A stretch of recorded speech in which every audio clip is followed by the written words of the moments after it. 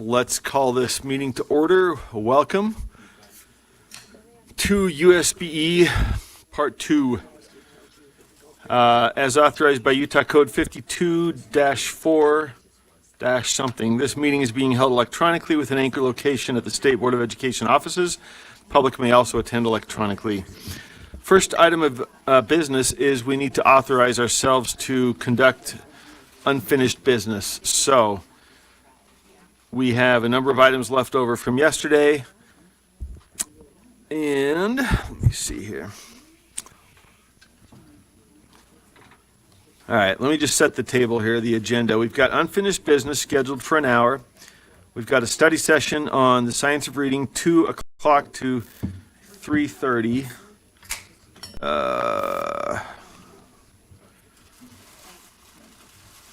Wait, where's the goals part? Oh, that's part 2. All right, study session will be science of reading, discussion of goals, parent liaison. So, in order to conduct our unfinished business, I need a motion to take action on unfinished business. Is that correct, Sybil? I'd like to make a motion that we conduct unfinished business. Is that as much as I need to say? Okay. There we go. Seconded. All in favor? Well, let's see. Well, let's see who's here. We'll do this as a roll call. So the motion is that we conduct unfinished business. And let me go through, see who we've got where. Member Reel? If we don't have a quorum, this vote won't matter. But let's see. Let's do both at once. Member Reel? Not hearing her. Member Booth? I don't know where. And what's your vote on the, Yes. okay, Member Bogus? So I am a no until we can at least discuss this, because it seems as if we have likely been not conducting business legally if we now have to have a motion to conduct unfinished business. Okay. That causes me great consternation. All right, well, let's do the roll call, then we'll come back to discussion if there's objection. So, Member Bogus is here, Member Booth is here, Member Klein? I'm here. Morning. Member Davis? Here. Vice Chair Earl? Here. Member Green? Member Green? Vice Chair Hart? Here. Member Carey? Here. Member Wood? Member Hymas? Member Lear? Thought I saw Member Lear, no? Yeah, she's here. Well, we got to get her on the record. Member Norton? I think she's coming. Might be coming, okay. Member Straight? Here. Member Moss is here. That's 1, 2, 3, 4, 5, 6, 7, 8, 9, 10, 11. So we have a quorum. So we have a motion on the floor that's been seconded, but let's open it up. It seemed like a formality, but I think we have some questions. So the motion on the floor is that we take action on unfinished business.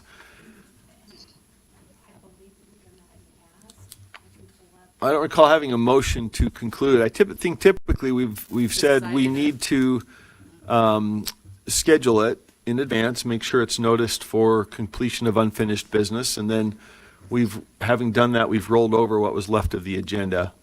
So I don't know that we've actually done this formality of saying, okay, we're going to vote on going into the unfinished business, but Member Bogus raises a question about whether that's required and whether we should have been doing it all along.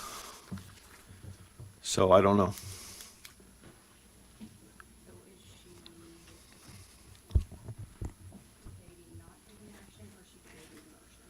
Well, I think it's a question raised about the motion. You know, first, is this necessary? And second, you know, is there an issue that we haven't typically been doing this formality? We understood you could just notice it up properly. That was the legality that was required. And then we'd go forward having properly noticed it. But it's a good question. It is, and I do apologize, because I know that this was set up in the AAGs originally when we first carried things over. Yeah. So, without Maria out here, maybe I could ask Ashley as well. As long as it's cited on the indication that the public unfinished business would be carried over. Chair Moss, Yes. Who do we have up there? This is Board Member Klein. I Yes. remember reading this a long time ago, so based on my memory, I believe that is a standard Robert's Rules of Order procedure. But whether it's illegal that we haven't been doing it, maybe we just didn't know that was a rule and we should start using it. Well, I think that's a good way to go. Let's dig in and see if it's been a requirement or if we've been okay by noticing it properly. We've had a lot of thought into making sure we noticed it properly. The agenda was described properly, but it sounds like we ought to do it now and then we can dig deeper. Member Carey? Oh, he needs a, oh, here we go. I got you. Yeah, Chair, I'm no expert, but I'm just looking up the Roberts Rules online, and it just says that unfinished business is specifically a motion that was under discussion at the time that the previous meeting was adjourned. That doesn't seem to be what we're dealing with here, so I understand that, yes, there is something called unfinished business. There is a motion that you can make for it. That does not seem to be applicable here. Okay. We have basically noticed up 2 days to complete our Thursday agenda. We put the public notice out for Thursday and Friday, and you're right, it's not so much finishing up a motion that was under discussion, it is finishing the rest of the agenda item. So I guess the suggestion is the motion that was teed up would apply more to the situation in which we left off while a motion was pending. So, okay. Well, I think we feel comfortable that what we did in noticing it up took care of this particular situation unless I'm hearing something different from our AAG. If we need belt and suspenders, we will strap on the suspenders and make sure we're okay. Any thoughts from our assistant AG? Or I know we put you on the spot here, but would it be prudent to do the formality of this, or does it not really apply? On quick review, I'm not seeing anything in OPMA that we need to do it because we noticed it properly for carryover business, so I don't think we need to do it. And I'm looking in Robert's Rules right now for anything, but offhand, I don't think we need it. Thank you. And sorry to spring it on you, but I think this is a case of our staff helpfully teeing up belt and suspenders, and maybe we don't need the suspenders, but better safe than sorry, so thank you. What's that? Probably just mention that it's a continuation from from yesterday's meeting. Yeah, thank you, Member Klein. I think that's right. It was continuation. We teed it up for both days, and we rolled over when we concluded at whatever time that was. So, all right, let's get into the agenda. We've shuffled a couple of things to make sure we can get done. So we've got action item 8.1 first, which is school libraries, which comes out of standards and assessment. If that's okay, Chair, I understand we're talking about staff time and priorities to make sure we get through. So do you have that one, Chair Booth, to bring up, R277-628?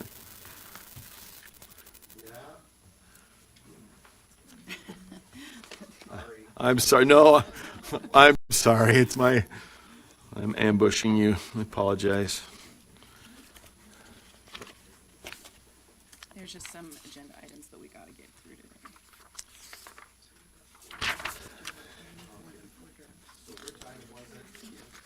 Item 8.1, which is R277-628.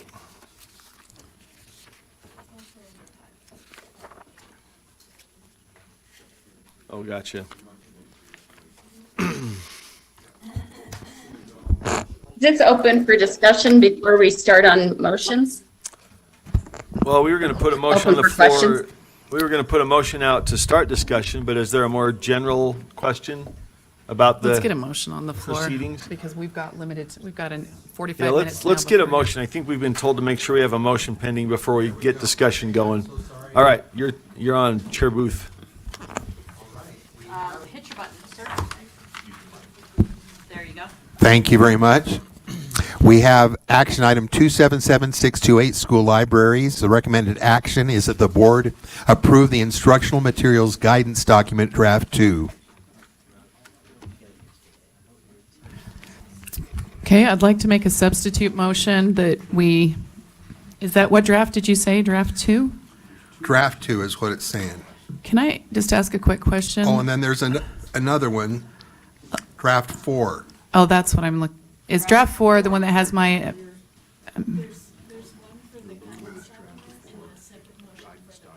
Oh, I see, that's a rule, that's a rule. Sorry, okay, sorry. so sorry. I, So the guidance document is Draft 2. Are we? I'd like Rule to, And the guidance document? yeah. Oh, we got to do the guidance document first, though, right? Because you got to, because you incorporate it into the rule. So, okay. So I'm sorry, Chair Booth, which one did you bring forward? The guidance document draft, which one in the? I brought forward the instructional materials guidance document, Draft 2. Got it, okay. And then Vice Chair Earl, just for our members following along. Draft 2 is brought forward, Vice Chair Earl has a Elise motion. has a question. Yes, Elise. Sorry, just as a point of clarification. So for the guidance document, draft 1 was the initial guidance document that was brought forward by Vice Chair Earl. Draft 2 was the one brought forward by Board Member Reel. And draft 3 is the one that has been created by staff in coordination with our AAGs in the meantime since our last board meeting. So that's what we have before us, so. So which one came out of committee? Let me just ask that for starters, so we have our baseline. That would be draft 1 with revisions. Okay. So in our backup, I see draft 1, Board Member Earl with revisions. Is that the committee approved draft then? The instruction.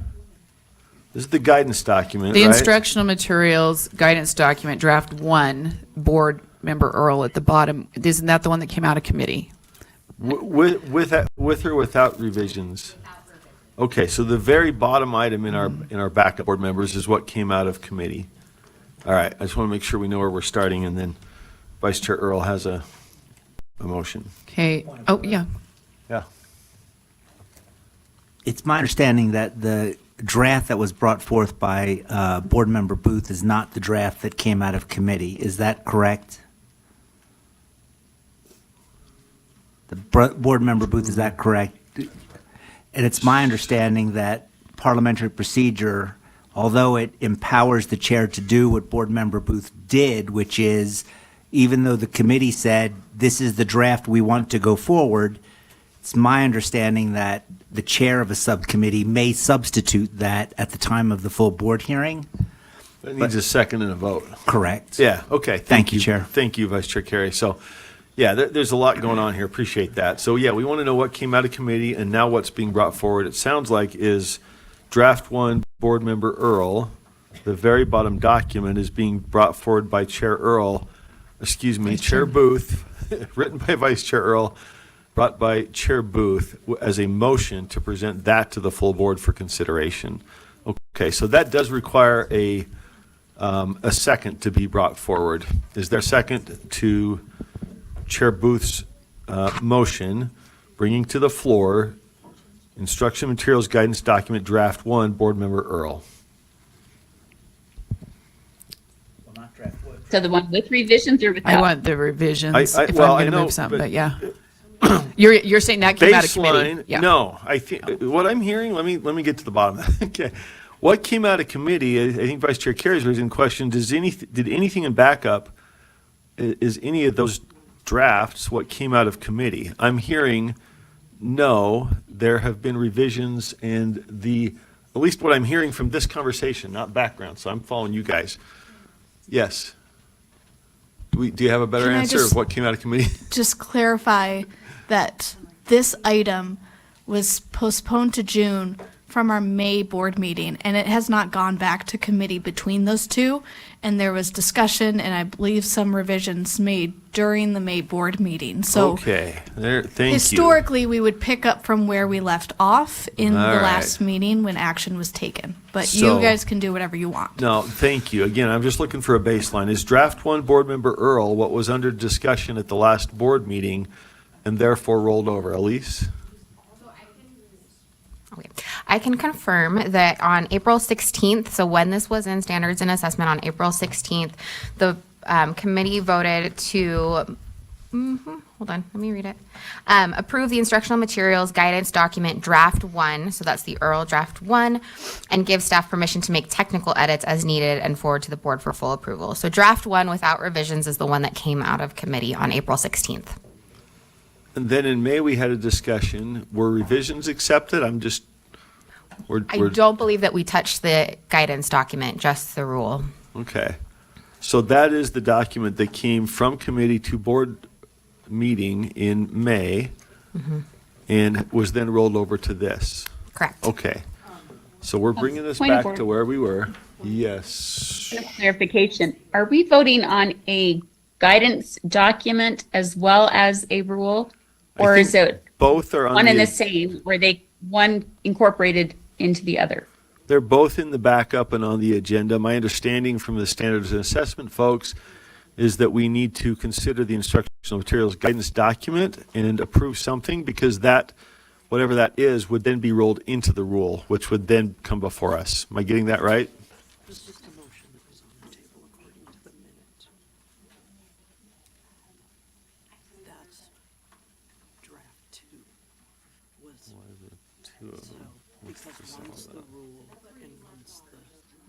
Oh, the instruction. Oh, okay.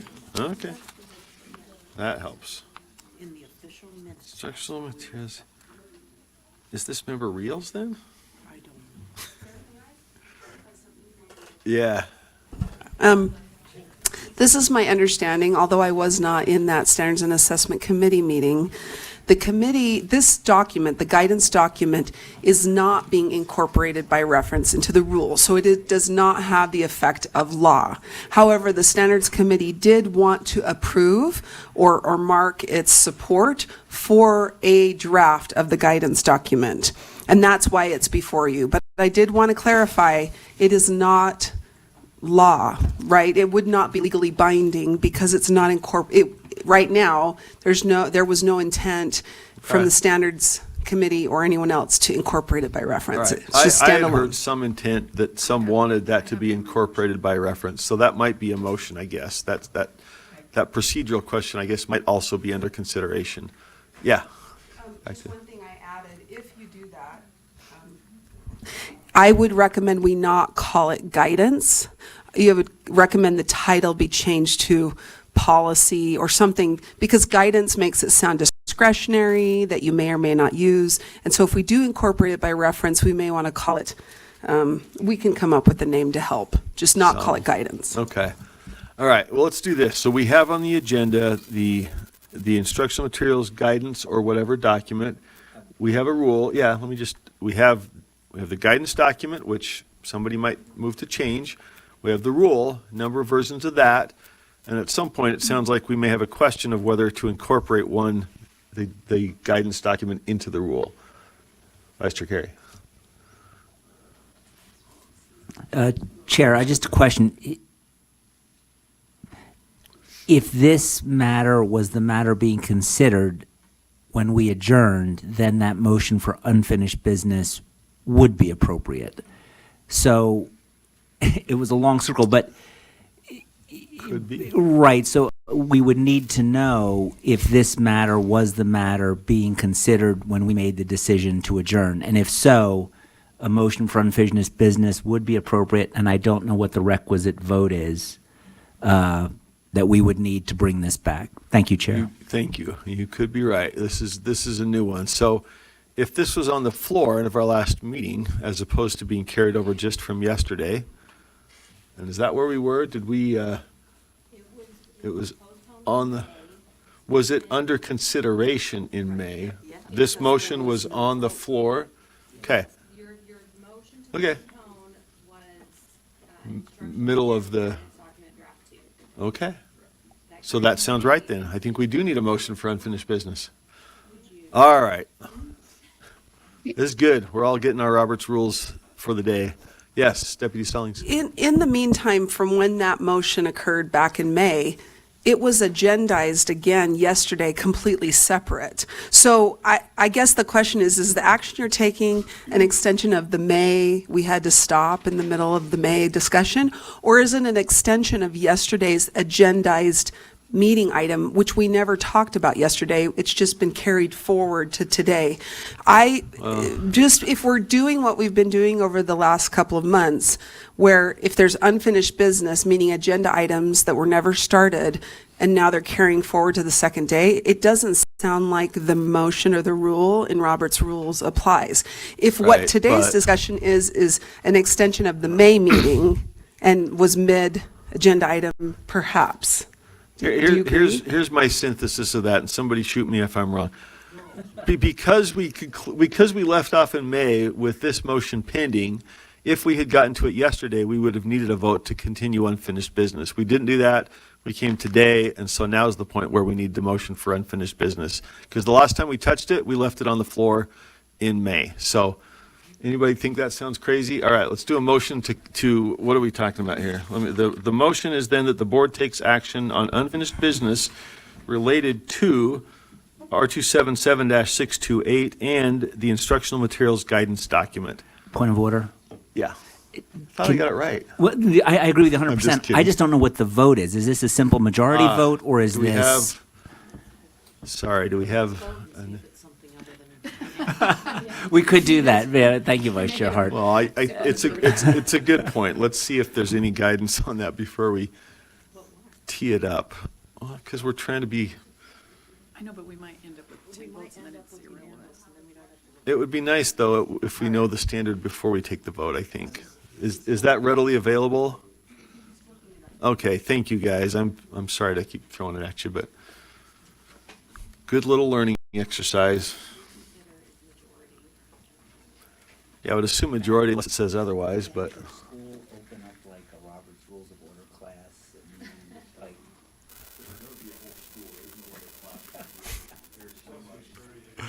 graduate degrees, certificates, all kinds of variations.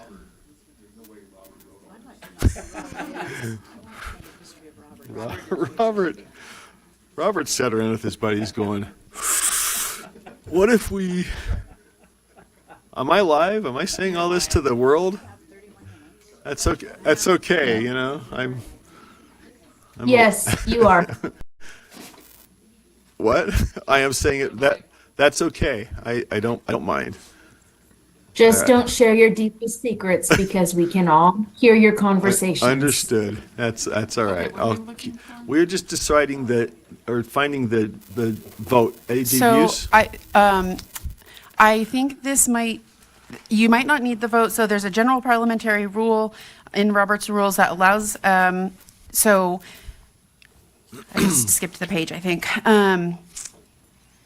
If there's an understanding at a meeting that a certain subject would be brought up at the next meeting, that does not make it unfinished business. Instead, the matter would be introduced at the next meeting as new business. So I don't think I think we need that's the slightly vote. different, though, than leaving off with the motion on the floor. Maybe, just the way you read it. Was there a motion? Is there an unfinished business section? Yes, the motion was on the floor and it was under consideration. I think that's the difference here between all these other scenarios, is it was actually pending on the floor. We ran out of time and said, let's postpone it, and therefore it's back as, officially unfinished business as opposed to bringing it up or carrying it over. So if there's nothing else out there, I would assume majority is generally the rule, the default rule, so. All right, well, seeing nothing, let's take a vote. The motion's been made, it's been seconded, I believe. Who seconded that? Or was that earlier? Okay. Okay, that was this go around, right? Not when we try. Okay, so members, let's go through this and get our suspenders and see if we can move forward with business. So, motion on the floor is that the board takes action on unfinished business, namely R277-268 and the related instructional materials guidance document as it is currently titled. Member Reel? Is there any other discussion of that motion? I think we've talked a bit, but any? I got Can I it. make? Member Reel? Oh, do we need to vote on that, or can we start? We're voting. Okay. We need to vote on this first and then to see if we get Yeah, back I into got it. business. I got Okay. it. I'm catching. Sorry. So yay or nay on, or do we want to just use the system, folks? What's the easiest way to do the vote? System or a roll call?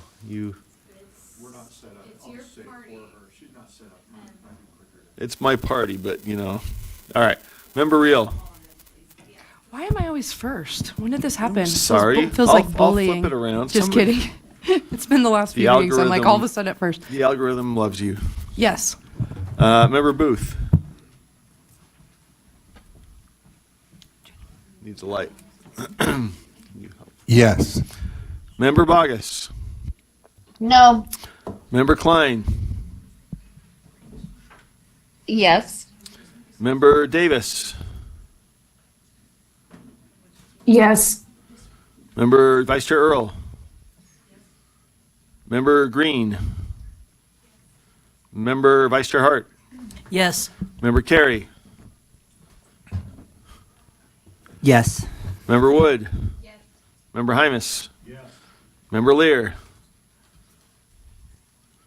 We don't have Member Lear. Member Norton.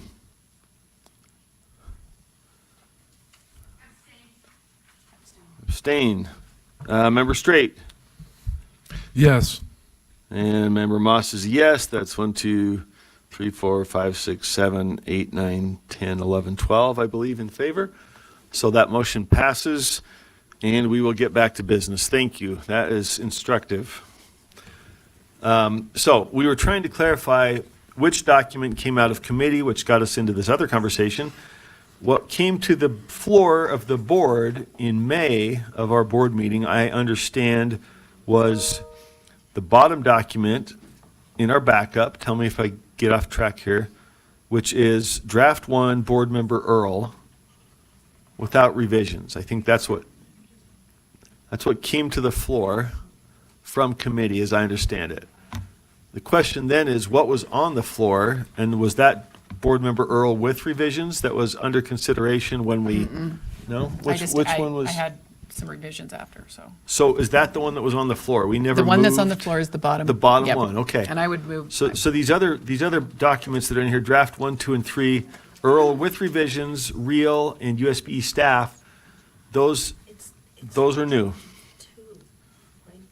The draft 2 is board member Reels. Is that what was on the floor? There should be different labeling. Draft 2, and I would be draft 3, or draft 2 is mine versus draft 3. Oh, okay. It doesn't matter. We just need to pull out, and then we'll pull out the one that we've been working on last. Yeah, I just want to bring to the floor what was on the floor in May. And then we can do our usual drill and bring in the new drafts and revisions. So is that formally draft 1? Mm-hmm. Okay. So let me give our baseline there. What was carried over from when we stopped this item in May is draft 1, board member Earl. With that, we've got some good stuff in backup, presumably, and the floor is open, and member Vice Chair Earl was about to introduce something. Okay, I would just make a substitute motion that we substitute in the instructional materials. Angie, you're asking to call it something else instead of guidance. Are you asking for policy? Yeah. I was looking at the different documents, and they're all a little bit different. Like the staff version, I think, is called a checklist. I think you could call the one you have that's draft 1 with the revisions, we could call it a policy document. Just removing the Okay. title guidance. I think it would. Okay, I'm gonna call it that then. So, it's cited in here as instructional materials guidance document draft 1, board member Earl with revisions, and this has just a couple of updates. Anyways, I guess I got to get it seconded. Yeah, is there a second to that motion then? Seconded and thirded. Back to you, Vice Chair Earl. Yeah, I'm just going to talk about the revisions here. I took, Sarah condensed the language a little bit from her document. That's what's in red at the very top. And I'll read that out. I'm just going to tell you what the changes are I have. And then if people want to, if there's some hinge points people want to articulate, but it's a little more concise language. It's just the first narrative there. This guidance document is intended as a resource for LEAs as they update their instructional materials, library and sensitive materials policies. The guide is not, the policy, sorry, we're going to have to change, if you can change policy. Here, there, it's going to have to be in two places, this policy document, policy. So point of order, Yeah. Yes, Member Vargas. these changes should really be amendments, and this isn't a policy. If it's a model policy, we should be reviewing it as a model policy, but this, as I'm looking at it, is not a policy. So the change from guide to policy, I think the point of order is, does that need to be brought It is, as? yep. If it's not without objection, which I think I heard an objection, then the document brought forward probably needs to be amended then. Okay, to that's change- fine. If that's, I'll read through this and it's a substitute motion, so it would incorporate the things in without having to go through each of the individual motions, unless we amend this particular document. Am I right? Because what we're substituting is the contents of this, right? Not each individual motion. right, so Okay. this is an overall would be a substitute, and then if there are tweaks to what is being Yes. looked at, those would be amendments to the substitute. Okay. Yeah. All right, so I'll just hitting the things that are changed here. The guide is not a substitute for Utah code and USB rule. It is not intended to be comprehensive or an authoritative statement of the law. The guidance is not inclusive of all legal provisions in law or rule, but gives an overview of the processes designed to address instructional materials in LEAs, and then it lists 3 codes there. Two of those first 2 codes are one of them talks about, it's the provisions that are listed here that an LEA shall, when it comes to instruction materials, and that's what's listed in law, which is section 1. So that's what that code has, 53G 4402, 53G 5404. The one is for LEAs, the other ones are for districts, the one's in the charter section. Then 53G 10103, that's the sensitive materials. R277628, that's the rule that we're looking at currently. If you go down your document, I'll tell you where the next part is. It's under the section 2, library materials, and under there, under the third part where it's red, it says a process to select, deselect, and remove materials. So it's those, we added select in there. And then if you go down to, yep, go ahead. Point of order? Yeah, I'm just trying to follow along. So we're on Roman numeral 3, a process to. and Added what's in the- select there. Okay, thank you. So it's select, deselect, and, okay? Okay, thank you. Yep, and Sorry. okay, Let's- so let's- on 3, if you go down to, if you're on Roman numeral 3, number 3, struck in Utah public education and just stated, it just cleans this up. It's clean. Utah law supersedes any recommendations from professional organizations. Instead of including, it's just from professional organizations. So that may, okay. And then on 4, an educator may not expose, and then striking exposing, and then having students to sensitive materials, striking as prohibited, and adding in as outlined in Board Rule R277217. So it would read, an educator may not expose students to sensitive materials as outlined in Board Rule 217. On sensitive materials review, so that's that next piece. I don't have a Roman numeral there. I apologize. That'll have to be added in. B, it says, it's just clean up. It's an LEA designates. It's just creating a clarity. And then on G, the LEA designee promptly reports the determination to the state library materials specialist. And we had originally there 10 days, but making it 20 days, so there's an ability for them to have a little time frame to get that turned in. After the full review is completed. Okay. And then on 4, it's communicate with, this is in the rule, that's why I've brought it over here. Communicate with vendors and publishers regarding objective sensitive materials. Okay, and if you go down to section, what's listed as 4, the appeals. I see, it's the LEA designee promptly, it's the same language, promptly reports the determination to the state library material specialist within 20 days after the appeal determination. And then, that's it. So that's Okay, that's did you what have a I'm motion too, recommending. or does that, should we open it I up made to a the body? motion already, it was seconded. So, yeah, the motion was to bring this before the floor, so any changes to this would need to be, you were talking about the guide policy. Was that a motion, or we come back to that? We can come back to it, I guess. Okay, so this is on the floor as described. This is, what's the title again? Is it draft 1? I'm sorry, I got to go back here. This is with revisions, correct? That's this one? Jamie, I guess make sure that's this Yes. one, yeah, okay, all right. Second from the Is it bottom. draft? In your backup, draft 1 with revisions is now on the floor for discussion.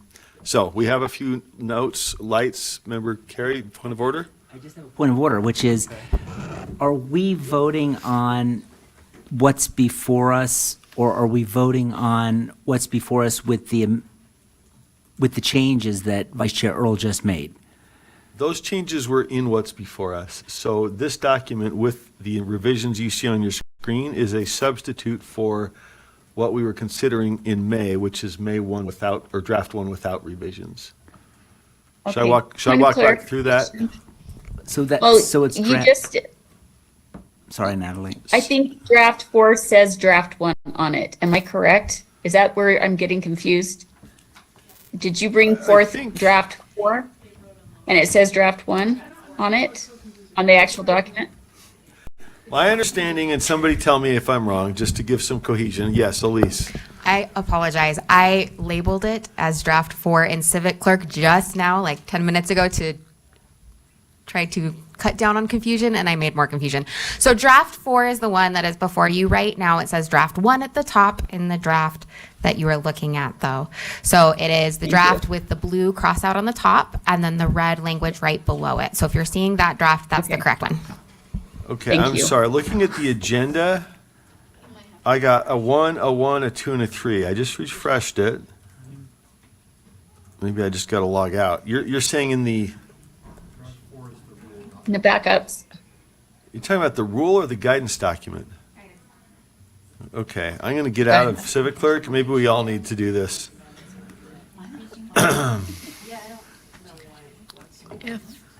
Because draft 4 doesn't show up anywhere in our. Reference it, then it's good the way it is. Okay. Where are we? Then it doesn't get changed without going Please. through this again. Yeah, just help us understand what we're currently looking at. Chair, if I may. Yeah. Draft 1 without revisions is what the committee had reviewed. And that's what was Then- on the floor in May when Correct. we got it. Right. Then We're good there so was a far. draft 2 prepared by Board Member Reel and a draft 3 prepared by staff sometime within the last month or so. Yesterday, Vice Chair Earl requested updates to her draft 1, which really should have been prepared as a draft 4, but it was prepared as draft 1 with revisions. And so what we're doing to make it clear and easier is spontaneously changing draft 1 with revisions to a draft 4, which we hope will make it easier to maintain not only the clarity between the different documents, but it also matches the time sequence of when the documents were prepared. So draft Right. 1 came in history first, then 2, then 3, and now we have draft 4, which it appears is what we're discussing today. Okay, my question is, are we seeing draft 4? Yeah, Member Green? If you refresh, if they refresh,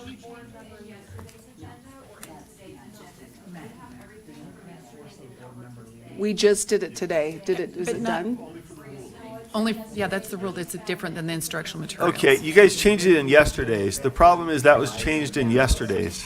This is the draft we're looking at right here, that the amendments that are now on the table, regardless if folks have the ability to find it in there or not, which seems very obvious to me, but I've also looked at these a lot. I do have a comment on it so we can continue discussion on the amendments that are on the table, if that's okay. It works. I understand how it's all labeled The problem funny, is and it was, we want to make sure we've all. I feel like we've been very clear about which one it Okay, is. hold on. Just all right. I got the gavel. and I will use it. No. I think what is in today's agenda still says draft 1. I think yesterday's appears to have been updated to draft 4.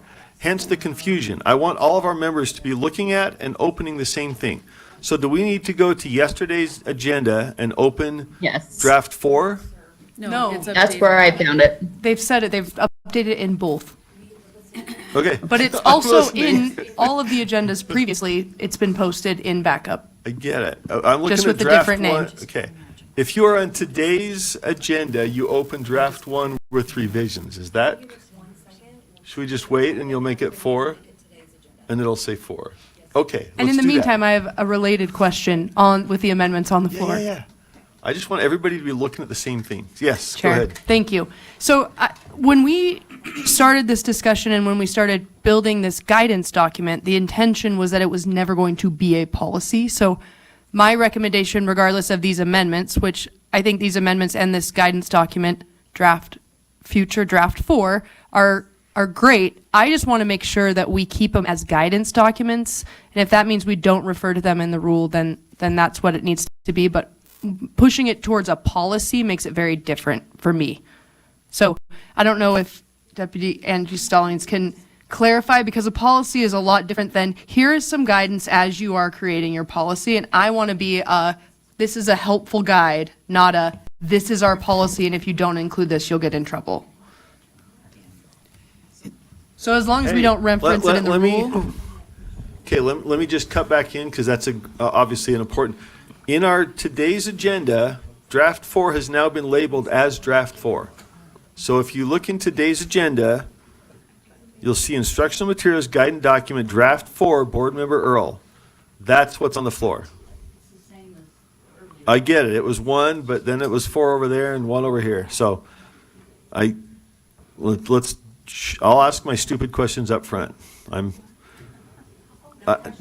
No, that one, mine, now I'm seeing a blank document though. Let's see here. I do have a recommendation, Chair, if I might. Is this document working for other people? I opened what's now draft 4 and it's blank. It says not found. Hold on just a sec. Let's just make sure we're arguing about the same thing because we've got plenty of good things to debate. Today's agenda, draft 4, I am opening. And I see not found. Is anybody else able to get draft 4 from today's agenda open?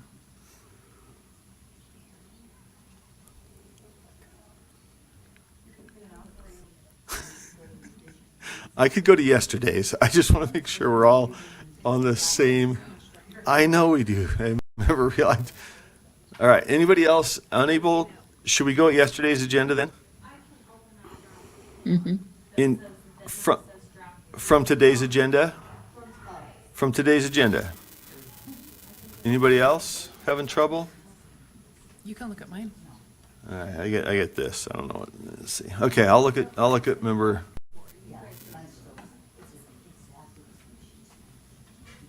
Yeah, I can't refresh either. Okay, back to that. I want to make sure anybody else uncertain what they're looking at?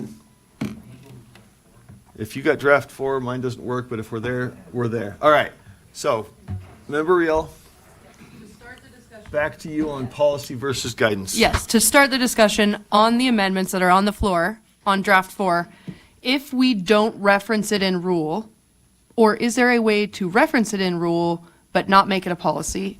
So we just have to not reference it in rule to make it be a guidance document and not a policy. Deputy Stallings and Vice Chair Earl, and to respond to the maker and Vice Deputy. It doesn't need to be referenced in a rule, right? And here's the thing. It is literally just pulling out the components of the laws, right? Putting them in one cohesive place. The only things that, I think the only thing which is still law, that may be different from actual law, and I'll just highlight it so that you know. So it's just pulling everything into one spot from when you originally get materials, and I'm not talking library materials, I'm talking all materials, to the general overview, to here's the components, and here's the way to go. So it doesn't have to be there. It's the one piece on Oh goodness, if I can find it.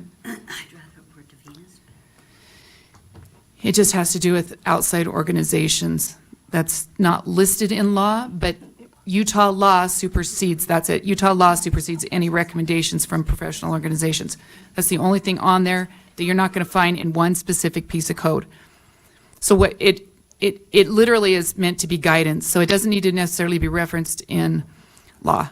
If we're not going to change policy and stuff, it can be the way it is listed here. So I'm just, if we choose to reference it, then we may have to change the other item, the title of it and that type of thing. But it usually, if you have something in, it's, anyways, I don't know. I don't That even is know what I'm exactly saying anymore. that. No, Vice Chair Earl, that is exactly. Does that what- articulate? Yes. So and when that- we get to that piece, yeah, we can. That's exactly what I wanted to make sure. So, and then I guess on that, then, are we going through each amendment, or are we going to just? Can we? Because I'll call the question to approve this draft with those amendments. Are you calling the question? Yeah. We can still have point of information, just not debate, yeah. So my question is, if this isn't referenced in the rule, where does it reside, and how are people made aware of it? And like that, did we just go through this so we have a nice document? Like where does this end up? So question's been called. I think we're still okay to get clarification, yeah? Would you like Yeah, go ahead. So Sorry, documents that are not incorporated by reference into the law are shared by subject matter experts in our office all the time. We have a whole page that says model policies, model forms. Again, those are just at the discretion of the LEA to use, so it could be posted there. Oftentimes, subject matter staff will send out technical assistance FAQs and other documents. So it'll be sent to, in this case, probably curriculum directors and or library specialists. That's where this guidance document would go, would be to people who are in working towards compliance with the law. But it wouldn't, if it's incorporated by reference in the law, into the rule, it becomes a law. And if there's anything in addition that either conflicts with the law or is in addition to what the law states, you are creating those new legal requirements. That's all. That's it. Okay, so the question's been called. The question is whether to, Point of order. did we get I think we got a second. Yes. That wasn't, Can okay. we- Point of order up, who do we have? Member Davis? Member Klein, I'm just Member Klein. curious why the question's being called before we've had time to even discuss and before the motions are on the screen. Is there? Well, it's not discussable, just- so it's been called and we proceed to a vote. So if But the whole- vote fails, then we come back and discuss the underlying motion. Yeah, I mean, that's kind of the purpose of calling the I thought question. calling the question is just after people have had a chance to ask their questions. Otherwise, it sounds like it's trying to shut down debate, which is against Robert's rules. There's no specified point. I mean, the point of calling the question is to stop debate. There's no point that it says you can or can't do it. So once the motion's on the floor, you can call the question. If people don't want to proceed to a vote, then they oppose the calling of the question. So the question before us is whether to move directly to a vote on the instructional guidance materials document draft 4. And let's put it to the system. Point of order?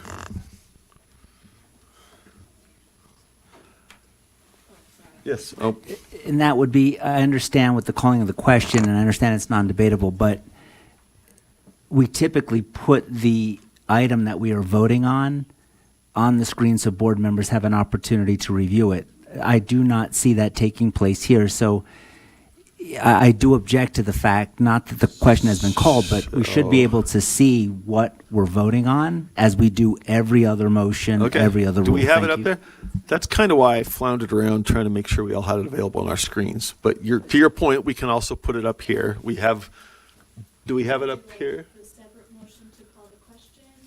I think it. But I think showing the document. It's a logistical question. Are you asking for the motion to call the question or the underlying? The underlying. Yeah, so. Well, I think the substance. Are you asking for, after I made an idiot of myself trying to get on our screens? That's exactly the reason why I think it's No, more I get important we ya. have it because I understand. So we want Vice Chair Earl's underlying motion, draft 4. Yeah, that's, No, not the language of the motion, the substance of the document. that's what I just wanted. There you go. There you go, okay. Got her? All right, we got her. Okay, are we ready? Let us vote. The motion is to call the question, proceed to a vote on what is now on your screen, draft 4.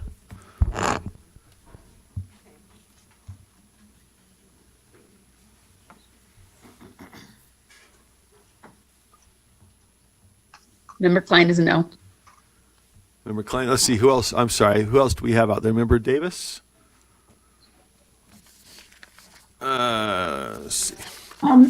Yeah, I mean, I don't mind if we spend some time debating, but I'm fine to call the question too, because I'm okay with this guidance. I haven't seen other amendments brought forward. Thank you. Okay, so Member Davis is a yes, Member Klein was a no. No. We also have, we got Member Norton's here. Okay, Member Bogus. No. Member Bogus is a no. Member Klein is a no. Member Davis was a yes, and that passes 10-5. Oh, sorry. Yeah, it's on the little screen. We don't have names though, so we do need to read out the no votes. That appears to have passed by a 10-5 vote. The no votes being The no votes being Member Bogus, Member Klein, Member Hymus, and Member Green, and Member Carey. okay. All right, so that motion passes, which means we now proceed to a vote on the motion, which is on your big screen there. Instructional materials guidance document draft 4. So let's open that to a vote.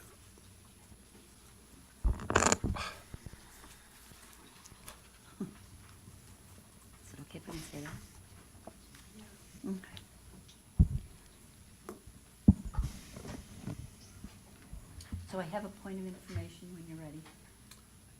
Sure, while we're voting or after?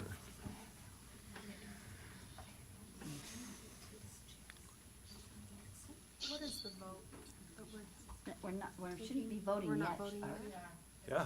Well, I asked to ask a question first. The question's been called, so Right, unless but it's a I- logistical question or something to that effect. What is this? I'll ask it after. If you repeat it. To substitute. So the motion is to approve, it's up there, to substitute with draft 4 Board Member Earl. So that is to substitute that for draft 1, which is on the floor when we left off in May. Remember Earl's draft 4 that she read. Maybe just go ask, make sure, and if she says.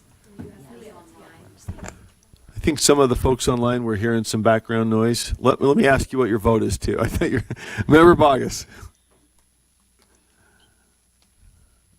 Member, Oh, well, no, I don't think we should do business this way. I think it's underhanded and nefarious, and I won't vote for this at this time because of that. okay, so that is a no vote. Member Klein. I voted right after. I would abstain based on the fact that we haven't had enough debate or input on this. Okay, so let's see, who else do we have out there? We got Member Davis. Sorry, let's see. Ouch.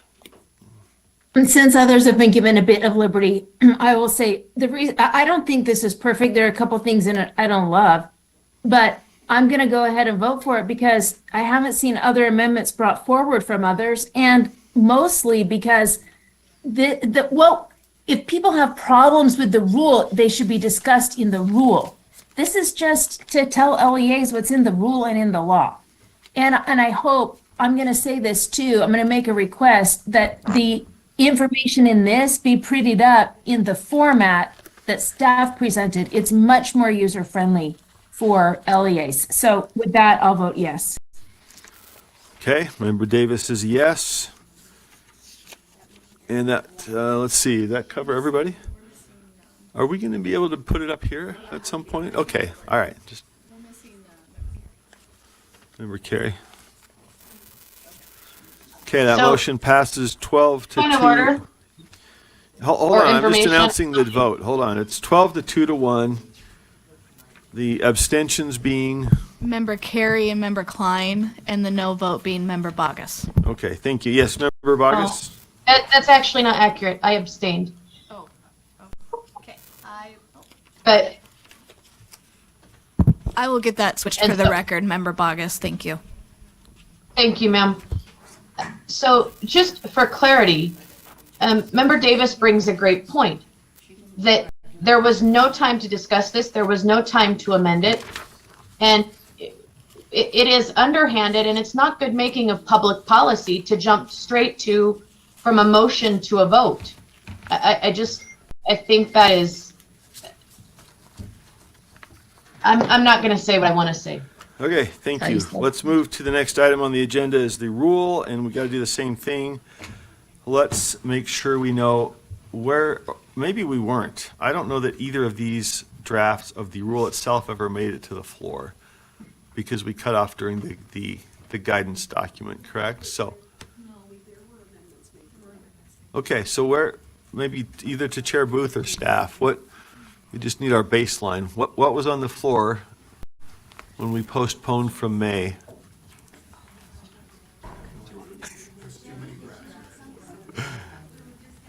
Okay. I have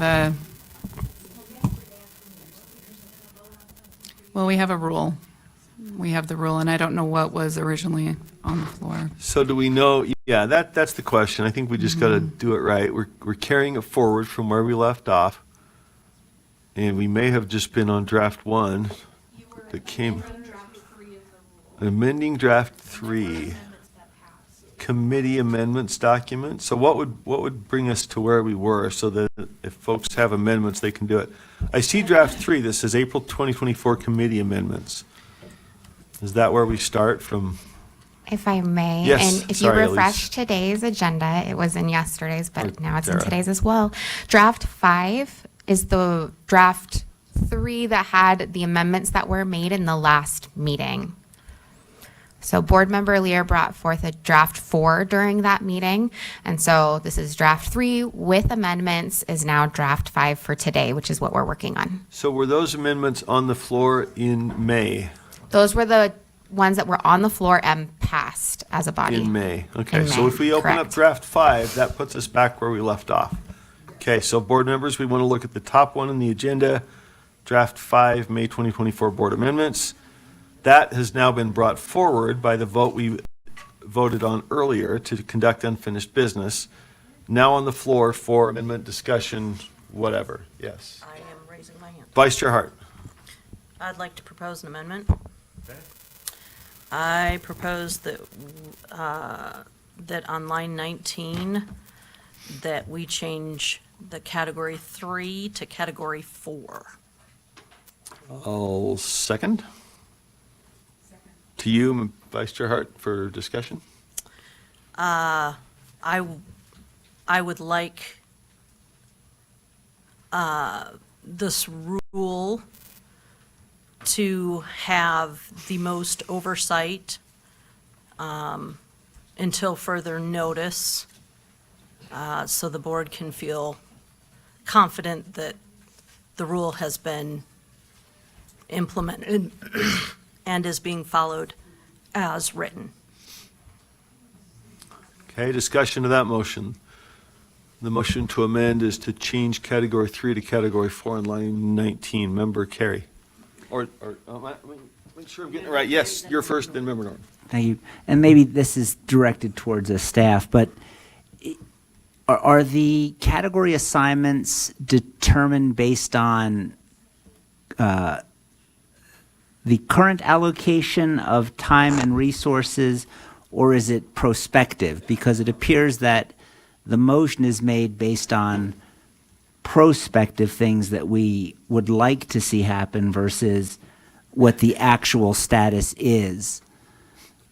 That would be my question. Deputy, or Vice Chair Hart or Deputy Stallings? I'd like to Mr. add Hart. to what I said when speaking to the motion. I conferred with staff and they assure me that they have the resources right now to do it. So it's not prospective at all. it's something that they know they have the resources to do, and I think it should be done. Yeah, go ahead.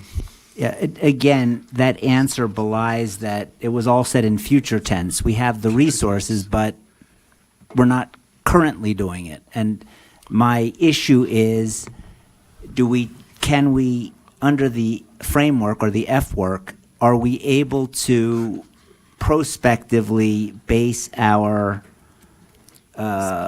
category based on things that we plan on doing? Because I would think that if we were already doing these things, it would be a level 4 now, and we wouldn't need to change it.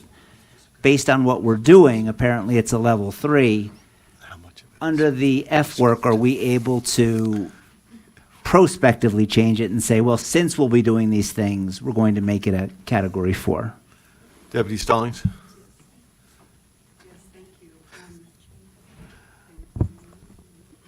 There we go.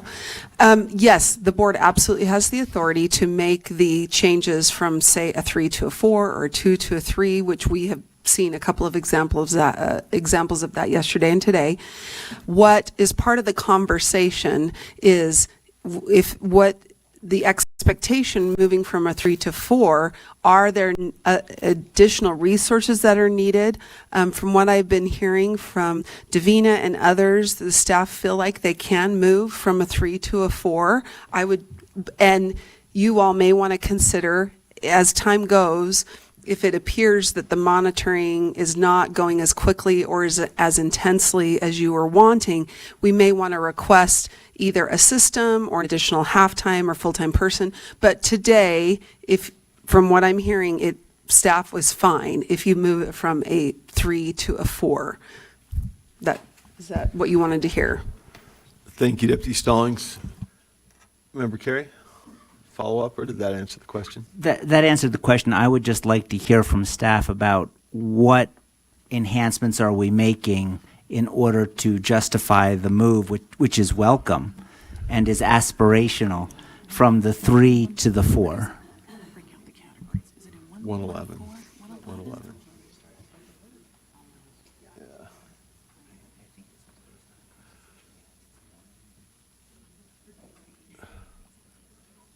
Davina Southoff, Library Media Specialist, Teaching and Learning. So yes, this is additional monitoring than we've had in the past. However, we have a process ready to go with a designated appointee from every LEA who will be responsible for reporting to the State Board of Education, who I will be in contact with, and they have the forms that they need to report, and we have a spreadsheet ready to go to upload to the dashboard or to the Library Media website on the State Board of Education's website with that information. So I am confident that the monitoring can take place, and it will be efficient and effective to monitor the implementation of the law. So let me piggyback and then come back to Member Carey. Are these things that have been in the works in preparation to comply with the new law with its enhanced? Okay. Correct. So my understanding is this is partly descriptive. We look at it and say we got a new law, we got HB 29. They've asked us to do a bunch of stuff that looks like a 4. Right, and I think that's my understanding of the motion. At the same time, if you say this should be a 4, then I think we ask ourselves, do we want to also look at additional FTEs or staffing or funding or whatever? At least that's how I understand it, is not changing from 3 to 4 magically says, oh, we're now going to have an extra FTE, or we're going to change from every 2 months to every 1 month. It describes what is and suggests what we might want to do to step it up, to Member Carey's point, I think. Member, yeah, Deputy Stallings? One of the biggest differentials between a 3 and a 4, for me, a big kind of, this makes it very clearly as a 4, is when we have money that we are distributing and we are able to monitor those funds, pull those funds. And so I think that's where you're seeing a little bit of uncomfortableness from our staff on this one, because it's not like IDEA where, there's funding going out, there's intense monitoring, they look at what is allowable or an unallowable cost. I'm mostly, because what I can sensing from this conversation is, well, why did we say 3 if now we're saying it's so easy to do a 4? it sounds like the idea will be we'll do increased monitoring, but I think we as staff would not have designated it initially as a 4 because there is no funding going out or a touch point that is as in-depth or exact as maybe something like a funding. Most of our number 4 categories have funding related, and if you look in the framework, you'll see that that is one of the elements that does push something from a 2 to 3 or 3 to 4 is the fact that funding is going out and how the money is being monitored as well. But I just wanted to share that why we wouldn't have initially selected it as a 4.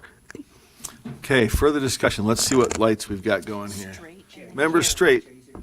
I did, didn't I? I thought I had. Go for it, Member Carey. Thank you, Deputy Stallings, and it's reassuring to know that the F-work provides this board with that flexibility. Thank you. Is that a new acronym? Member? Member Straight. Hey, I brought one. Master teacher. Go ahead, Member Straight. I think Member Straight, yeah. Yeah, his light's on. I'm next. Thank you. So we actually had a very informative discussion this morning in our Finance Committee, and this leads naturally from that. When we were talking about the way that the trust lands money is distributed and all the different rules and regulations and monitoring. We're talking about monitoring here. I think it's applicable to things that are occurring in different ways. Now, obviously, the most intense effort is an actual audit. And those happen every once in a while. They can be requested. Sometimes there's different areas that these audits come from.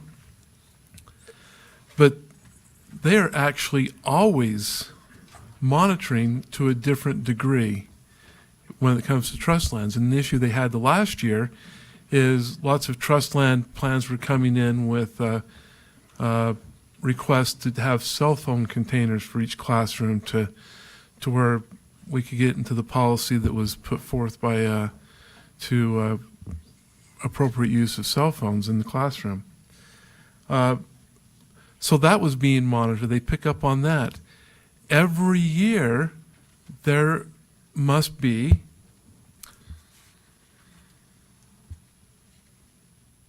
I lost my word here. Oh, the assurances.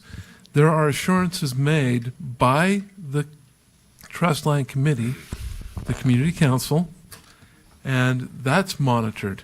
And so every year there's assurances, there's constant supervision of those trust land plans. And those assurances come out of that. So in essence, what I'm saying is, I appreciate the efforts of increasing the monitoring, but I think it was always there.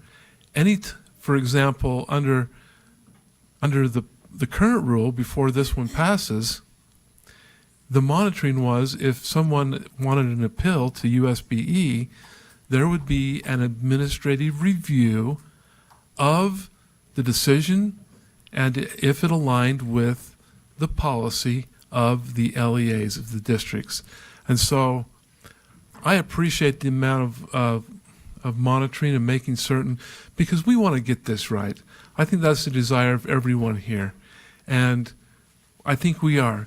And I just want to make one last point. I appreciate the work that went into this from the committee. And I know that there was lots of work that was put forth by members of this board, by Vice Chair Earl and Member Rill. And I appreciate the work they put into it. I believe last time we had it, it was 2 other board members that brought forth the final draft. And I appreciate the work that was put in. So thank you. Thank you, Member Straight. Let's see, we had another light.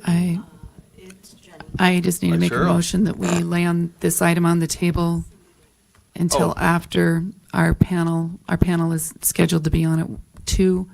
And just as a courtesy, we've got individuals here, yeah, we're over time. Two. Sorry. So I'd make a we're right motion that past we it. lay this on the table until the completion of the panel discussion. Okay, second. And let's bring that to a vote then. The motion is delayed on the table until after our science of reading panel discussion. I think that's a majority vote. We're still exploring some of these little new tricks and tools. So, all right, let us open that for a vote. The motion again is to lay it on the table until after our science of reading panel. We're getting there on a vote. There we go. Board members, please vote. Member Bogus.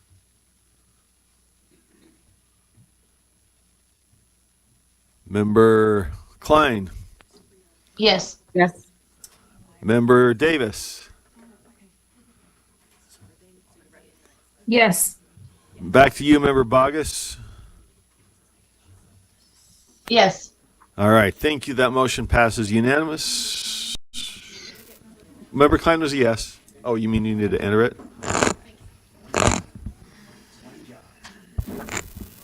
All right, let us move to agenda item. Let's see.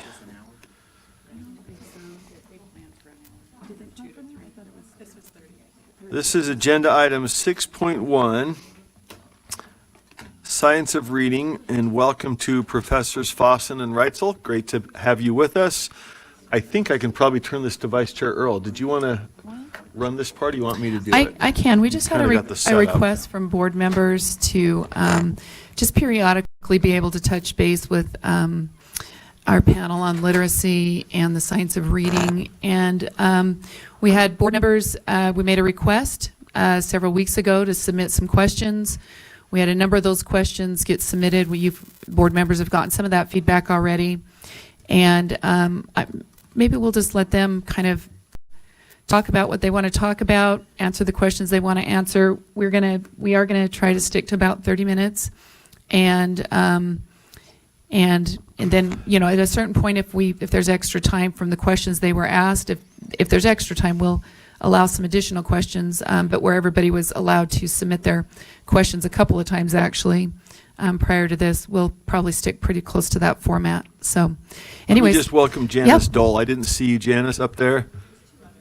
And we have two more. I want to make sure we welcome everybody. I saw Patty Montgomery and... Okay. Right on. Thank you all for joining us. Sorry I didn't Yes. catch you up front. Back to you. Yep, we'll go ahead and I don't know who wants to start for us, and then just give us your name and a little background. Do you have a spokesperson? Go ahead and hit the button. So we appreciate you being willing to come and share what you're seeing. Who do you want to start? Okay, can you? Yeah. Maybe Yeah, there we go. Parker Fossen. Maybe we could start by asking if there's additional clarification. Obviously, we were very brief in our responses to your two sets of questions earlier this week, and we want to make sure we're addressing the questions you have as a board. Are there deeper dives that you'd like to take on any of those questions? And that may help us know which direction to go for the sake of time. I think we can open it to board members. I know Vice Chair Earl had discussed with you all.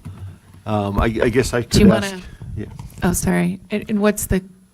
Asking whether we have additional questions framed up from us or from board members. We could open it up, or just if you had some guiding questions. Yeah, I don't know if you guys were sent some questions. I don't know if there's some of those that stand out to you that you feel like really are ones that, because those came to us, the responses, but also just this is kind of a public thing, so.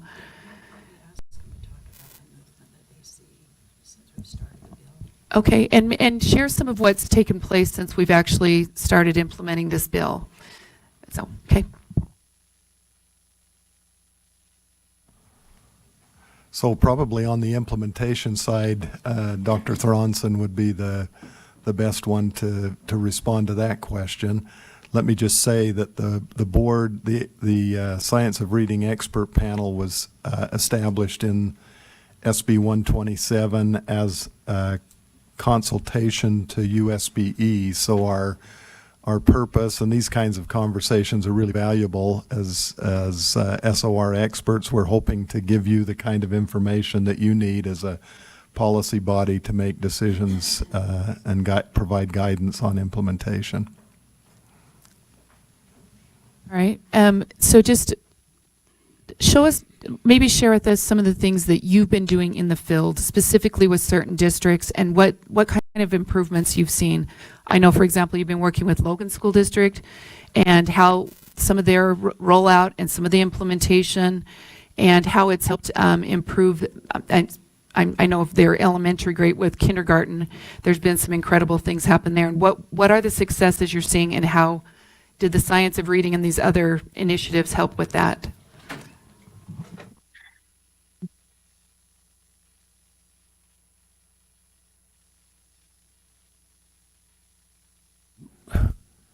We received from Jed Grunick, who is the Director of Elementary Education in Logan School District, about a week ago, their data from 2024. And I have it here in front of me. They track a lot of data in addition to that which is tracked by our current assessment regime, which is Acadians. They're tracking such data as how many upper and lowercase letters their kinders can read, how many sounds they know related to those letters, how many words they can read or blend, how many high-frequency words they know, how many they can write, how many CVC words the kids can write, CVC meaning consonant, vowel, consonant, how many high-frequency words of their list of 25 for kinder they're doing, and how many sentences kids can write in terms of prompts given to them, picture prompts. On most of these data, as I'm looking at the data now for 2024, they're topping out on almost all these goals that they've set. They've got 98% of their kindergartners able to read all uppercase letters, and 97%, and we could go on through that. But if you were to draw a line through the center of this, most of the lines are above 80% in kinder. If we go to, and I also have a chart of the average performance levels of the kids. Like on letters, it's 26. You can't get better than that. There's no headroom to grow. So if you look at first grade, for example, their percent proficient. They're looking at how many kids can read 45 consonant, vowel, consonant, nonsense words in a minute. They've got 37 as their percent proficient on that goal, 90% proficient on their high-frequency words, 64% proficient on their words read in a single minute in accuracy, 57%. Anyway, they're all up. Most of the gains are 10 or 15 points higher than last year in first grade. Sure. And second grade looks the same. I'll just say that they're up about the same in most cases. Their cadence over time, blues way up.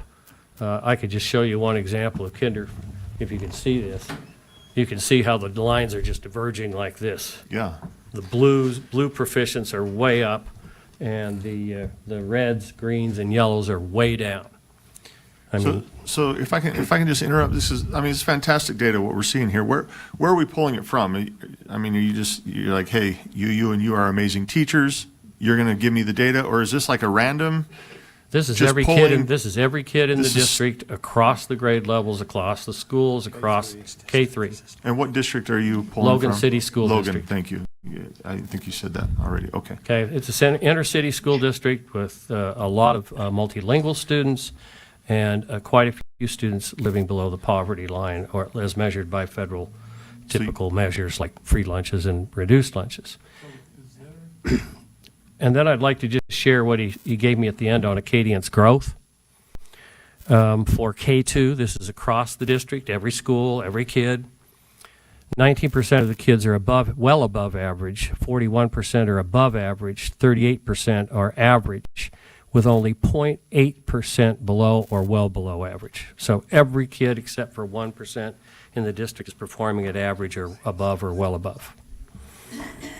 In K2. So I just want to point out one question, if I could, please. This is Jan Dole. And this wonderful work that Ray is talking about is what Parker and Ray are doing as part of the Center for the School of the Future, but it isn't part of what the expert panel is doing. Jennifer, as part of the USBE staff, implements the program. And so really what Ray is talking about are personal consultations that they have done. But for instance, Elsa and Patty and I have not been involved in those. So I just want to make that clear. Yeah, that's absolutely correct, Jan. Okay. Those are some data we know about because we've been working closely with this district for 2 years now. So any other data that we can lay up before the board would be great to show. Okay. Natalie, you have a question?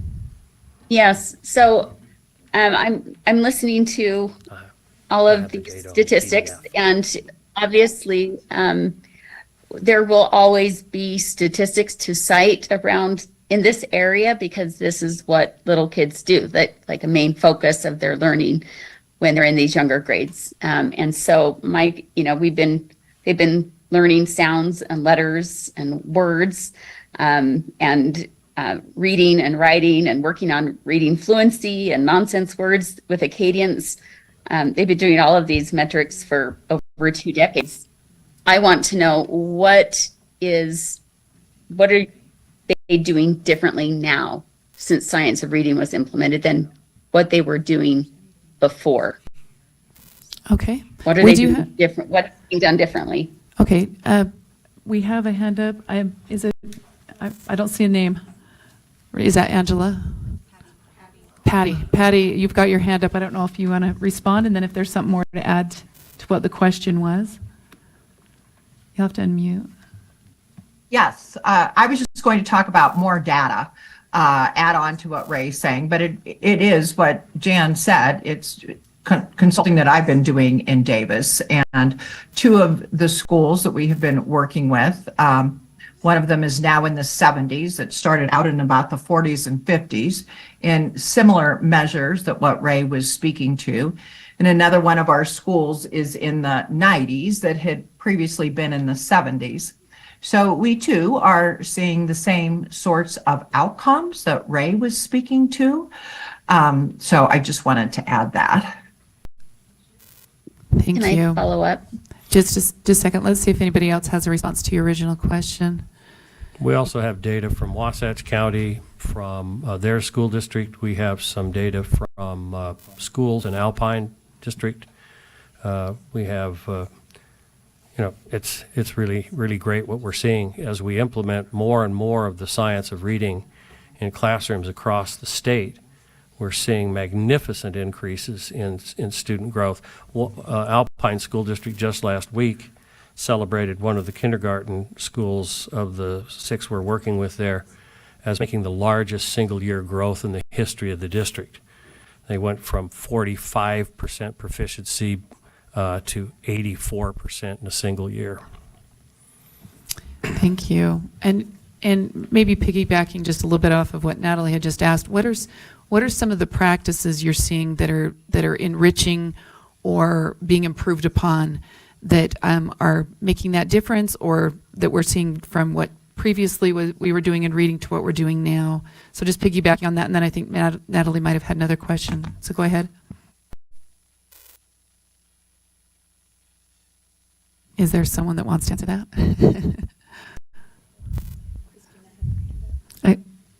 I've got the panel questions. So. I'll take it. Here's what they're doing differently in the schools that we're working with. They're teaching letters and sounds much more explicitly. It had been more what we would say was activity-based as far as how we teach. They're looking at data to know what words or letters and sounds students know. The instruction is much more explicit. It follows a much more clear scope and sequence. We have been working with the leaders so that they can provide feedback to the teachers. So it's more small group instruction, differentiated small group instruction based exactly on what students' needs. More clear whole group instruction. So those are some of the things that I would say are making a big difference. More progress monitoring of students so that we can see that they are growing along the way instead of waiting until benchmarks so that we can intervene if they're not growing. So those are some of the big ideas, what is different. Thank you. Additional comments? May I continue? Hold on just a minute. Go ahead. Yes, so Okay. in the first document, the first question document that you sent to us and we responded to, we put an image in that document for you titled "The Scarborough's Reading Rope." And so in response to that question, what we're seeing is much more depth in teacher knowledge and practice around phonological awareness. This is the ability to hear sounds and especially individual sounds. In spoken language, we're also seeing much more expertise in teachers' understanding of the elements of decoding. This includes the alphabet as well as syllable patterns that are have high utility. We also see expertise developing in these schools around their ability to recognize and teach kids high-frequency sight words. What we're trying to get more of is on the top left of that image, the language comprehension piece, and this is still developing, but it's an important part of the goal to reach that 70% in the state by third grade, and that is, how do we animate students' background knowledge, and if it's missing related to content they're reading, how do we develop that? We also want to increase capacity around teachers' ability to reinforce key vocabulary and help students know which words are going to be critical and what their meanings are in their reading. We also want them to know something about language structures and morphemic analysis. What are the meaningful units within words? And then being able to put that together to reach the kind of the flow of that weaving of the strands into the rope, which is really the ultimate goal, which is reading comprehension. We want students coming out of third grade being able to decode, but also to bring information into the text, and then ultimately be able to understand what they're reading. Board Member Klein, you had an additional question, and then we had Board Member Bogus, I think. Well, I have a lot of questions, but I'm trying to understand. Acadience has been around for decades now. We've been doing these things, so I'm trying to understand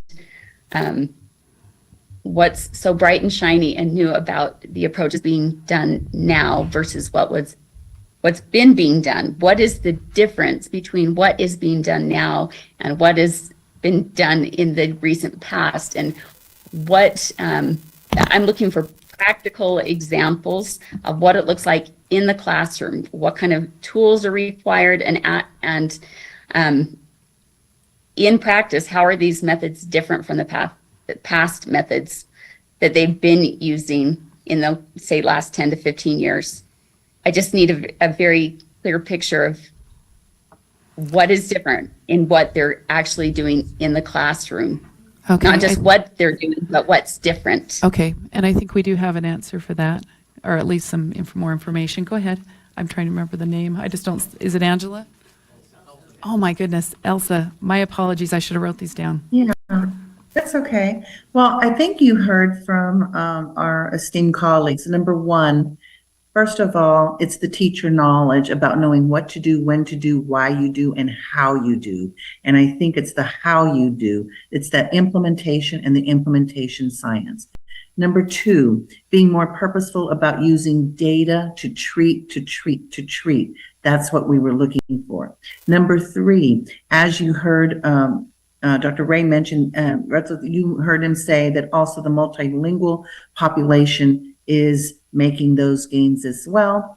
And then you heard Parker talk about that top of the rope, the language comprehension, and that is the most challenging. So great gains in these skills and understanding the why behind the what, building the infrastructure that you have in the schools on how you look at data, because before the data was received but not clearly analyzed and used to design instruction.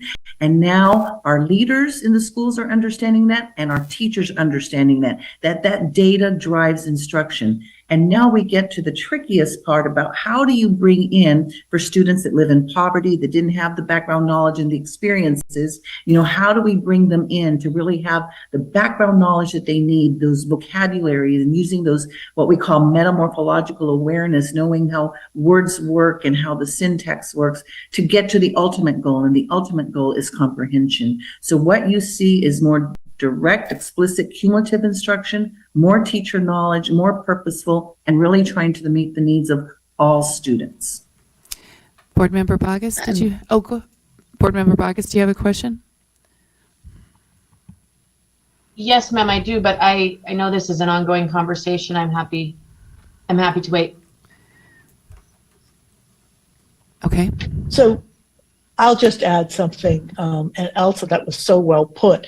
But in contrast to what Elsa was talking about, what we have in the past, what happened in the last 10, 15 years ago, is that teachers didn't pay that much attention to phonics. Now, yes, they taught letters and they taught their sounds, but they didn't do this, what we've talked about as explicitly instructing.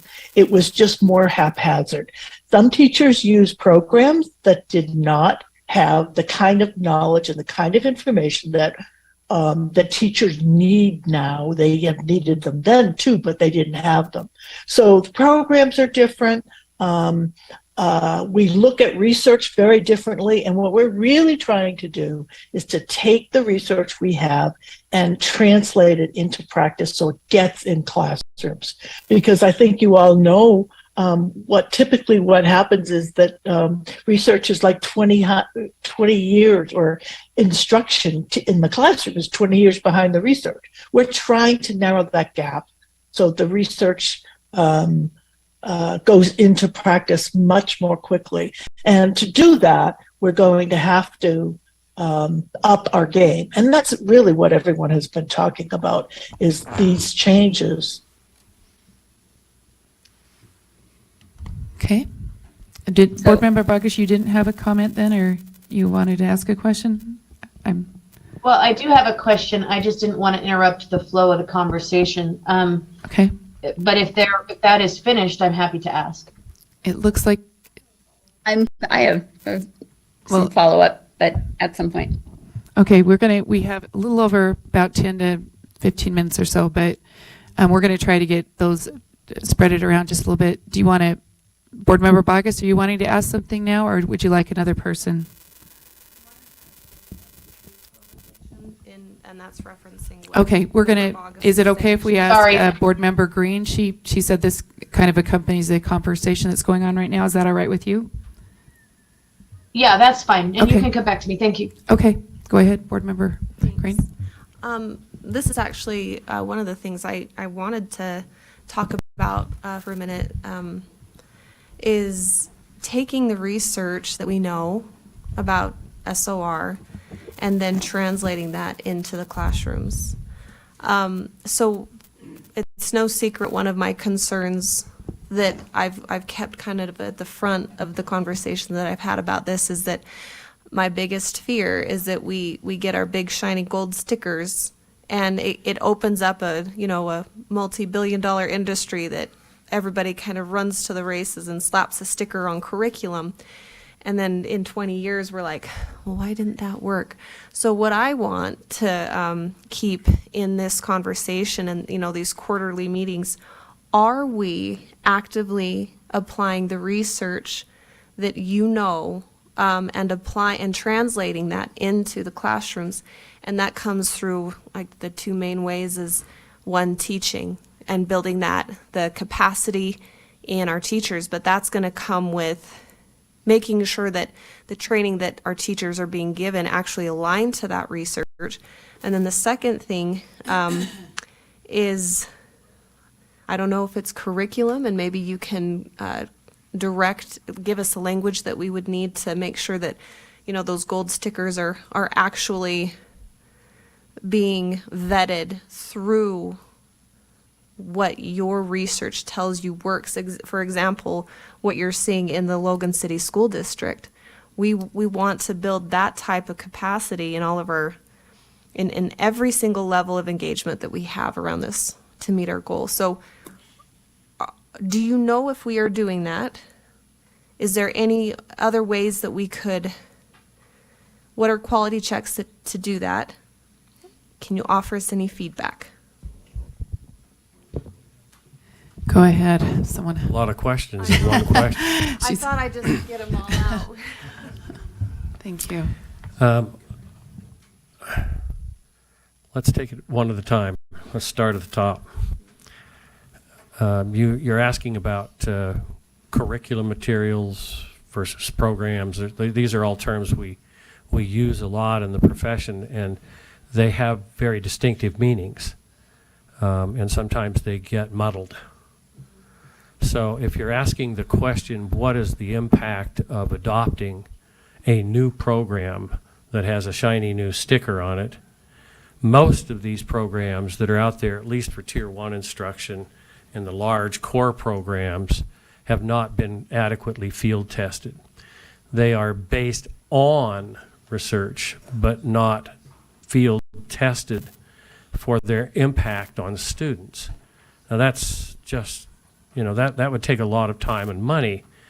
And I can tell you, having been an author of a number of these programs in the past, the research does not always win in the debates on whether these programs contain the research or don't contain the research. Very often, what I've experienced is we give the research advice to the companies that produce these materials, and that is then vetted through their marketing division. Okay? And their marketing division will often win the battle. Okay? So that's the reality behind, that's the Wizard of Oz behind the curtain. Okay? So we're going to have to.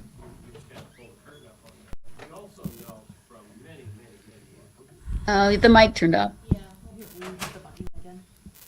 No, it says all is muted. Can you make sure on your little screens you're not? I'm on. We also know from many years of research. We also know from many years of research dating back all the way to the Becoming a Nation of Readers report issued in 1985 that changing a program in a school district often does not yield the anticipated results. What the synthesized research indicated at that time and moving forward is that the achievement moves about 3% based on a new program adopted, one way or the other, up or down, depending on the efficacy of the program and the way it's built. Many people want to rely on programs, and at a surface level, they produce the illusion of cohesion and unity. But at the level of classroom practice, you have to understand these big programs are built to sell across the nation, and they're built to market to Texas and Florida and California and everywhere else. So in the process, what happens is they get just loaded with everything in the kitchen sink in there. And teachers then have the obligation to teach from those programs because so much money has been put into them. And at that point, what occurs is teachers are making choices about what they can or cannot select out of the lessons in order to get through the curriculum in a year. And that's where the illusion falls apart. And at the very ground root level, teachers are picking things in and out of the lessons, and we have no real idea how they're doing it or why they're doing it. And so that's why I say it's elusive, to think that adopting a program is going to get you unified results at the level of the classroom. Teachers are forced by the very nature of the materials they get, because of the volume of stuff that's put in there, to have to pick and choose. And we have no idea how that's happening. So I hope that's not too truthful a statement, but I mean, I feel like I'm sort of under oath here, and I better give the truth, even though I'm an author of such programs. Okay, Chair Next Moss? question? Yeah. Oh, Chair Moss had a comment or Member question? Green, did you have a follow-up, or do you want me to take it? Yeah. Can you put your microphone on, please? Then how can we follow as a board? And what are better questions that we can ask as we follow this, that the research is translating into the classrooms, and that the capacity is getting built at a state level? System-wide. The capacity. Yeah, so this is a great question. I think the best advice we can give the board is follow the data. You know, if Tier 1 instruction in reading is functioning as it should, we should see 80% of the students being captured in that instruction. In the schools that we're engaged with, we're seeing that happen, and in fact, it's up around probably 85% of the students are being captured in Tier 1 instruction. And then you move instruction for the students who aren't quite there into Tier 2, and your goal then is to capture those students at grade level by the end of the year. So as you look at data, be looking at, are our systems effective in Tier 1 at capturing 80% of the students, and then in Tier 2, in follow-up instruction and intervention, are we picking up at least another 15% of those students in Tier 2? You're usually going to have about 2 and 3, you're usually going to have about 5% of the students, when all the systems are functioning as they should and aligned with what we know works, you'll have about 5% who really fall outside of that and are an ongoing opportunity for us to engage with. And then also keep in mind that you get teachers account for approximately 30% of the variance in student academic learning. Programs account for about 3% of that variance. So get your horses hooked to the right wagon on what you're going to track, because it's the teacher effect that's producing the outcome, not what program they're purchasing. And so as you track those data and you see issues, one of the key elements designated in SB 127 was to build capacity, and there's a reason for that. We get the biggest effect from building capacity in the people within the system, and then making sure they know how to access materials and supports that actually align with what they know about how to teach reading effectively.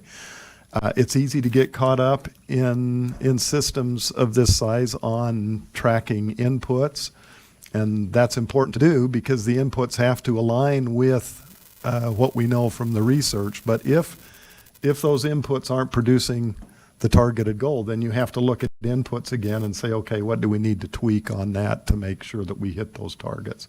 And we do have the capacity, we have the knowledge to do that, and I think we're seeing that in certain sites around the state, that as teachers and school leaders gain deeper capacity around the science of reading, they're actually better understanding how to animate successfully all of the resources they have access to benefit student learning. I'd also like to say, this is Jan, and I also want to say, as a board, really the best way you can do this is to look at what happens with Acadians and Rise as we get towards the end of the year and look at those scores. And the scores will tell us what we need to know. So you look at the state level, what does the state level say? And you'll see, well, the state will give you your average, right? And then you have to look at each district and you have to see which districts, like what Ray and Parker are working with, what Patty's work with, there are certain districts that are doing really well, and then target those districts that are not doing so well with more professional development, more help, more support. That's the only way that we're going to raise everybody up and not just individual districts. Can I go? Yeah, Chair May Moss, I? go ahead. And then we have two more, Kristen already asked hers, right? Or did you ask yours? So Kristen, Chair Moss, and then we will probably be at the end. So if there's additional questions, we can always send those on. So go ahead, Chair Moss. Okay. I've enjoyed learning. My backyard, as you know, is Wasatch, so I've seen up close some of what you've done up there. I'm also curious, as I watched, and I think a lot of us have seen this. Some of us are experts, some of us like me are not. And as I've gone to conferences and other things, there was a very vigorous, I think vigorous is an understatement, for the effort that went in to turn the corner from methods that weren't working to methods that were working. I remember names being called out at national conferences like I had never heard before. People banished to Siberia it was, like I say, vigorous, I think, was an understatement, right?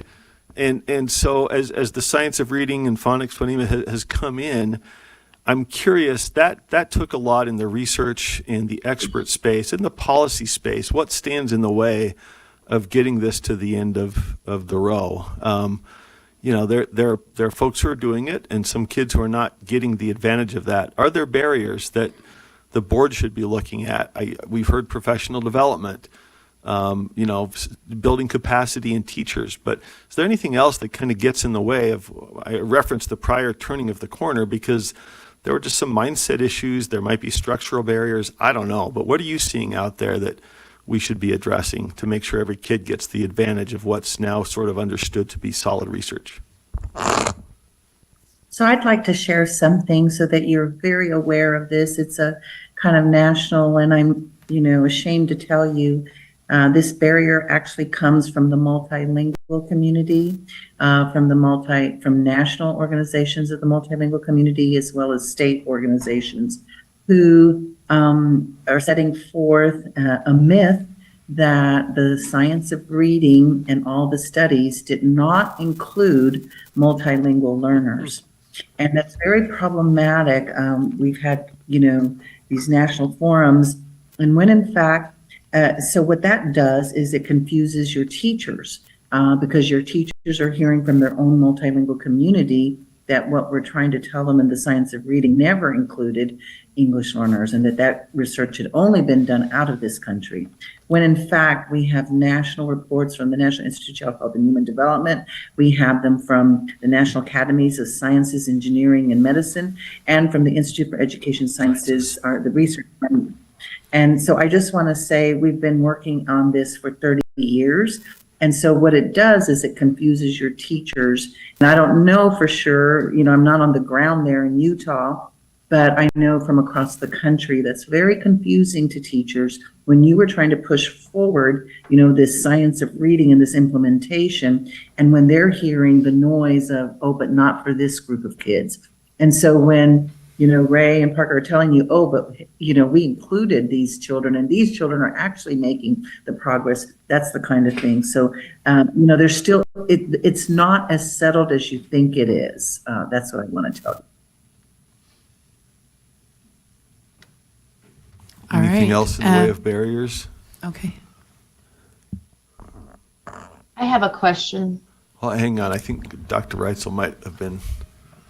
I just want to hitchhike a little on what Jan brought up. I think the most important thing that we can do here locally is to track the data for progress, the outcome data. I mean, while inputs are important, if they don't affect the outcome, then they're not important.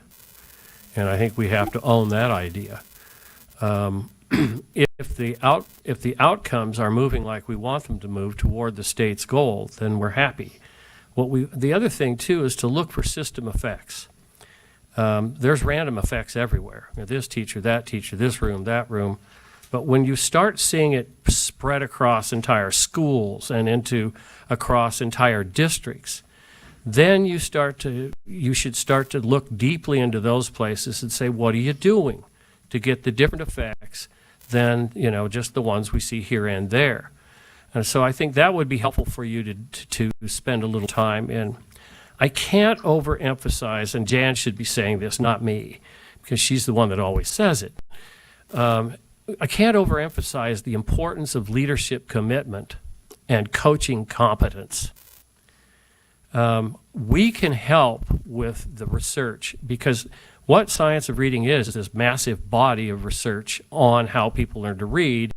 And then there's this smaller body of research called science of reading instruction that is, drawn out of various populations, and they should be appropriately applied. If they were done in classrooms, then that research is applicable to classrooms. If it's been done in a clinic, with a few dyslexic students, that may not always be applicable to an entire classroom of kids or multilingual learners.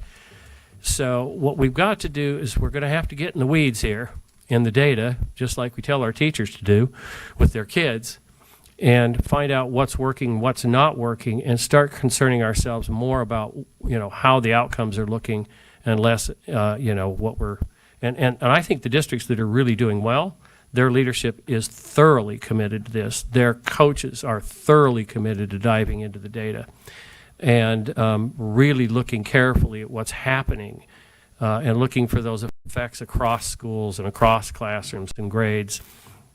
So that would be one of the things that, policy-wise, we have to know leadership matters and support matters, but in the end, it's what are the effects? And if we aren't getting the effects, then any good experimental researcher will start, looking at tweaking things to get the effects you want. Thank you. Okay, Kristen, I'll take a question from you. Thank Go ahead. you. Well, I see things from a fifth grade point of view because I'm a fifth grade teacher. And my district, while they are all in, those students aren't quite yet to fifth grade. But I do spend many of my lunch hours in the K-3 classrooms watching this. And it's amazing. It is amazing. One of the things I haven't heard a lot of talk about, though, and getting down into the data either now or in the future, is as the students are developing this, vast background of phonics knowledge, I am seeing them sounding out how to spell words. And I am by no means a person who thinks that spelling tests are all that, but I do see in fifth grade, where we have such an emphasis on writing, that those students that are confident in their spelling are better writers. They're just more free with their writing and they're not so constrained. What types of data are you seeing on the written language from the science of reading and these skills that these students are developing? If you look again at the figure that we provided to you in the first set of questions, it doesn't really address the writing piece, but there's a growing evidence base in how to effectively teach writing. And we know, for example, the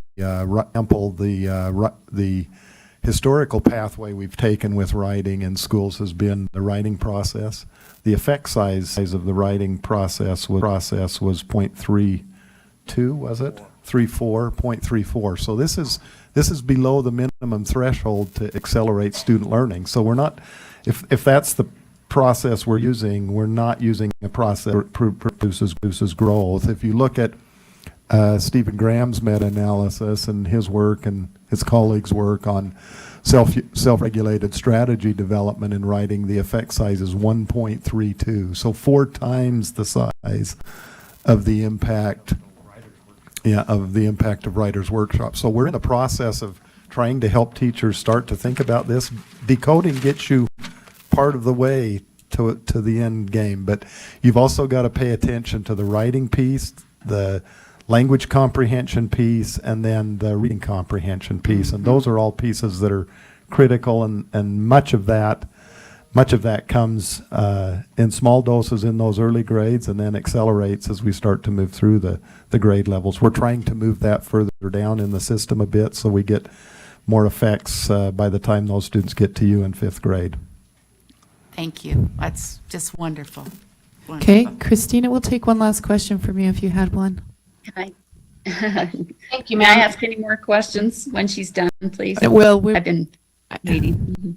Board Member Klein will probably have to get answered and then sent around to everyone because we're already over 15 minutes. We're not.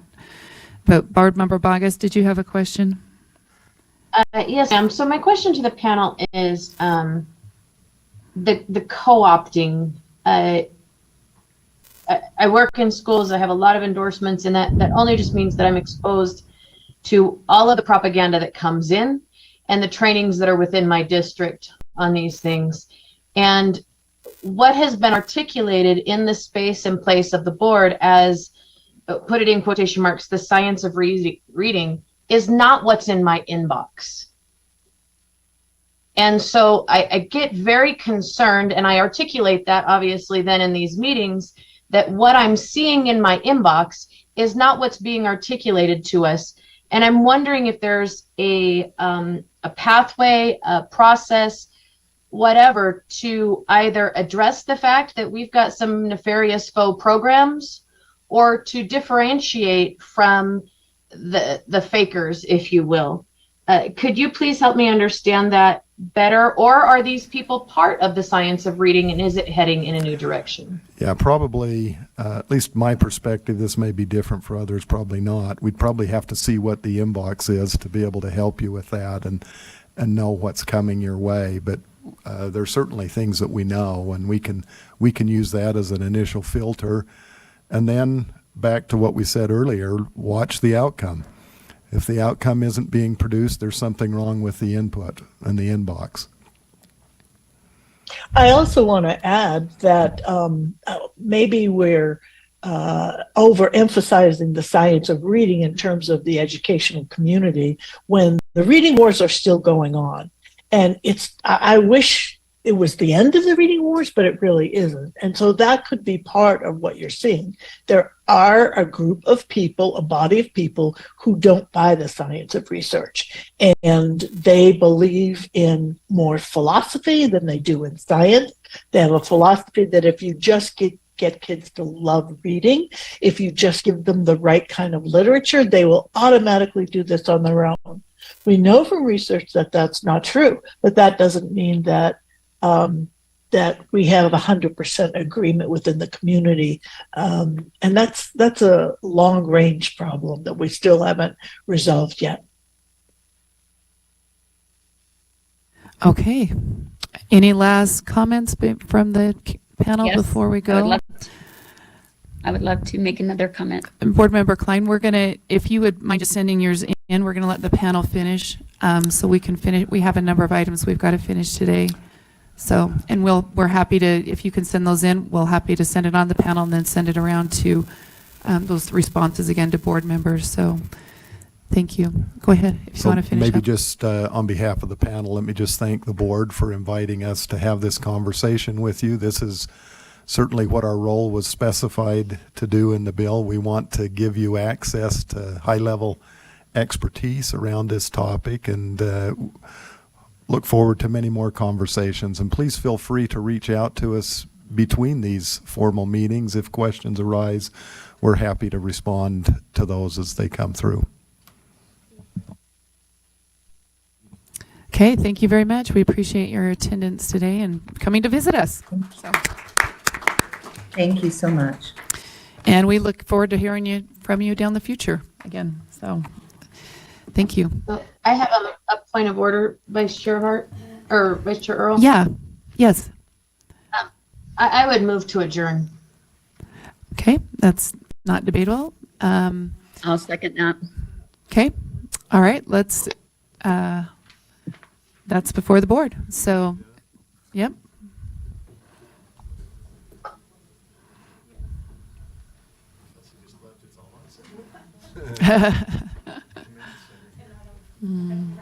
Kelsey adjourned.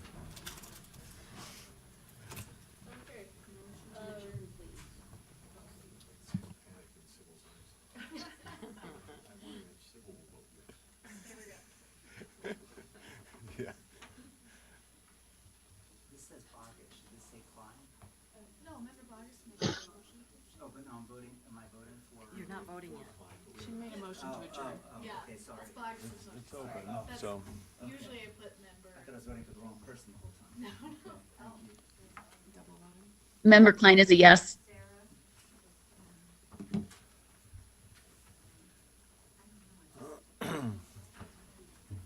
Yes. Member Reel?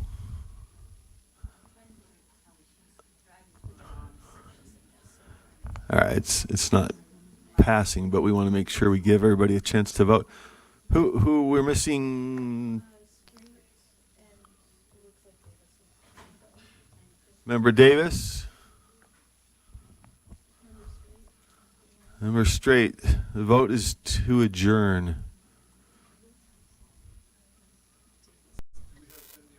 Member Davis? Did you vote I mean, yourself? I'm okay a little while longer if we want to discuss our library rule. I thought that's what we were coming back to, but whatever the body wants. I mean, I'm a no, but it's fine. We got a couple items still left to try to get through, so we got you as a no. Is that everybody? Who are we missing? Member Reel is absent. Okay, so that vote fails 10-4. The yeses being Member Green, Member Bogus, nor Carey, and Member Klein. So we're back on. Have to pick it up off the table, I think. Yeah, we need to pick it up off the table. Do you have a motion Is for that that? is that the technical motion for that? We pick it up off the table? Remove? Right. What's the official, what We're what learning language some do I need to things. This say? is good. Pick, What? take from the table, there we go. Is that your motion? I'd make a motion that we take from the table our work on the library rule. R277628's been seconded by Member Straight. So can we tee that up for a motion or a vote? Sorry.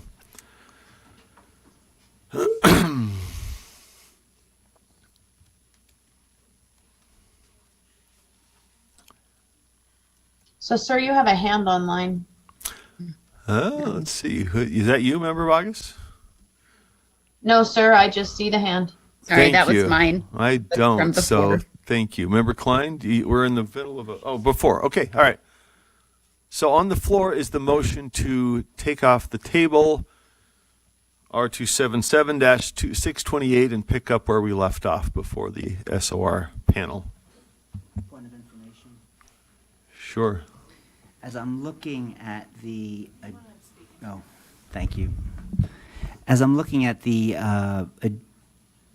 backup for 628, I see several drafts. Do we know what draft we're picking up? Yeah, we had one on the floor. It was draft 5. Draft 5. So 5?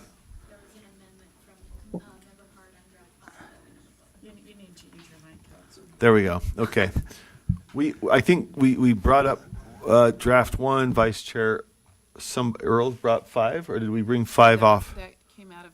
5 is what came in front of us, and that's where we were. From the motions from last time. Yep. So Became 5. There we go. Okay. All right. So the motion is on the floor to pick up Rule 628. Voting is open.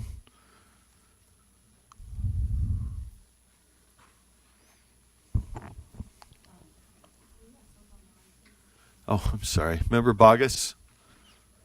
No. Member Bogus is a no. Member Klein? No, I mean, yes. Member Klein is a yes. Member Davis?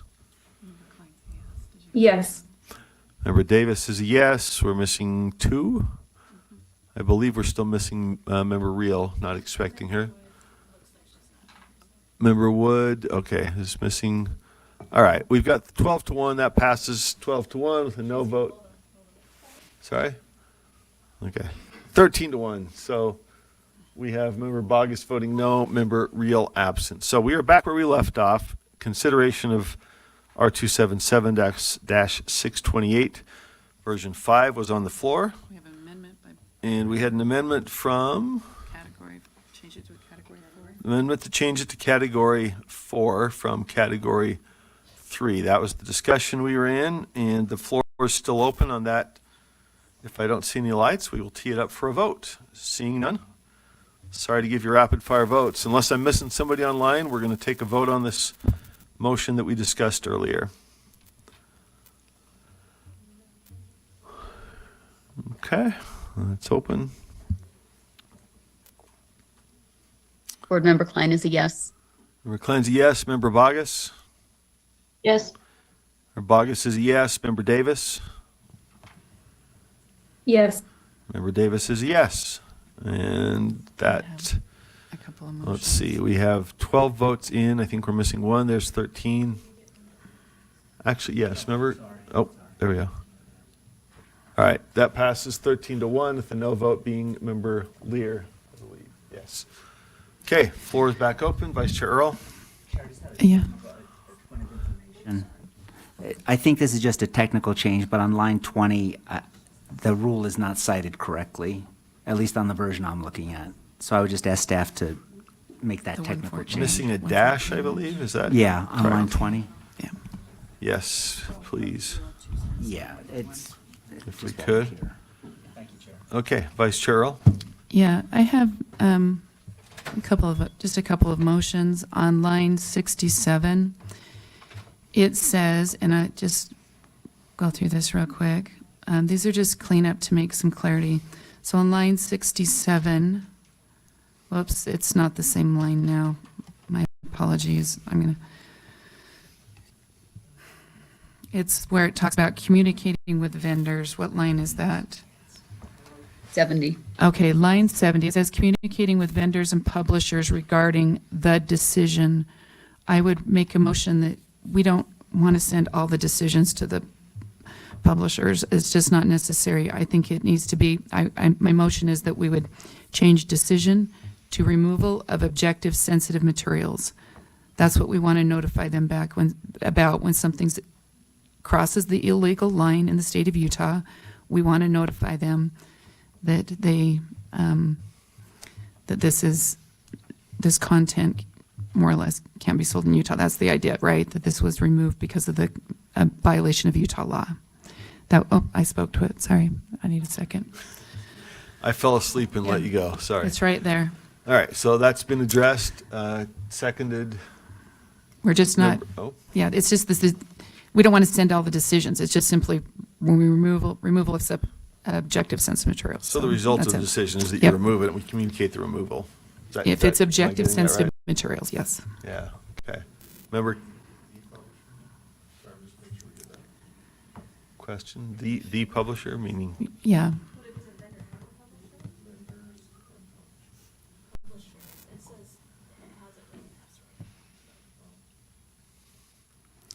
Okay, so we cannot hear you. I don't know Okay. who's talking. There was just a question about plural versus singular on vendors and publishers. I think it's as it was, vendors and publishers. Just a point of clarification. Member Straight? Oops. There you I'm go. just wondering if the purpose of that is to help it to where that doesn't come in bundled packages. Is that?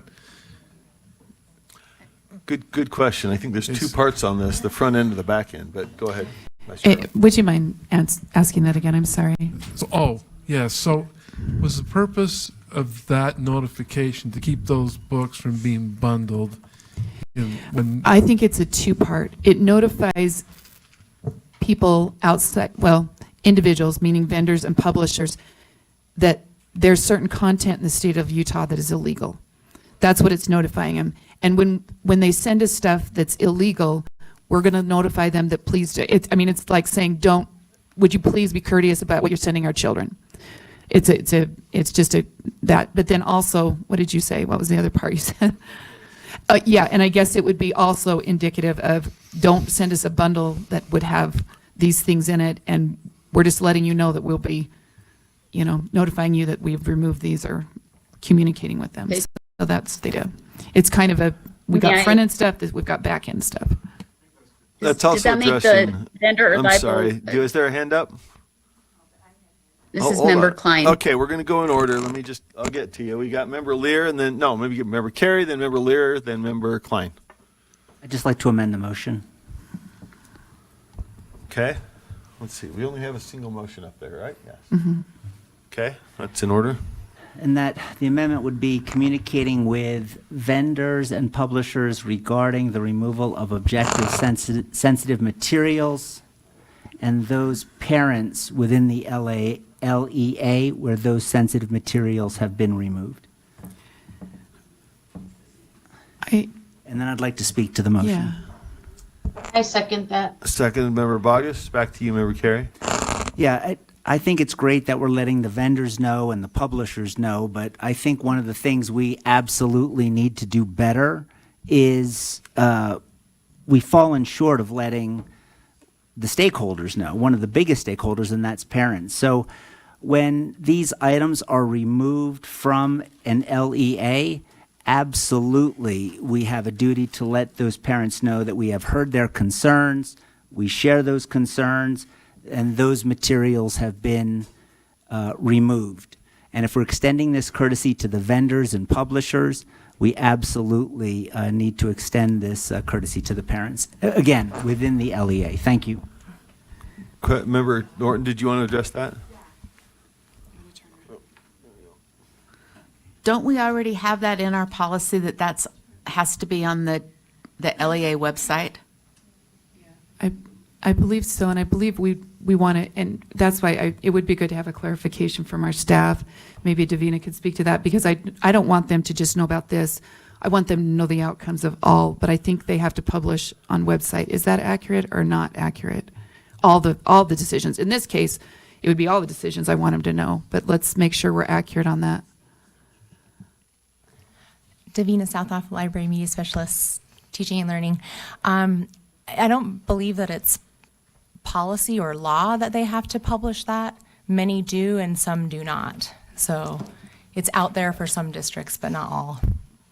They do notify I would say most policies include notification of the complainant of the challenge. So Can I piggyback? Is there not a requirement currently that they publish on their website books challenged, books retained, and books removed? I thought that was now there. I don't believe so.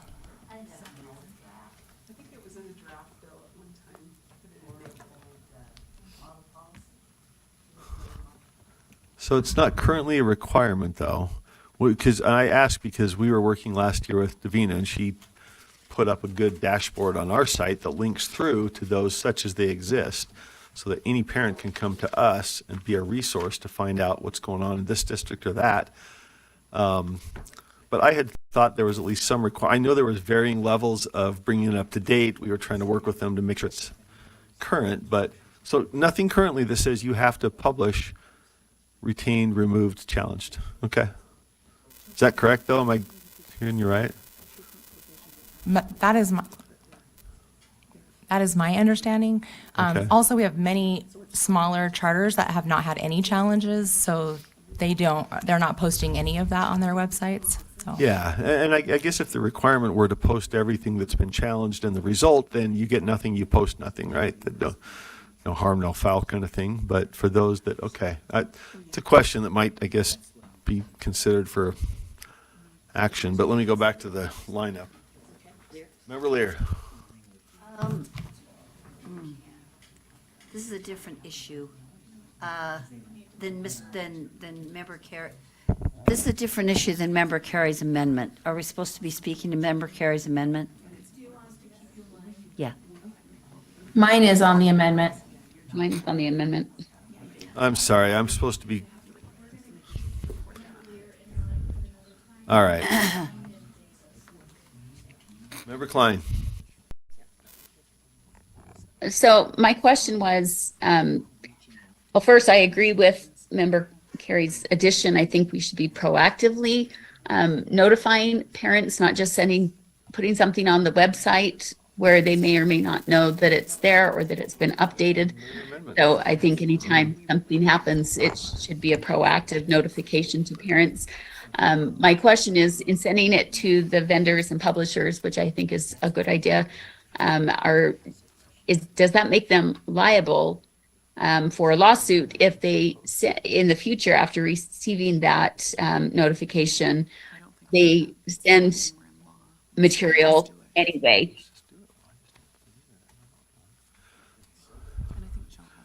Is this I'm sorry, could you repeat, was that a motion? That create a legal liability for vendors in the question. future after they've received notification? Are they now liable if, and possibly open to lawsuit if they send that material to Utah again after having received notification? I guess that would be an question. AG question or an attorney question. Yeah.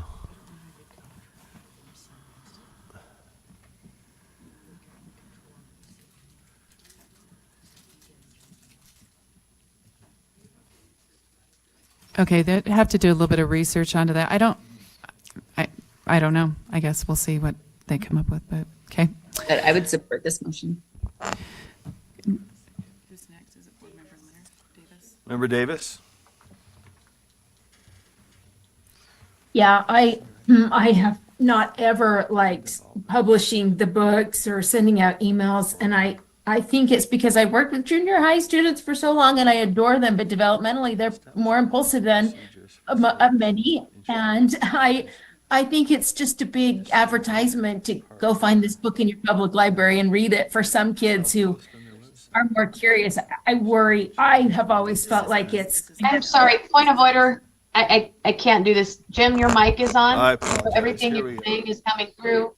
Cindy, I didn't hear anything you said, and I apologize for the interruption. Okay, sorry, thanks. I just have a little different take on it. I guess I assume this will pass, and that's fine, but the reason I've not ever loved the idea of putting it on the website or out in emails to families or things like that is because I've worked with junior high kids for a long time, and just developmentally, not necessarily any fault of their own, but developmentally, truly they are cognitively more impulsive than in any other developmental time of life. And I worry this is for those kids that are curious. It's kind of like an advertisement to go to the public library and find some of this stuff. So I'm a no, probably for very different reasons than anyone else, but I just want to explain my vote. Is there a way to do it so that it's not where kids will find it on the website? And that's why I wanted just it sent to parents in an email. I think that's the safer route. So it's not just a big public announcement to the kids. If that's to me, I just, I tell my kids all the time, go get that email from the piano teacher, see what time she changed, things like that. It's a little too accessible to me, in my opinion, but others can disagree. That's fine.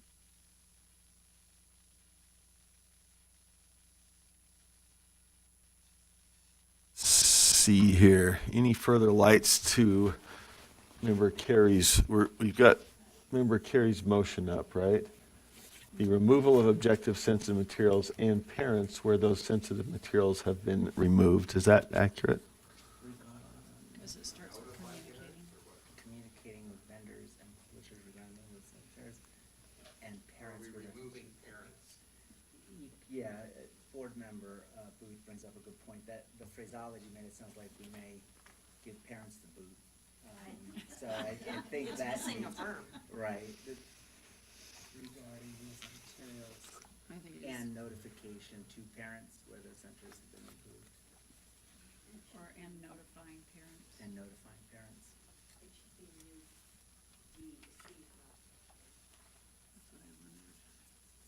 If that would make it easier, we can just type it. If that's clean, I'll be just gonna see. Nope.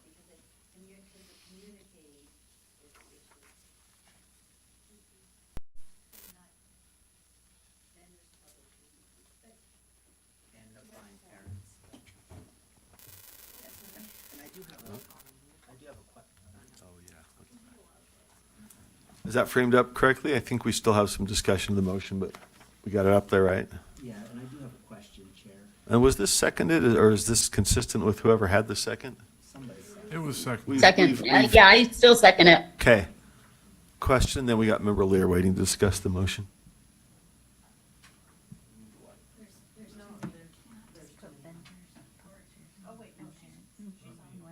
Oh, okay, thank you. Yeah, so my question is, and I don't know if this goes to the maker of the motion, Vice Chair Earl, or it goes to staff, but when we talk about communicating with vendors and publishers, I just presumed or came to the conclusion that that was going to be one-on-one. I thought this was going to be an email saying, hey, this book was removed from this LEA or this school. It never struck me that this was going to be posted on a website. So can I get clarification on when we say communicating with vendors and publishers, what the thought is on how that's done? because I certainly, to Board Member Davis, I don't want this published on a website. I thought this was going to be an email to those who were impacted, whether it was the parents attending that LEA, the vendor, or the publisher. So clarification, I guess, is what I'm looking for, Chair. I think the understanding I got from Davina was that some of them are publishing on the website, right? They're publishing what was challenged, what was retained, what was removed. Is that the question? See, I was asking whether that's required. It is, in fact, a practice by many, and we link through so that parents have general visibility. If they want to say, hey, heard this book was out there, let's see if my book challenged it, removed it, retained it. Is that, am I stating all that correctly? Yes, some districts are publishing on their website the challenges and the outcome, the final determinations of those challenges. Right, okay, so that's happening. This would change notification. Based on the feedback, I just amend I would just change my motion. If that's, I'm asking if that's, okay. If it's friendly and not objected, I guess it's on the floor, but yeah, go ahead. I would just say notifying parents via email or school-related, the apps like, school-related communication platform, email or school-related communication platform. Thank you. Would that be a website then? When you say platform, do you mean like a WhatsApp or that kind of thing? Or does a platform include a website? Like last night, we discussed this remind, odd that we remember, but yeah. So things like Would that that. go to students also? I would hope not. I'm just looking for it to go to parents. Well, it needs to be explicit then, that it doesn't go to students if it's on a school-related communication platform. Okay, let's see. Yes, we had Member Lear in line. Sorry, let's get back to, we have this framed up now. Is there any objection? Oh, question about the, No, I have a question. I have a comment to the motion. quick question then, clarifying, or go Member Lear? Okay, sorry. First of all, I think it's important to note there was a statement earlier that we should tell vendors these materials are illegal in Utah. That's not accurate. They're illegal in school, as in school instructional materials in Utah. So I think we don't need to tell the whole world they're illegal because we've decided that in one small bill in Utah. We're really important, but not that important. Secondly, I think if it's going to go to parents, it should go to taxpayers. Taxpayers are every bit as much entitled to know as parents, and not all taxpayers are parents. And I think that information that taxpayers pay into the school system, they depend on the school system as a community center in many cases. And so I think that it shouldn't be limited to parents, it should go to taxpayers.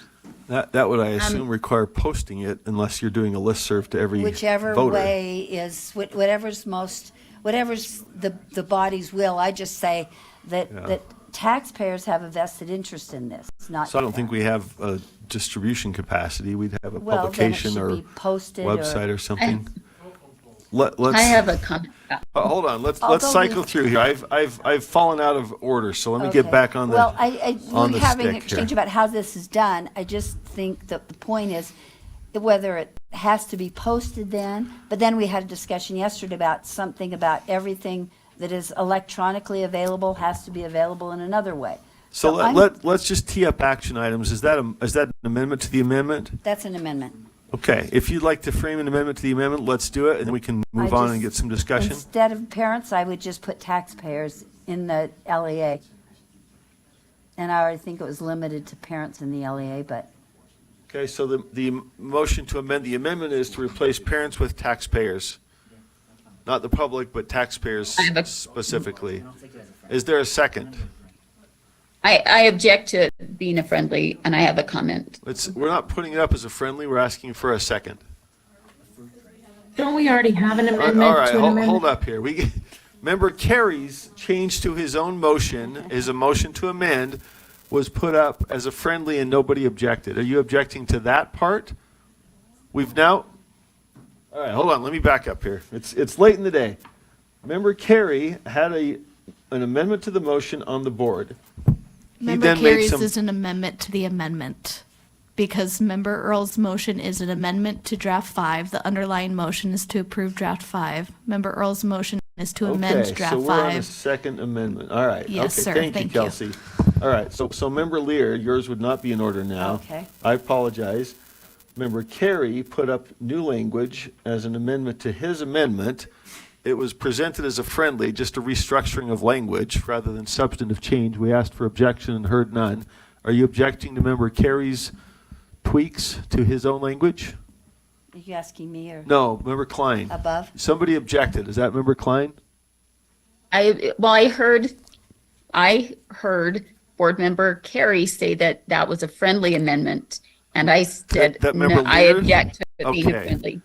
All right, I apologize. We're all catching some off mic communication. That was a prospective possibility. Let me frame up where we are. That was not something that's on the floor. It was just a side conversation. So Member Carey's language was up. It says now removal of the objective sensitive materials, which was Member Vice Chair Earl's amendment, and then Member Carey's amendment to that amendment with slight technical tweaks, not substantive, said notifying parents via email or school-related school communication platform where those sensitive materials have been removed. That was presented as a friendly and had no objection. Was there objection to that? We didn't hear any objection.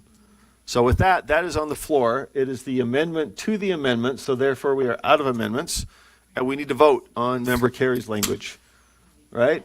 Wait, can I speak on it? Yes, we can discuss and vote, but I'm saying we need to do that rather than the amendment that we thought we had for Member Lear. So yes, back to that. So Member Wood, I think, is up next. Yeah, Member Wood and Member Straight. So I have been asked through a text if a parent has the right to opt out of this. They would prefer not getting a list of pornography in their email daily. Member Carey, is that a question for the maker of the motion? Or question is whether a parent could opt out. I don't know if that's for the maker or if it's just a broader question as a general matter. Question that was asked to Yeah. me. So as a Thank you. general matter, maybe to our staff would know, when we have communications from schools on things that parents decide they find objectionable, is there a general opt-out opportunity, or would we have to?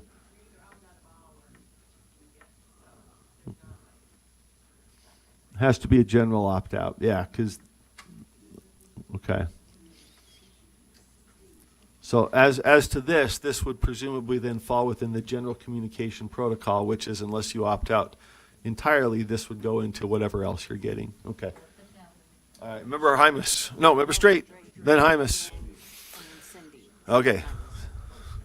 Straight, Cindy, Davis, and Hymas. Okay. My understanding is that a board meeting is a public meeting and that it is given notice and anyone can attend that meeting. And therefore, I attended a Davis School District Board meeting. I have their website open. It lists the books, it lists the date, it lists the number of requests, and the final decision is made by the board in an open meeting, and people can come and they can take time to address that, and the minutes of that meeting are posted. This all constitutes the public being aware. And so I guess I could support this but that's already just the case. We don't have to write that in. That is the case. Parents are notified in an open and public meeting. And in this meeting, they actually had a book. No one there had a comment because there's been so many books that come through Davis School District. They have the most, I think. But anyway, the book, they were voting along a very narrow line of what the age appropriateness of the book based on the suggestion from the committee. All of this was public. All of it was taken care of. It's posted the next day on the website, the decision. It is available. I mean, didn't we just deal with this in regards to getting data for charter schools and making certain that parents had the right to be heard and to know what's available to them? And so we made some very specific rule on what constituted allowing parents the right to that information. I think it's the same thing here. As a separate item of notification, I'm against that. If that notification includes the public meeting, then I'm fine with the change. But we don't need to go beyond that. Thank you, Member Straight. Member Davis, I believe. Then Hymas, Green, and Lear. Member Davis. Thank you.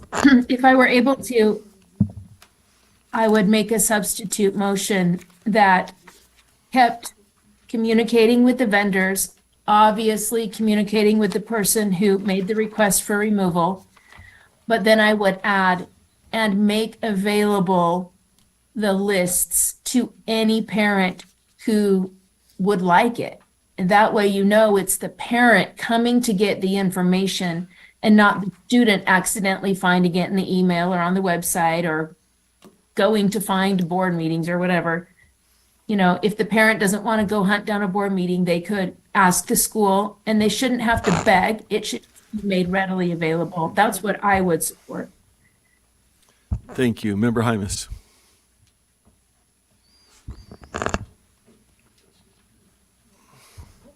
Oh, they all went away. I turned you all off, sorry. Thank you. I'm wondering if I'm going to address the maker of the motion, and then see if it doesn't object. But anyway, it just says notify parents via email or school-related communication platform.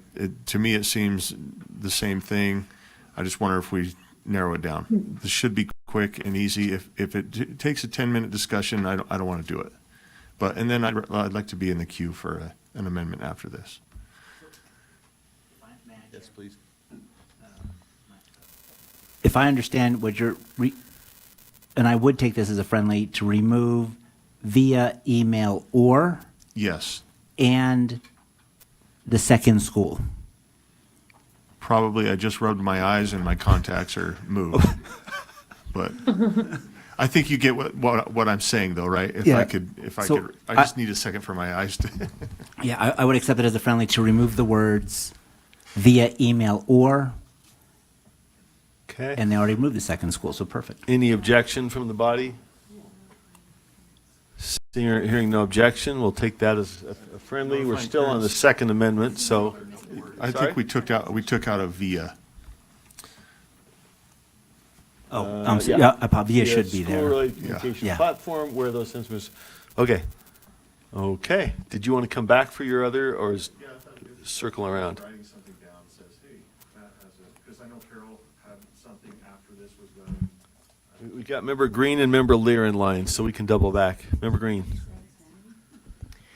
I'm just wondering, does this require any kind of addition to any other document? Will it require a rule? Will this be something that local school districts have to create in their policies? Like, what's the logistics end of adding that? I don't know who can answer that. If I may, Elise Newey, Policy Advisor. So this section of the rule refers to what needs to go into an LEA's individual policy. So this requires what are the bare bones that they need to have in their own policy. And so they're going to be writing a policy anyways, but this would be included.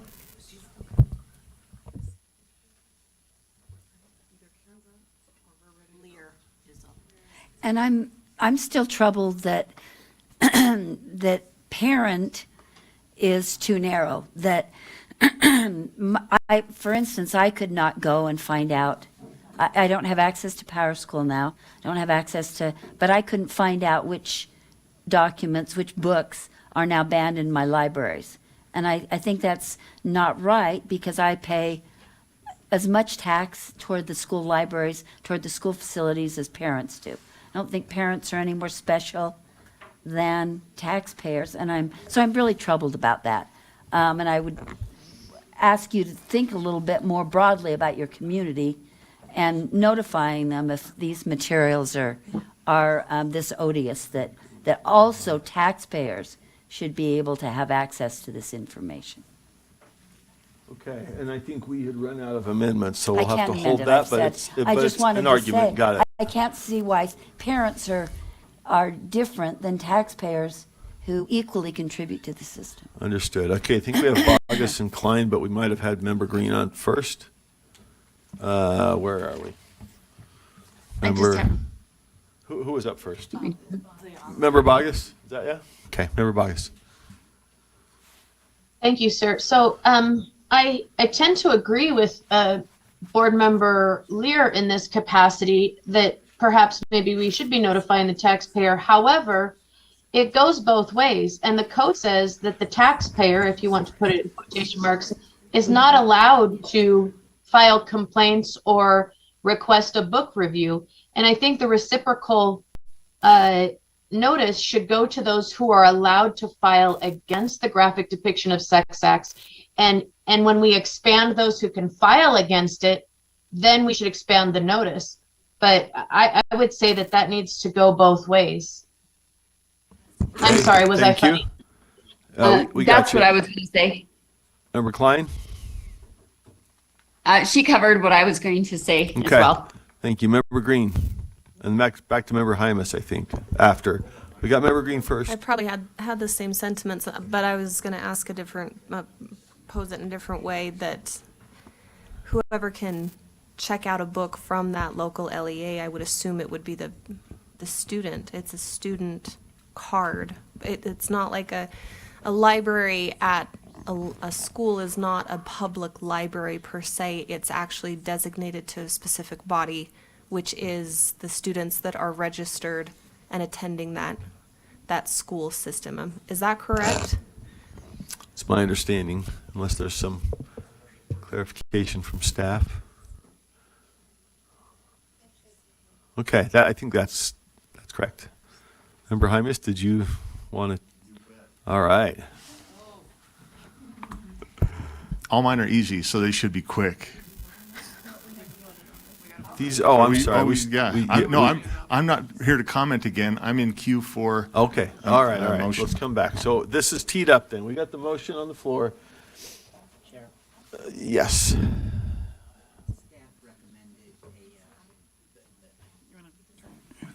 Yes, staff recommended a technical change, and they explained the rationale why, and I'll defer to staff on the explanation, but it won't be listed as a C. The language of the motion will not change, but rather its placement. So I wanted you to be aware of that before we called it up for a vote. And they're Got it. working on that now. All right. Thank you. So The language is the the same. motion on the floor is Member Carey's amendment to Vice Chair Earl's amendment. And you'll see Vice Chair Earl's language in blue, the top paragraph of Member Carey, if that makes sense. Member Carey's actual amendment is requires notification to add after removal of objective sensitive materials, requires notification to parents via school-ready communication platform when sensitive materials have been removed. Okay. Last comment, Member Straight. I guess we can't make an amendment to this. No. So I guess I could request that this be considered by the maker of the motion. That it be publicly noticed that these, which means that the minutes of the board meeting would represent public notice. I think that's a new amendment. We got to see if this is accepted, right? I think we're about to vote. We don't even need to call the question. All right, we got to vote, folks. I am way too lenient. Who pointed that out yesterday? Me. You. It's a very good point. It's 4:00. I mean, let's tee this up or quick point of clarification? Yes, point of clarification. I thought yesterday we passed an amendment or something that said that anything that's provided electronically has to be provided in paper. So this does not I don't think that's a general rule that was passed. I think it was specific to something. Passed specific to what? What was it specific to? Better remember that. I don't think that was a general rule that we passed. Okay. Elise? I believe that was R277495, which has to do with student communication. So I don't believe this would fall under that because it's with parents or adults. Okay, so it's just with students that it has to be on That's paper, right. not with parents. Okay. That's All right. helpful. I want to With- make sure that we weren't overlooking that. Thank you. I think that was a general rule, just was only applicable to students. Maybe? Okay, let's vote. If we have it. Let's see.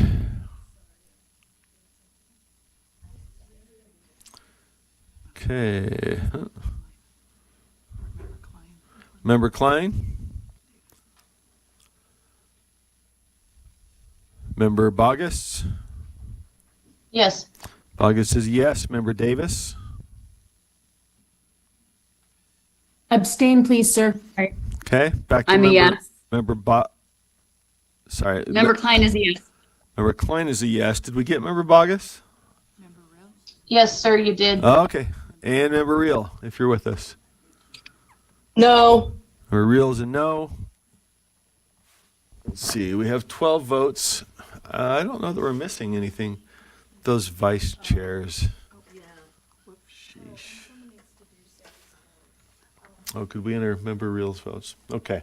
That motion passes 10 to 2 to 3. The noes being Member Booth and Member Lear, abstaining Member Davis and Member Straight. Oh, I missed a no. Member Reel's a no. There we go. Okay. Yep. All right. So that motion having passed, we are back to Member Earl's motion to amend, which says communication with vendors and publishers regarding the new language, removal of sensitive materials, plus the language we just passed from Member Carey, requires notification to parents by a school-ready communication platform when sensitive materials have been removed. Any further discussion? Seeing no lights, please vote.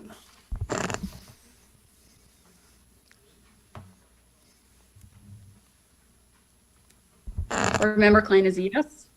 Klein is a yes. Member Bogus? Sir, I don't see the motion. Do you see the screen? Yep, but, oh, there it is.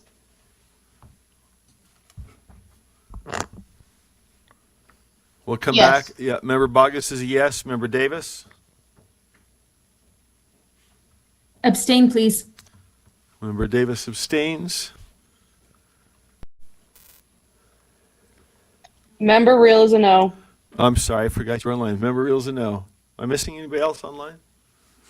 Okay, that's everybody. That motion passes 12 to 1 to 2.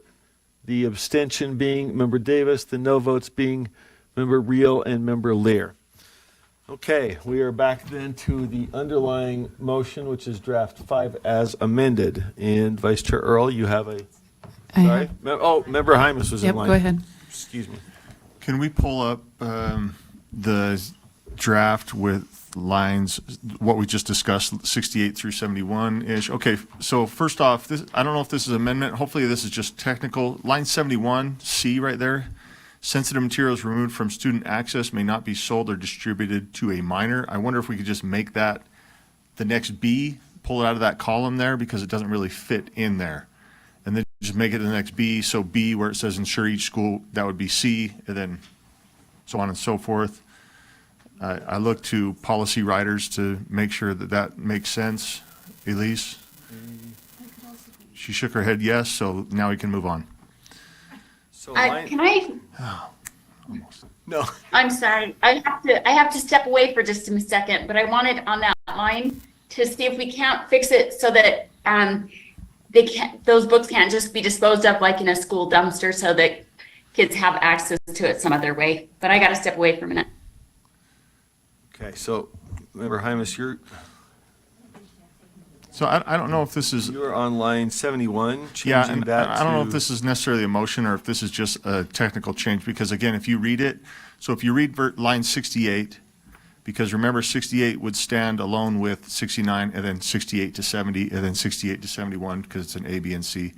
It doesn't make sense. C, line 71C, I see. in my opinion, should be a standalone. It's just simply should saying be little sensitive b. materials that are removed should not be accessible Got or it. sold to students. And just simply throwing them in a dumpster, in my opinion, is accessible. I think you got to do a better job than that. right? It's not like we would say, okay, we found some paraphernalia, we're just going to throw it in the dumpster. We wouldn't do that either, right? We'd get rid of it. So I think it's covered, but that's just me. Without objection, any objection to changing the C to a, sorry? Oh, I would object to changing the C. Just a technical conforming, Yeah, okay. I think he had that one in the, That one's- in the pocket. I'm just kidding. But no, I have an amendment to that. Okay, yeah, just pulling it out of there. We can discuss verbiage later, but that's not my amendment. That's just a technical change I wondered if we could do. If we could jump to my amendment, Chair. Where would that be? Sure. That's on line 68. Okay. So stay there, please. I move that we replace considers with requires. We're doing all this work. We're telling people they have to do it. When it's a consideration, it's simply a consideration. You're going to have people say, well, yeah, I considered it. I'm not doing it. We're saying we spend all that time on A and B, and then Joe Carey, Member Carey's amendment, not to say, yeah, we just want you to think about it. But as a board, we're telling them, not asking them. I just spoke to that. The Sorry. amendment is, no, it's a, so the amendment is on line 68 to change considers to requires. Is there a second? It's been seconded. You spoke to it. And Did I you want spoke to further it. Thank speak? you. Okay, further discussion to the amendment. And we're straight to this or holding for something else? Okay. All right, seeing no lights. Anybody online? Who? I have an amendment after this, sir. Okay, so you're holding? All right, anybody sir. else? Anybody else speaking to Member Hymas's amendment? If not, let's vote. Motion is to replace considers with requires on line 68. Bogus is a yes. Thank you. Member Klein? Yes. Member Klein's a yes. Member Davis, are you back? Member Reel? Yes, I'm a yes. Member Davis is a yes. Member Reel? No. Member Reel's a no. Okay. Let's see. I think that's done. That passes with 13 to 2, the noes being Member Lear and Member Reel. Back to you, Member Hymas. Did you have something else or on to Member Straight? Got it covered, Member Straight. Okay, my amendment go back to where we were. And this is an amendment I tried to make before. We'll try it again. So on C, on line 71, sensitive materials removed from student access shall be destroyed.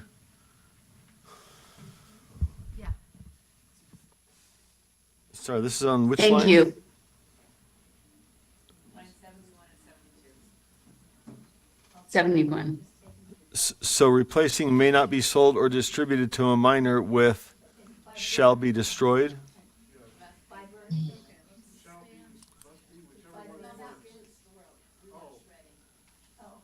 We can't hear you. We got some back talk, just kind of, not I- back talk, side talk. So if we want, we could Did we say get did we shredded. get a second? Hold on just a second. Oh, yeah, we didn't. Do we have a second? Second, my member. I Lee. Go- second it. All right, got a couple seconds. Thank you. Back to you, Hey, Member I'll Straight. take it, anyone. So I don't care if it's shredded, burned, it has to be destroyed in one way or another. It cannot be able to read it. Okay. Because we can also not give it to those who have turned 18 their senior year.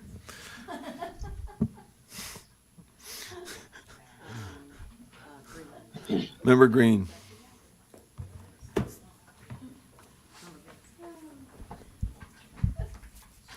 I recognize there's a bit of jovialness right now with maybe the well it makes really good memes, I think, for sure, and we're definitely aware of what this is referencing for sure. I think my comment is just towards the fact that the work that we're doing here today falls into a level of seriousness that beyond the puns of book burning and book banning, we are in essence protecting children from being distributed sexually explicit materials funded under the taxpayer dollar through our public education system K through 12. And so I recognize that this has been a very heavy lift. It's very controversial. But the work here that we do today, I believe, is setting right a wrong that has been funneled through our public education system. And I'm happy to recognize that the people that have decided to carry the weight of this conversation, to be thorough and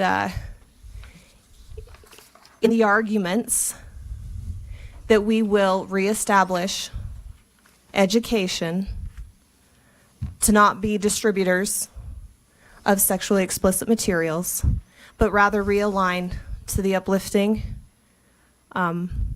pursuits of humankind. And that's all. Thank you, Member Green. The language on the floor is that the materials shall be destroyed. Further, Member Straight. Definitely appreciate the attitude of seriousness, and I will tell you that I am absolutely serious that if this material is that way, I'm not making any references to book burning. I just want it in a situation where it's not available and it's gone and it's not showing up with anyone else. So, give me the same grace that I gave you in regards to my intent. Thank you. Thank you, Member Straight. Member Lear.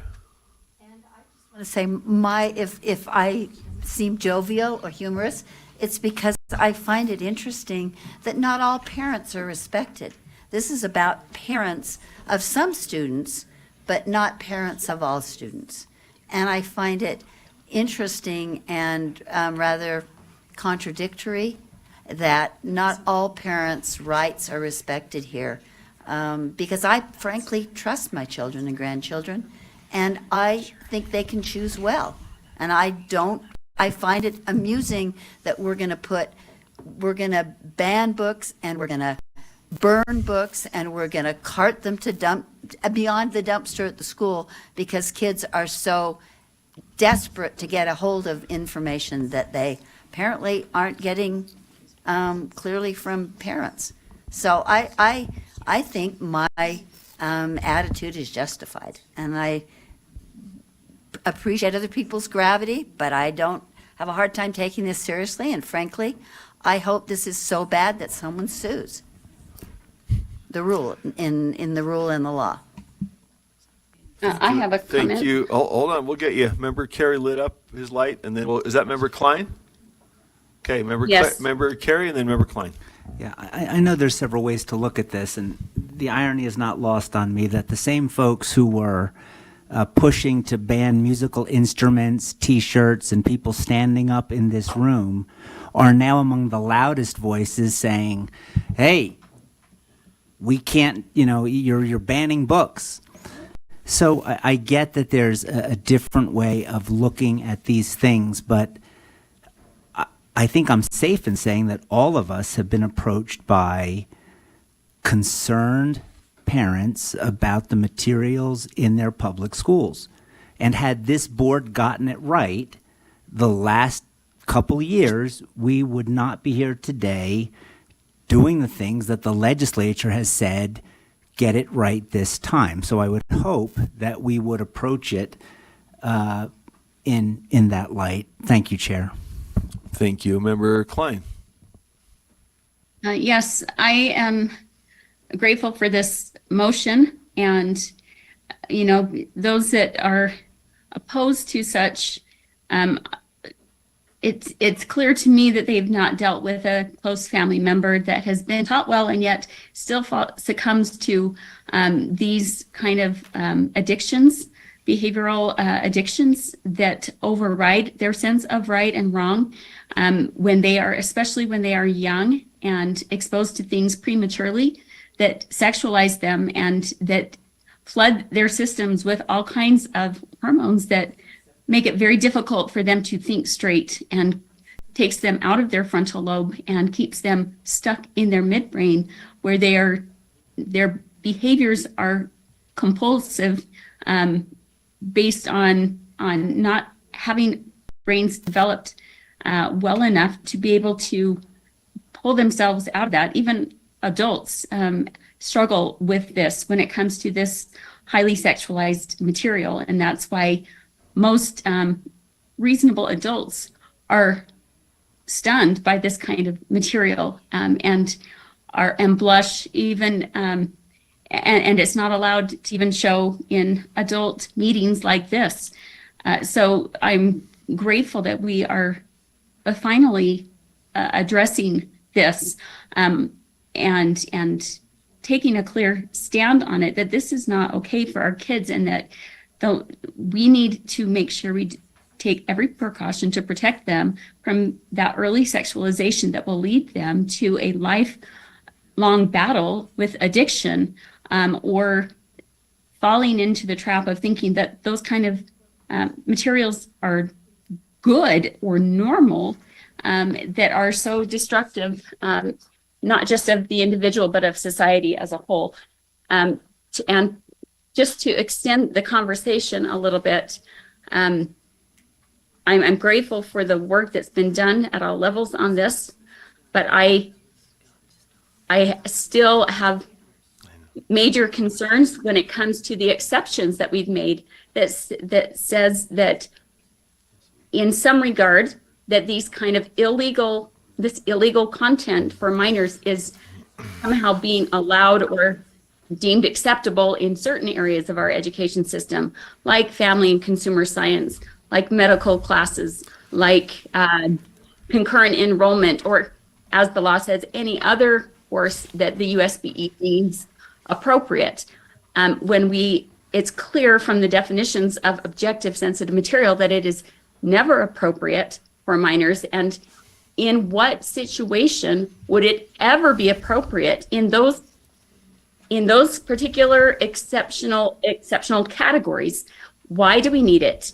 Why is there ever a need to accept objective sensitive material in a family and consumer science class, in a concurrent enrollment class, in a medical class? Because the things that you would normally find in those, there's no need for objective sensitive material, even in a medical class, because anatomy charts and such don't fall under that definition. So I know that that's currently needs to be fixed in the law, but as long as we're going to make exceptions, those exceptions will be wielded and weaponized against our best efforts to remove these sensitive materials in other areas as well. Okay, thank you, Member Klein. So the motion again is to have the materials destroyed. The language is, let's see, we're back to you, Member Straight. Closing point quickly. We do need to. Actually, sir, Member Bogus, yeah, I'm in line. We'll come to you too then. Member Straight, Member Bogus.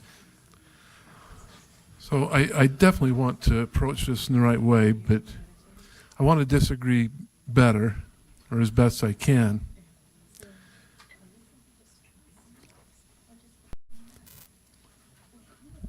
Two years ago, we adopted policy, and we now have, and that policy would still be in place today, except we had a new bill. The State Board of Education does not make law. The legislature makes the law, and we implement it. If someone can point out to me where we did not implement the law properly, then that would be fine. But that's not the case. So, we okay. implemented fully. Well, I'm responding to the accusation, I Chair. know. Go ahead. And Chair, that if we had gotten it right, no, I take offense to that. That is incorrect. It is, and it's wrong to just let it slide by. So that's my 2 cents. And yeah. Fair enough. I don't want to relitigate because we're short on time. And so let's avoid dragging each other into prior. And I understand we've all been here a while on the board. Lots to go back to. Yes, a meeting in the next few weeks. Okay. I am being told we got a couple things to do or else we're going to have a special meeting. So let's try it. If Member Bogus, sir, let's be quick if you could. The motion on the floor is to change the language from where'd it go? may not be sold or distributed to a minor, to must be destroyed. Does this go to that Yes, sir. motion? Yes, that it language? does. Okay, So, thank you, ma'am. yes. So just for clarity in the public record, 2 years ago, the policy adopted was model. It was not required and nobody even had to read it. So that's just for clarity for the public record. With That doesn't regard go to to this the motion, language.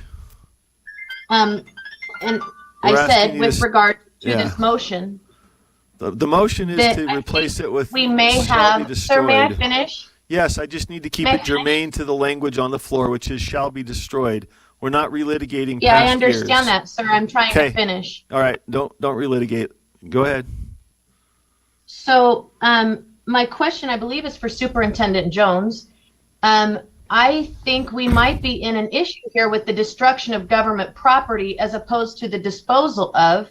And while I would support the motion, I know that there are surplus and there's ways to dispose of government property, and I'm concerned we're in an area here where we're mandating that our LEAs do something that would otherwise be contrary to law.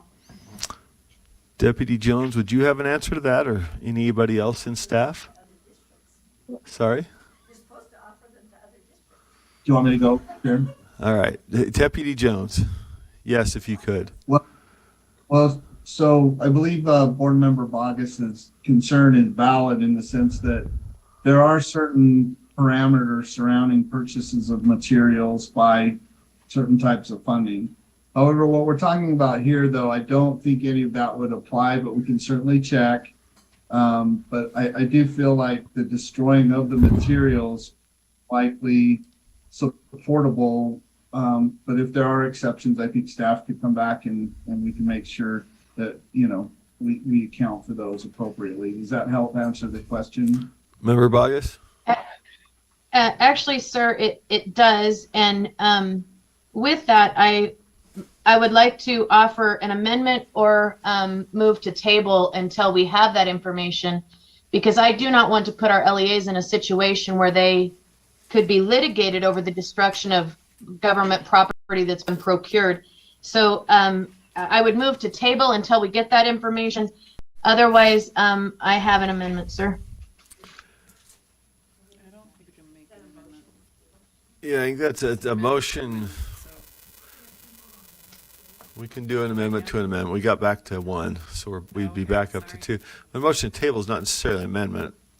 Motion to table, I assume, table till, is there a time that, I think she's saying I to would- table it until we have an answer, correct? Yes, if that's a special session, that's what that is. I understand it's Friday at 4. If it's an hour from now, that's fine, but I think we need to table this motion until such time that we have an answer to that question from our legal staff. Do we have any answer that there is a way to destroy books, or is there a question whether any destruction of books might lead to liability? If My concern is that we are in a space where we have directed LEAs to, quote, destroy right, and I'm asking. resources procured with government funds, and there's a law against that. And there's a reason that we have surplus lots. There's a reason that it's stored. There's a reason that when it's resold, there's all of those things, which why I think the language was, as it was to honor that law. I just think we're in really, really shady area here, and I think we need a legal analysis of this. And I'm trying to see if we have one to inform the motion. Yes, somebody's. Would the maker of the motion, Member of the Davis? main, Member Davis, you're recognized, yes. would the maker of the main motion, or the shall be destroyed, feel it friendly to say that the LEA shall dispose of?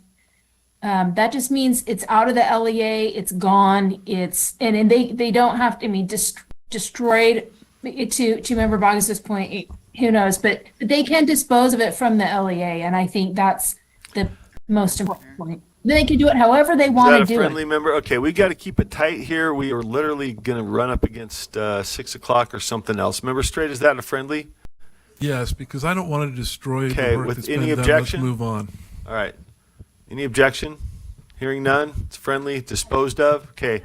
final, Object. We dispose of things all the time. all right, there's an objection. So do we have time for an, or we do have space for an amendment? Then I would move to amend, but we still have not voted on my motion. You are correct. That is, okay.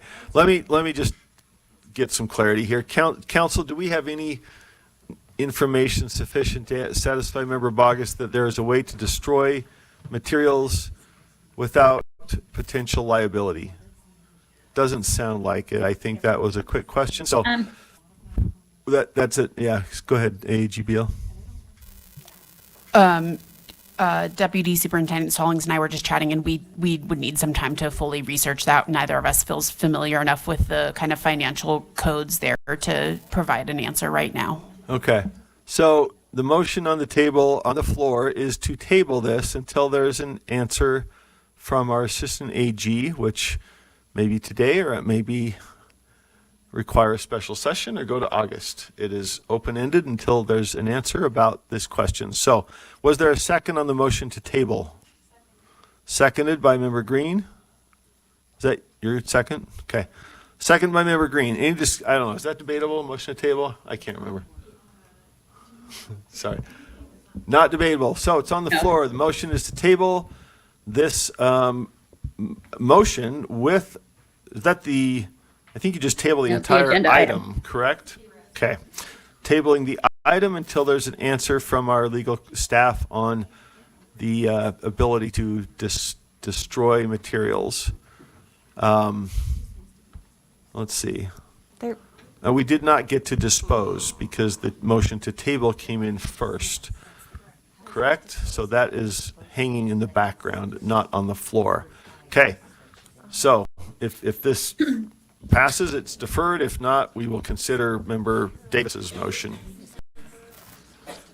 All right. Chair, are we discussing the motion? Member Bogus, Or are we no, voting? it's non-debatable, so we're voting. The motion is to table. Okay. If that's Member Bogus, your motion is on the floor. Motion is to table the item. Table the whole item Yes. until there's an answer on the ability to destroy without risking liability. The entire item. Yes, the entire item.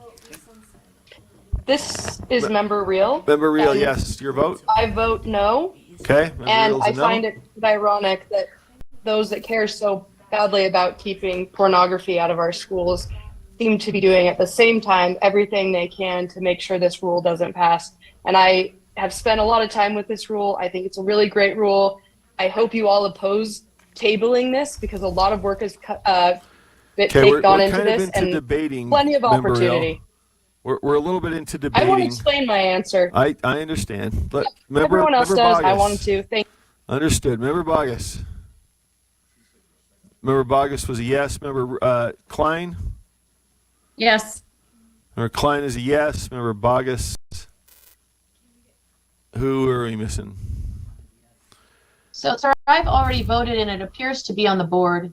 I got you. We got a couple more here. I'm a no. Member Real or Davis is a no. Real was a no. Okay, that fails 11-3 to 1. The abstention being Member Carey, the no votes being Member Klein, Member Green, Member Bogus. So we are back on the floor. Member Davis had a proposed amendment. Member Davis. Sorry, and then Member Norton's in line. Member Davis, are you still there? Yeah, I'm fine to go back to the way it was before, that it needs to be out of the LEA, or if Member Straight feels strongly that it just needs to not be accessible at all, then we use the word disposed. I think it's much easier for LEAs. They can put it in a trunk that's locked that nobody ever gets to. They can throw it away. They can whatever. So is the motion to replace destroy with disposed? I have a comment. Disposed of, excuse me. Sorry, who has a comment? Member Klein? Member Klein. Oh, I'm sorry. We had Member Norton first. You run to my board here. Who am I? I'm sorry. We're in I'd like to make an 4:15 amendment to chaos. the amendment. The train southwest out of Chicago has left the station. All right. Member Davis. Okay, so Member Hymas is, no, not Member Hymas is. Member Straight's motion is on the floor, which says to take it to shall be destroyed. Member Davis, do you have a proposed amendment to Member Straight? I would change it to like a disposed of or Okay. something. Second? Destroyed is like they're gonna shred every Is single there a page. second? Hold on. Is there a second? Folks, I'm going to have to get gavelly here. There has been a second. Back to you, Member Davis. That's it. Okay. I have a comment. Any discussion, Member Norton? I think this would be a friendly amendment to the amendment to add the word legally dispose. Okay. Is that friendly? Any objection? Friendly. Hearing Friendly. none? Hearing none. I don't see any lights. Any other lights online? Let's vote. I have a comment. I have a comment. Yes. Is that Member Klein? Yes, yes, Okay. it is. Quickly? I think we could, maybe this is a friendly legally destroy. Well, we have So legally once disposed the is on the answer floor. comes back. But that's why I'm asking if it would be a friendly to change it to legally destroy. Because again, this goes back to my former concern about just throwing it in the dumpster behind the Okay. school and now a feeding frenzy for kids that realize that that's where those books get tossed. Any objection to changing it back to legally destroy? Objection. Okay. So it's not a friendly. All right. So, sir, with respect, the motion is not on the screen. All right. Let's tee this up and get a vote going here. You scroll Let's get a up. vote. All right. So the friendly is shall be disposed of. There we go. Legally disposed of. Scroll up a little Scroll up. Okay. Member bit. No, other way. Straight's Sorry, scroll down. Other way.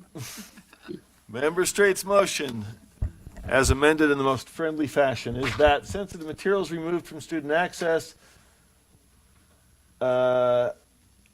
shall be legally disposed of. Okay, let's vote. Member Bogus.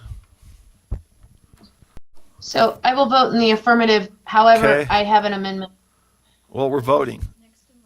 All right, we'll hold I you after understand this. that, but I was We in, got you. I was in line a long time ago. Okay, we got you. Can you keep the line? Okay, we got you. Member Klein, did you vote?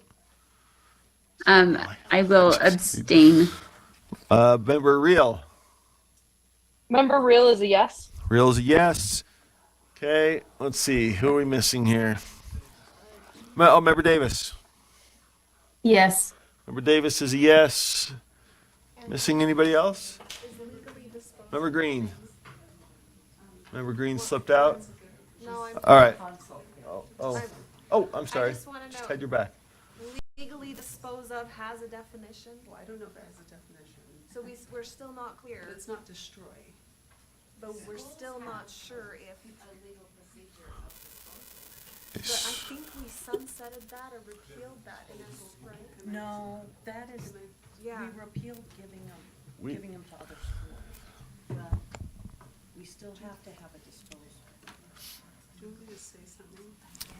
I'm Yeah. just too tired to move back there. I Sure, apologize. Deputy Songs. I don't know if there's a legal disposal process. There's probably a process that LEAs use to dispose of products. There Okay. used to be a requirement that LEAs, before they could dispose of textbooks, that they had to offer them to others. That was repealed about 2 years ago. So there's no requirement any longer for LEAs to maintain product and to offer it to others. That is now gone. Okay, Member Carey, point of information? And We're this, just, this may, it'll help me better understand, but when the schools confiscate all these vapes, like, they dispose of them, I imagine, all the time.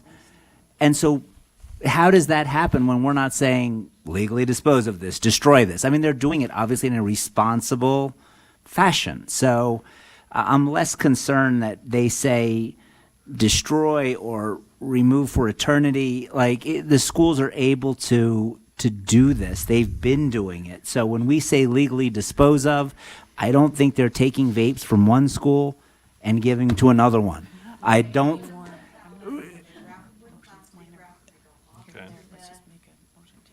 Okay, and that's all. yeah, let's do it. Okay, thank you. All right, Thank thank you. you. Do we have a closeout here? That passes? That passes 14 votes in affirmative, Member Klein abstaining. So we are back to the underlying, well, let's see, what is underlying this? Let us make sure. I know, I just want to make sure where we are. Are we on, Member Straight has amended, are we back to the baseline motion? No, sir, I have an amendment. I know you do, Member Bogus. I'm just trying to make sure we know where we're putting it. 1 second, we're coming right to you. Okay, all right. Member Davis What is amended, it, Member read in Straight. context? So, Member Bogus, is your amendment go to Member Straight's motion, which is now on the board as amended by Member Davis, or is this something separate? Yes, it goes to line number 71 and 72. Okay, part of what's already up there? Mm-hmm. Okay, floor is yours. So we have, actually, it's down just a little bit, I believe, the one that passed. I don't know what's on the screen Let's there. see, what passed? I think we're getting that framed up in the middle of the screen for you in just a second here.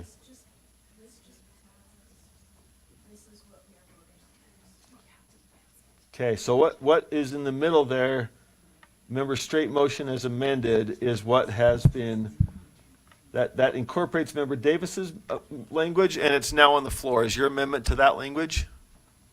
Yes, sir. Okay. We got So you. I would move that we amend this to say that sensitive materials removed from student access shall be disposed of and may not be sold or distributed, period. Okay, is there a second? And I can. Is there a second? I'll second that. Do we have to vote on that? I mean, isn't that understood? Can we just add it? Well, if it's a friendly without objection, we can. It's Member Straight's underlying motion. Is that friendly? I think it's Member Straight. Yeah.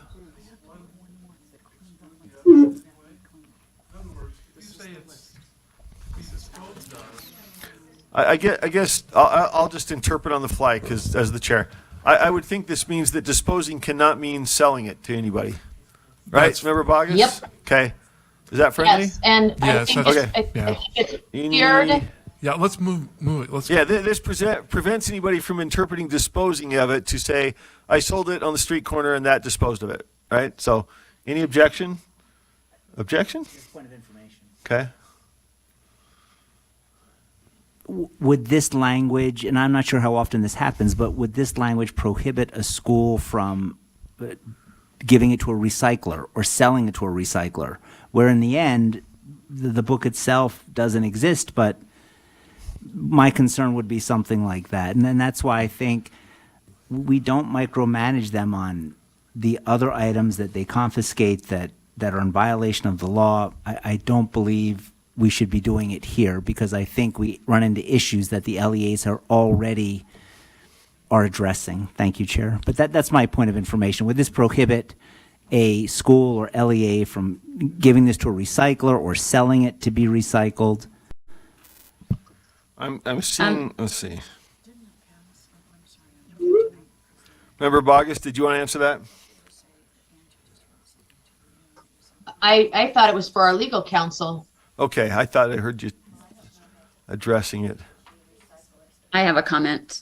It was probably me you heard. Well, let me see if we have an answer. The question was, I think, whether this language would preclude them from selling it to recycler as a means of disposal, as opposed to selling it to some person who might. Ashley? AAG Beal.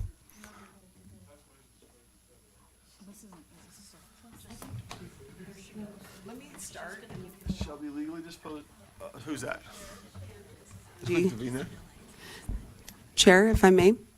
So something we've been, a couple of us have been looking at and texting about is our surplus laws. So in general, LEAs, just like the state, when we have product or something of value, there are laws that do require you to go through a process of surplus, and that's so that if there's something of value, it's fairly disposed of, right? And so one of the recommendations was to potentially state shall be disposed of in an allowable manner, which would include the LEA's existing procedures, any surplus So requirements. allowable would be under the LEA or under state law? Could be state as a law, it manner could of- be their policies Allowable's and kind of, okay. instead of saying Let's legal just try manner, to cut through this yeah. and see what we got. So we got member Bogus, we got member Straight, I think, are the makers and the underlying makers, right?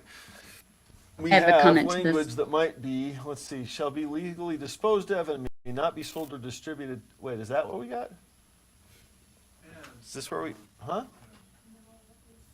And the black underline.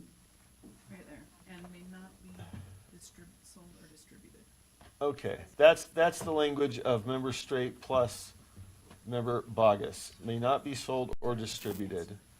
Shall be legally Yeah, disposed of and may not be sold or distributed. And then member Carey's question is, does that preclude? So is there other language in there? Let's just kind of briefly, member Deputy Stallings, what's the suggestion?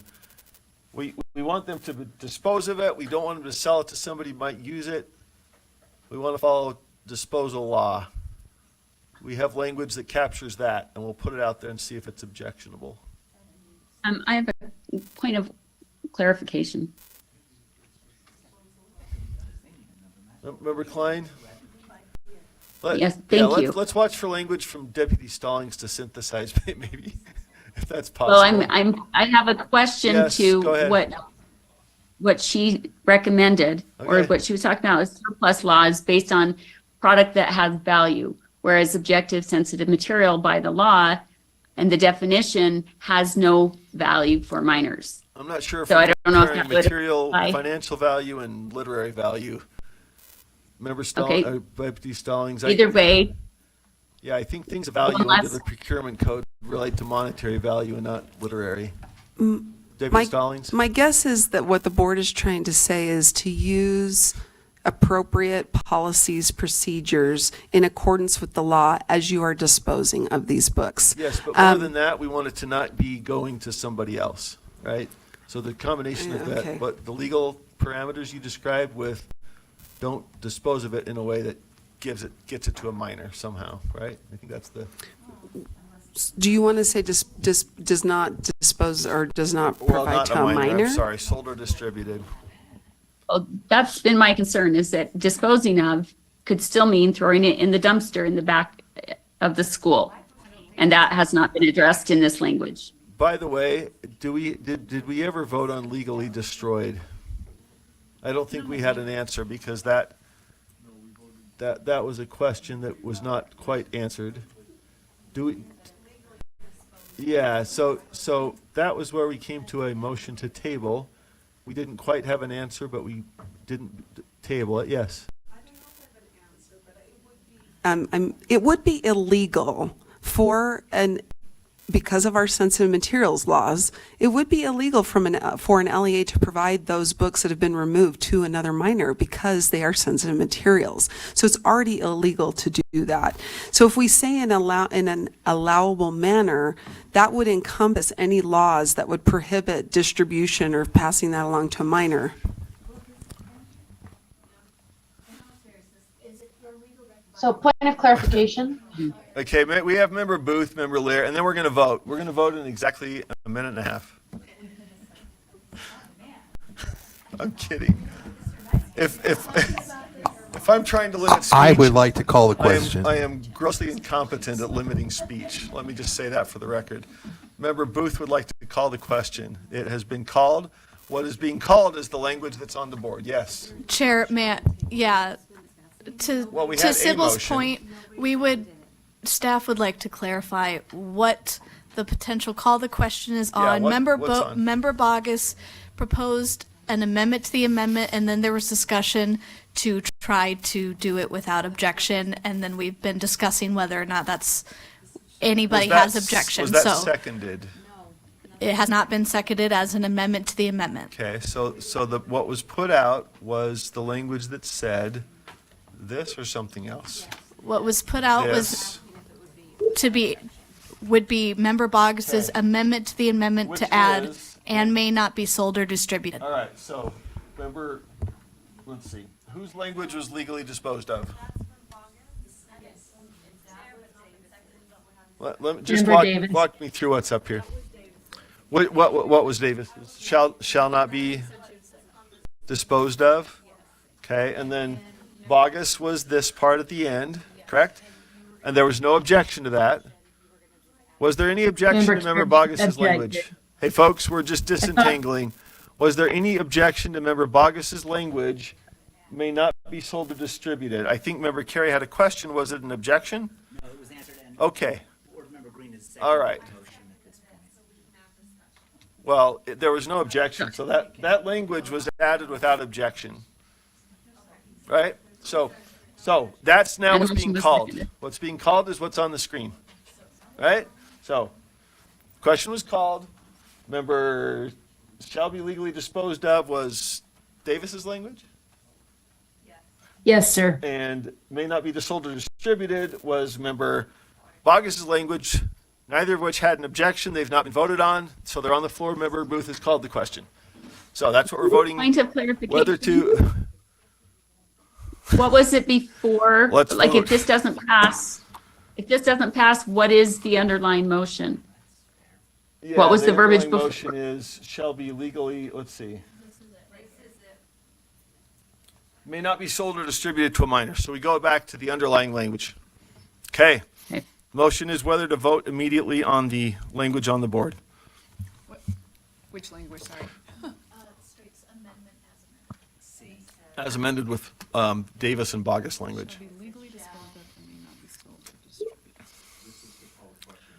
Yep. Oh, we're calling the question. Thank you. Yeah, I need Klein and Bogus. Oh, Member Klein, to call the question? Yeah, no. Member Klein's a no. Member Bogus? Yes. Member Bogus is yes. Member Davis? Yes. Davis is yes. Member Reel? Yes. We got her? Okay, that motion passes 13-2, the no votes being Klein and Green. So we'll now proceed to a vote on the motion from Member Straight, Member Davis, and Member Bogus, which is that to replace that sensitive materials, let's see, language would be that sensitive materials removed from student access shall be legally disposed of and may not be sold or distributed. I would like to amend the That wrong? amendment. No, we called the question, we're voting. But Member Carey, was that point of clarification? It's contradictory because if you can legally sell or distribute it, we're saying, well, you still can't do that. Shall be legally disposed of and may not be sold or distributed. Right, but if you can Okay. legally, that's all. All right, it's, we're voting. Called the question, it's up for a vote. Oh, Member Bogus? Member Klein? No. Or Member Bogus? Member Real is a yes. Sorry, Member Bogus? So I'm going to vote yes, but I have great concerns with how this whole thing has gone down. Okay, Member Klein, you're not alone. Member Klein? Yes. Member Klein's yes. Member Davis?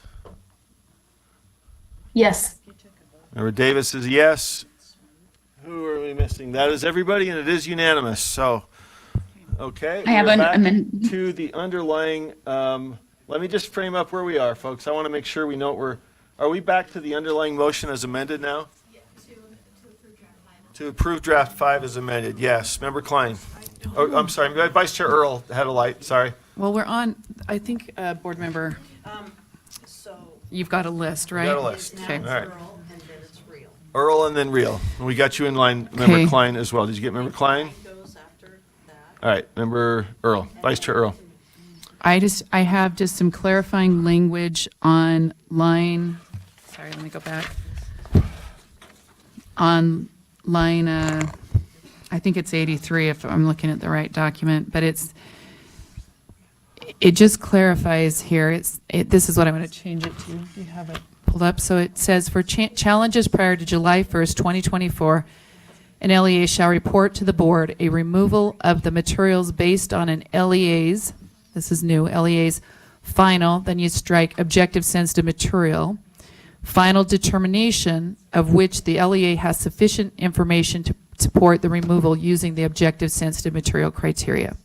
It just creates clarity. What it's saying is that before July, the law doesn't even take effect for objective sensitive materials until July 1st. So they can't really say, oh, sorry, I'm speaking to it. I'm sorry, what's the Okay, and precise it's motion one again? other, and then one other What? thing, it needs to strike lines. Do we have this up on the board, what you're doing here? No.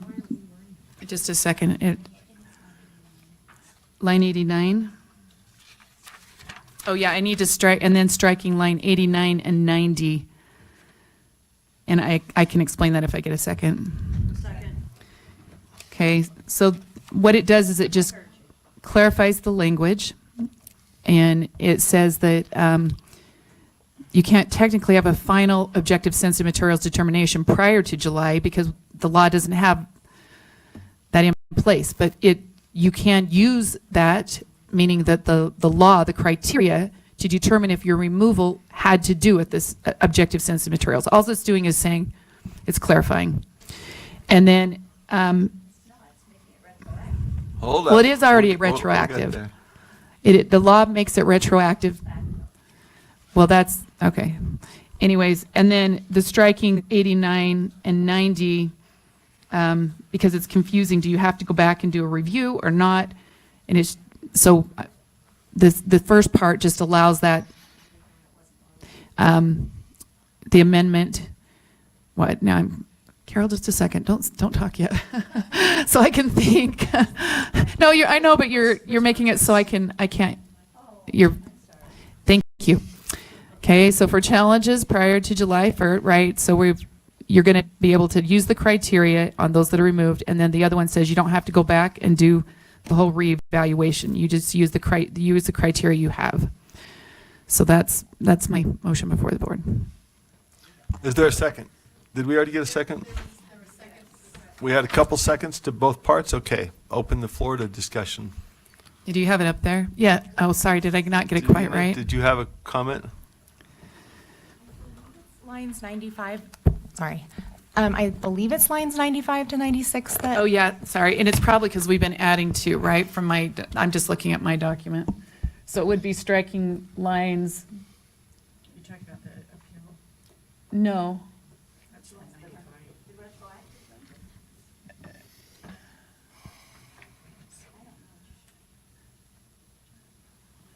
So, okay, do you have my amendments that I sent? Yeah, you're okay. So it would be, now that, the lines are off from when they were. So 89 through 92, it's some new language, not new language, it just creates clarity. And then it strikes line 95 and 96. And I don't know why 93 and 94 is stricken. Is there a reason why that's stricken? Was that a motion from before? Okay. That wasn't on mine. I don't know. Is that on the number 5? Oh, I don't know. Okay, so that has already been stricken? Someone clarify for me.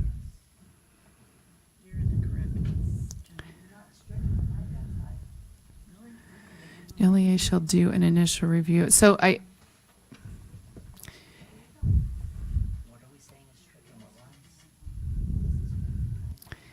93 and 94. So you guys are coming in and out, and so it's kind of down like this.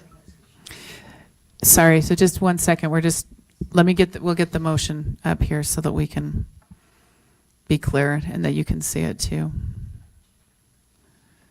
Thank you very much. Like this? That kind of thing?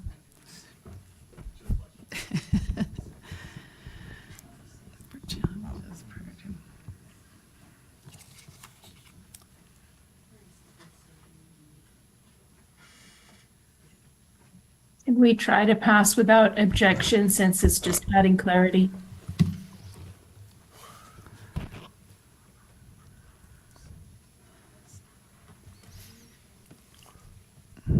Do we have it? Sorry, I lost Sorry. track. I apologize.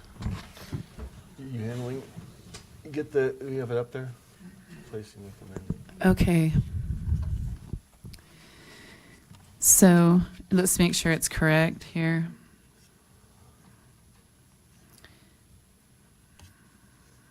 We're still framing it up. I don't know. Okay, so it's.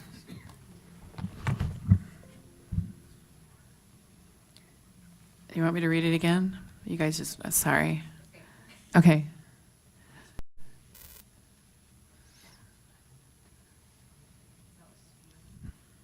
Okay, so I'll just read it and then you can make sure it's there. For challenges prior to July 1st, 2024, an LEA shall report to the board a removal of the material based on an LEA's final determination, striking objective sensitive materials determination, because there weren't any of those, of which the LEA has sufficient information to support the removal using the objective sensitive material criteria.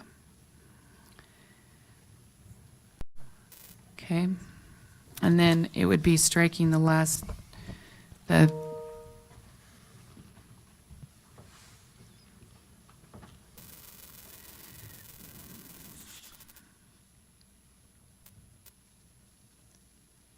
and then, so I just need a clarification. It sounds to me like 93 and 94, which were notwithstanding subsection 1, an LEA need not reevaluate determinations prior. That one that's stricken, so we must have had a motion prior. Is that accurate? Does anyone confirm that? What are we looking for? And this just reminding everyone, this has to do with LEA compliance. This is the reporting to us, and it's dealing with the law, the retroactive element. It's giving information to districts on what that needs to be or look like. So that's why.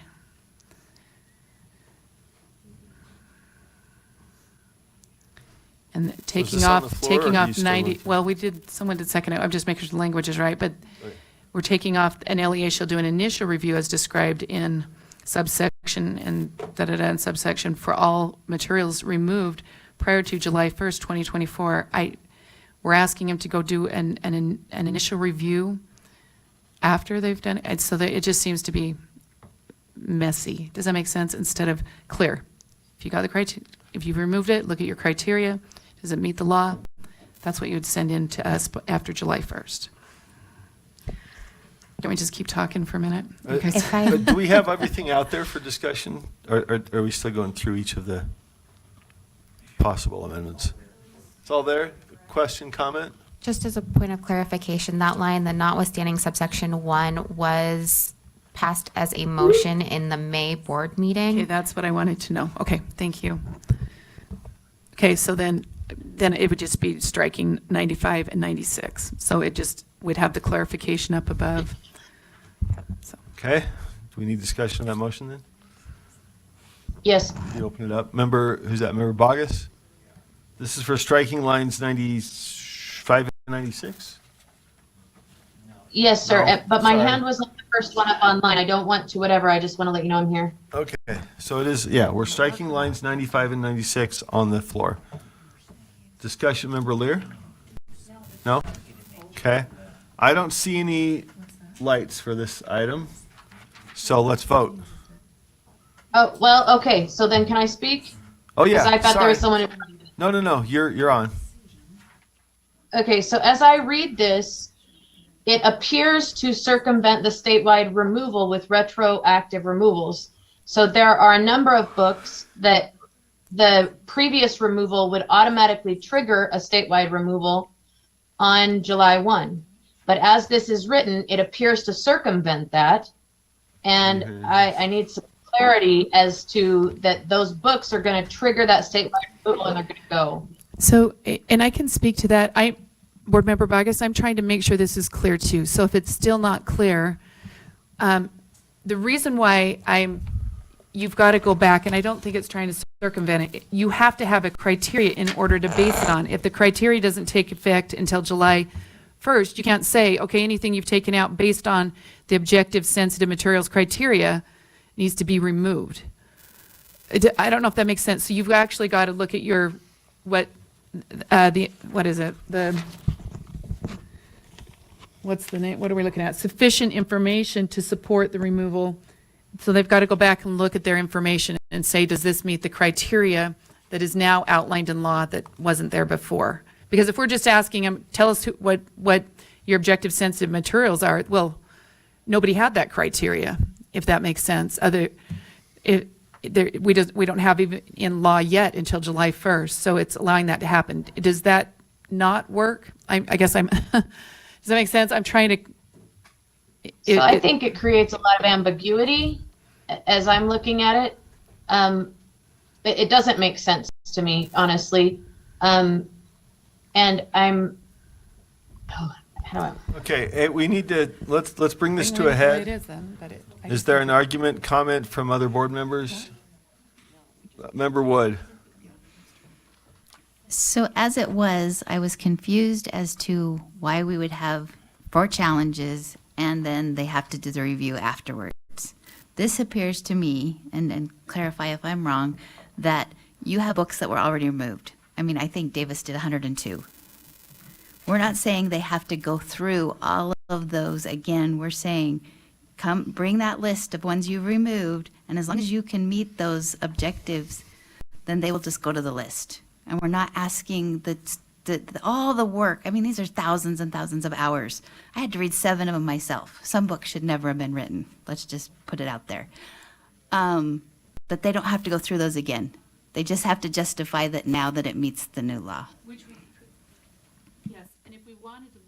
Sorry, if we actually wanted to leave in line 93 and 94, which I would have to, I mean, it's been stricken, that they need not reevaluate, but it doesn't need, we don't need to do that because we're just saying use your criteria that's in the law, and if you have evidence, then you can verify that it meets that criteria. I think it's not that complicated, but if I'm missing something, yeah. Does that answer the question, Member Wood? Okay, Member Lear? But you're essentially then applying the new law to old decisions. Is that what you're saying? By law, it is retroactive, and by law, if it meets the criteria, then it would meet the definition. So just a simple yes or no would be better. More Ask clear the for me. question again. Okay, let's try one more time. So you're applying the new standards of the law to the old process. Yes, we're applying the law in a way that districts can know how to apply it in the way it's Based on old written. decisions. Based on the decisions the Prior districts decisions. made, yes. Prior decisions, Yes. before this law was passed, Yes, which is really called an ex post facto law. I'm just saying that's what we're asked to do. This helps districts to know how to do it. That's why we write the rule. Well, it can be whatever. All right. I see no further lights, so I think the motion before the body is to strike lines 95 and 96, correct? Replace with the amended language as shown below. For challenges prior to July 1st, 2024, LEA shall report to the board a removal of the material based on the LEA's final determination of which the LEA has sufficient information to support the removal using the objective sensitive material criteria. Okay, please vote.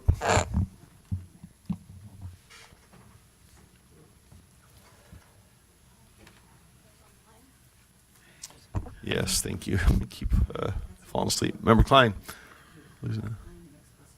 Yes. Member Klein's a yes. Member Bogus?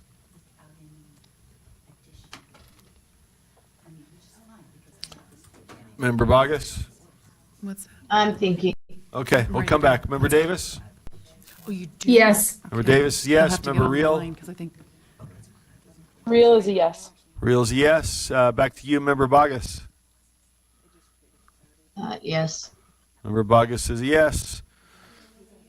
Who's that? I think we got everybody, right? Member Reel? That passes I was a yes. unanimously. Okay, look at that. Passes unanimously. Okay, back to the floor. Remember, that's the floor. I believe I was up. Yeah, we got the floor means who's in line on the floor. I'm not just skipping you. Member Reel. Then Member Klein, then Member Bogus. Member Reel. And then. Yeah. Then we're Thank you, going Chair. to the next item. Then Member K. Okay, Member Reel. Yes, I'd like to make a motion that we pass the rule as amended. That would be calling the question. Or calling to question if we're back on the irregular, or on the original. Well, So, what we have on the either way. floor, hold on, let me just, would you be trying to undo all the amendments that have been made? No, Okay. So as you're just- amended. all right, that would be calling the question then on the motion pending on the floor as amended. Right? I apologize, calling to question. I think, correct? Okay. All right. It's not debatable. We are moving to call the question, meaning cut off debate and further amendments. Pass out the motion, vote to pass out the motion as amended. Correct. Comments, questions, motions would all be ceased and we would vote on the underlying motion as amended.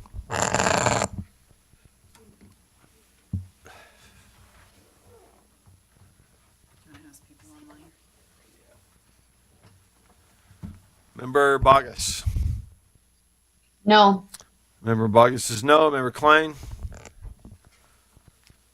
No. Member Klein's a no. Member Davis. Member Davis. To call the question. Member Reel. Yes. Member Reel's a yes. Member Davis, we're missing yours. Did we enter Member Reels for her? Yes. Okay. Member Davis. Okay, that motion can't, yes, Member Davis. Sorry, I had stepped out. If we're voting on the draft, I vote yes. If it's anything else, no. We're voting to call the question. The vote is 8-6 in favor, requires 10. Motion is to call the yes. question on the underlying. So Member Davis is If a it yes. leads us to a vote on the draft, yes. Okay, Member Davis is a yes. That brings us to 9-6. That motion fails. The no votes being Member Klein, Member Bogus, Member Green, Chair Moss, Member Carey, and Member Hymas. So we are back on the floor, and we were with, let's see, Member Reel had made the motion. We're with Member Klein. Sorry, I don't have anything at the moment. Okay, Member Bogus. Yes, sir. We thought you were in line. You know? You were in line for comment at one point. We have Member Carey, though. Yeah, please go to Member Carey. I'll pull my Okay. notes. Thank you, Chair. Just one question for staff and then possibly just two motions. And my question for staff, I believe I spoke with, I think it was AAG Buse on this, but it might have been Deputy Stallings. It was yesterday, so I can't remember. But it's lines 109 through 113 on draft 3. I don't know where that is on the new draft. It was AAG Buse who passed along her notes to Oh, me. thank you. And my question was, the way I read this, it seems to suggest that one member of the state board could request that an item related to this particular rule be put on the board agenda.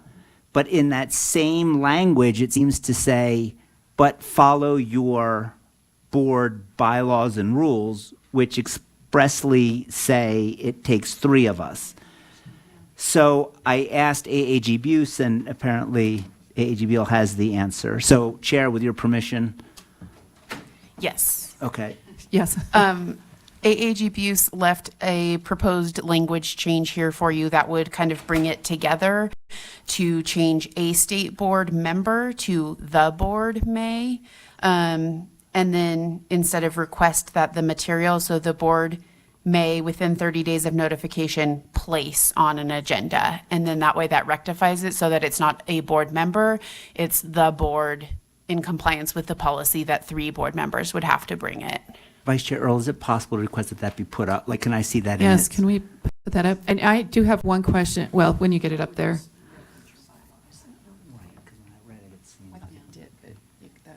Yeah.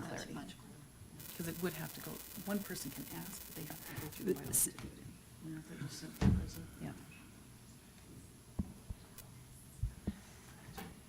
And then, Vice Chair Earl, if I may, direct a question to Yeah, you can ask another question, then we can. Deputy Stallings. In terms of statutory prose, all this seems to be saying is, if you want to do something, follow your bylaws. And if that's true, why do we even need the language in the rule? Can I think the only reason for doing that is to articulate that, and I'm just answering this because within 60 days, it has to be on an agenda. So it's creating a timeline so that it has to be on an agenda in 60 days. But at the request, we're asking that the request for a board member, whatever, right, that process is done within 30 days of the notification. So we can extend the 30 days to whatever you want it to be, but within 60 days, according to the law, it has to be on an agenda. There has to be a time from the time it's requested to the time it goes onto the agenda. That we can't just say 60 days because then we can't get it on an agenda. Does that make sense? There has to be some breathing. So that's the reason why it's articulating what our rules would be around that. Okay, thank you. And then, as I'm reading this, then it says the board instead of one. What do we mean by that? Does that mean? Yeah, because that seems to suggest it's all of us then are looking at this rather, it seems to raise the bar instead of just. Well, that's what I originally said as a state board member. But now it says like the I full know, board. I know, a state board member may, within 30 days of notification. Yes. Can we unmute? So Elise was reminding me that part of that is that the statutory language says a board member, which when you draft in statutory language, you always generally do it in the singular. But to your point, our board bylaws require requests for an agenda item to have 3 or more. So perhaps the language could be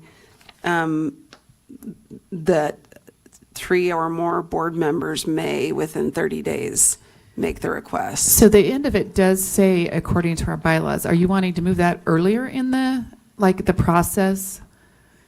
Or if, I mean, you could say 3, Yeah. but one board member can request with 2 others, according to our process outline. Does it just need to be closer up to?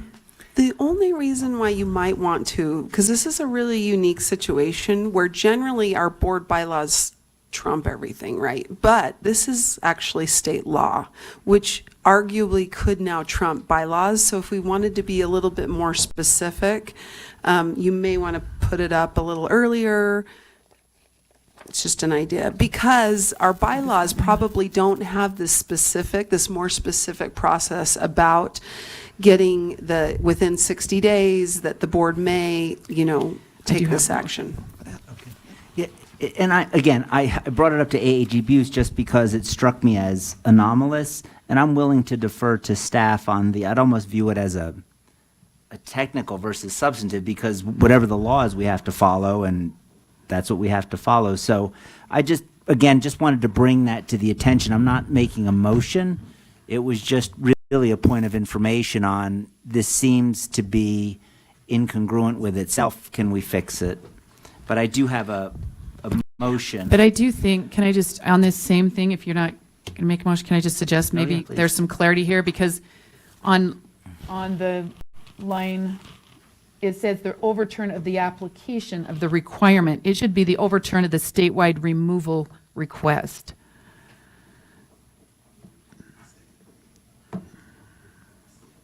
That's what isn't that what it says in law? Yeah, the statewide removal request. The request is coming from board members. You're getting rid of the statewide removal. That's why you're bringing it forward.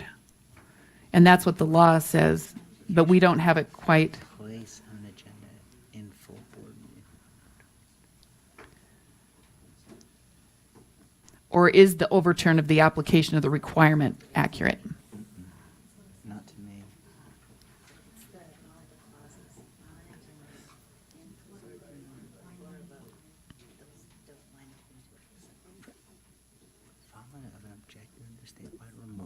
Point of order. Yes. What's your point of order? Member Carey said he would defer to staff to make the change. Oh, Member Carey said he would defer to staff to make the technical change. Can we just do that and go to the next amendment?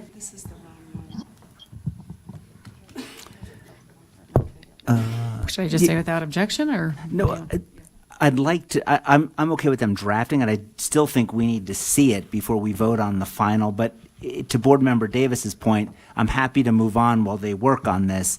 I just don't want to give the suggestion that we pass it and then language is inserted that we haven't seen and reviewed. But I'm happy to move on to the other point I have. Angie, do you guys want to work on that then? Just to, or do you think you've got it? Yeah.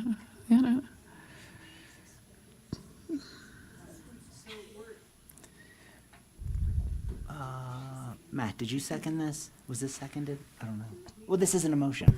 Yeah, this is just, this is, yeah, thank you. Oh, okay. Yeah, no, it was just a point of information. Should we do you want to work on that?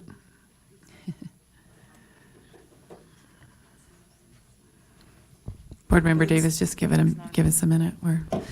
So the language in code does use the term, the state board votes to overturn the application of the statewide removal requirement described. So in many ways, what is stated here is a restatement of the way they stated it in the law. Okay, then we're good at that. Did you get your other, do we have another question though with this, or is that? So is this the final proposed language? You're saying that the application of the requirement works then? Am I understanding that right? Well, maybe the better way to say it, for vote of the board to overturn, sorry, I'm trying to read it. Where is it? Help The me. statewide removal request Overturn the statewide removal requirement. or requirement? Maybe we say it that way. Okay. To overturn the statewide removal requirement. Yeah.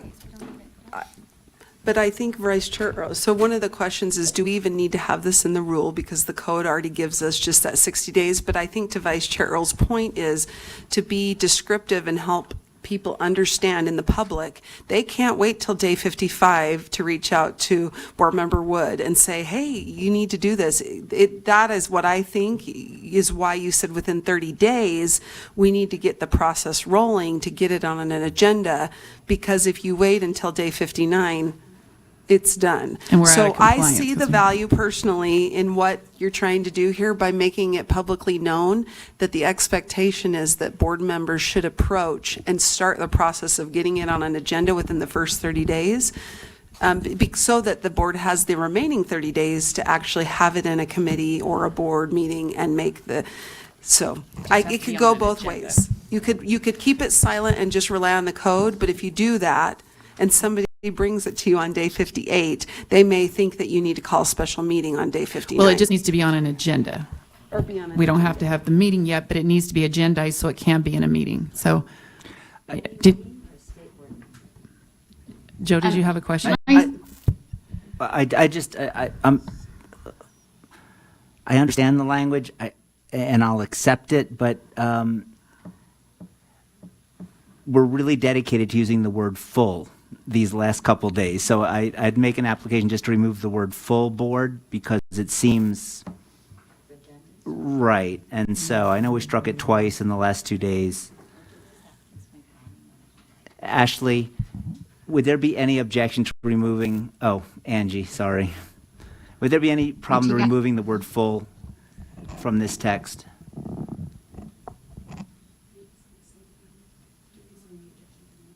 Did it just say board agenda on an abort? But it could, as a board agenda also. I'm thinking a committee, but I guess it'd have to be say committee, huh? Okay. Yeah, if we could treat that as just a technical change, it seems to be redundant. And then I have no further comment on this, but I'll defer to the board. Leanne, Board Member Wood? You want to take it back? This is wordsmithing, but to me, it does not make sense to place on an agenda in board meeting. No. Is the vote going in, will it be placed on an agenda in the board meeting? Or are we asking that the request for a vote of the board meeting be put on an agenda? Does that make sense? Because right now it says we're going to place it on an agenda in a board meeting. Place on the agenda of a board agenda. Right. So could it not say that within 30 days of notification, place on an agenda But a it isn't placed request? within 30 days, it's 60 days. It's the request is made within 30. It's, Sorry. okay, maybe she fixed it.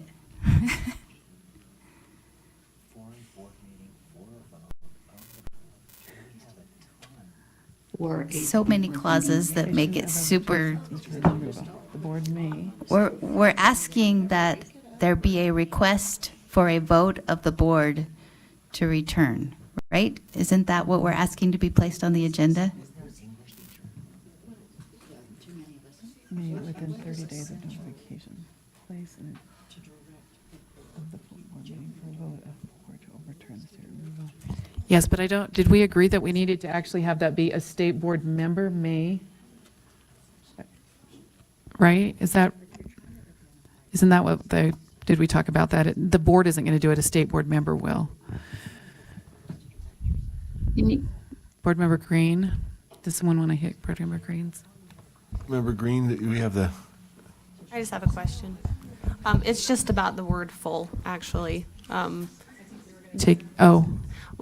I just wonder, does board meeting, could that imply committee meeting? No, I Or- think it would have to be. It's pretty clear that board meeting is this setting.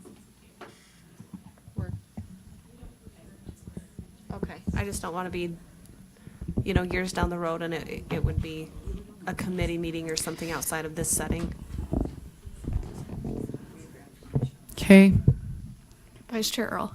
yeah. Just from a public meeting notice standpoint, we don't notice our committee meetings as board meetings. There is a separate public entity and a separate title for those meetings as standing committees. So a board meeting would refer to a meeting of the full board. A committee meeting would refer to just one of our standing committees. I have a suggestion. Board Member Klein? Take out of the board after the word vote, since we already have board before that. So it would say for Okay. a vote, to overturn. Just a think little that less works. wordy. Yep. Almost.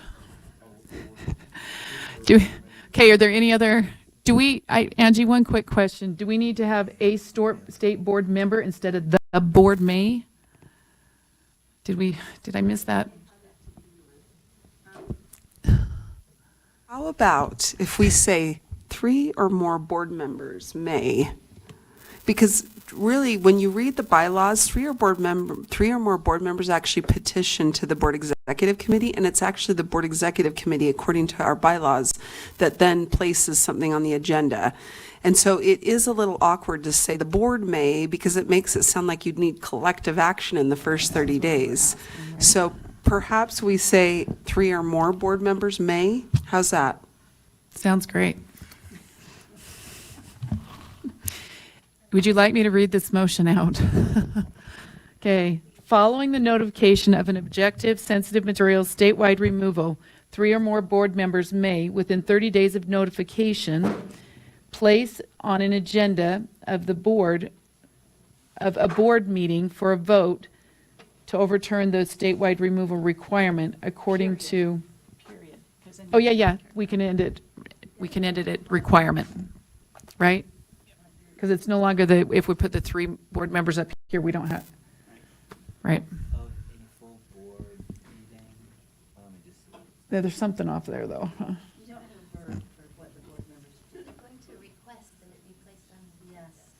May, request a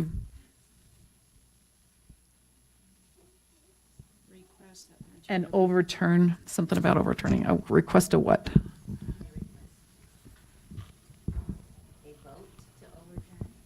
Okay, a vote to overturn? Would you like me to read it again? Here we go. Following the notification of an objective sensitive material statewide removal, 3 or more board members may, within 30 days of notification, place on an agenda of a board meeting.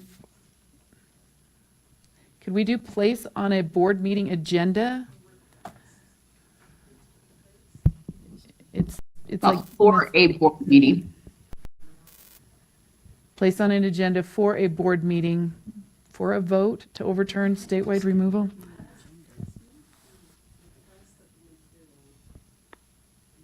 Place on a board agenda for a vote to overturn.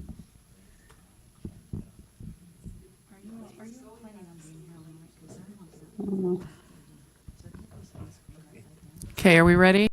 One more time? Yeah, board agenda to vote. Okay, one more time. I'll read one more time and see if this works. Following the notification of an objective sensitive material statewide removal, 3 or more board members may, within 30 days of notification, request that the material be placed on an agenda of the board meeting. I think it needs to say board agenda. Placed take on out the on the on a bo- agenda. on a board agenda for a vote to Or a overturn vote. for a vote to overturn statewide removal requirement. Yeah, so we'd take off the. I think we're there. Do we have a second? You need to take out of a board meeting.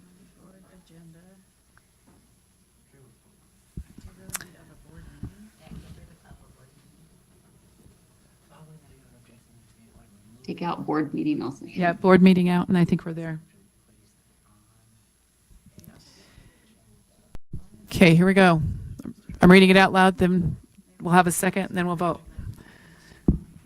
Following the notification of an objective sensitive material statewide removal, 3 or more board members may, within 30 days of notification, request that the material be placed on a board agenda for a vote to overturn the statewide removal requirement. I need a second. Second. Okay, we're ready to, any comment? Okay, let's go ahead and vote. Board Member Klein is a yes. Joe, you had one more? Yes. Bogus was a yes. Klein was a yes. Real? Yes. Davis? Yes. Okay, that's unanimous. Joe Carey has one more. Can we turn him Yeah, on? so again, this is on draft 3, line 28, and I know we're off a new draft, but the language would be subsection 3, where it refers to school community parent. And if we could call, thank you. Yep, it's on the board. So currently it says school community parent is a parent who has a student currently attending. My motion to amend would be that school community parent is a parent who has a student currently attending the school or will have a student attending the school within 1 year. Okay. The point of order, is this straight from code, this definition? Can we amend it?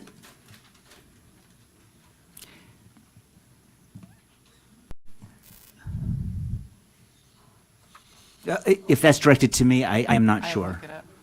I don't know that it, is, yeah.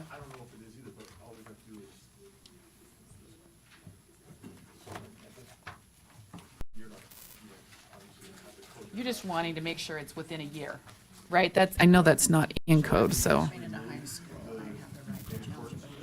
Right. Correct.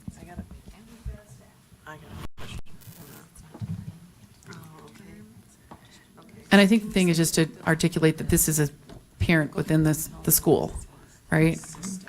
Yeah, that it's, yeah. So that's why that's articulated there.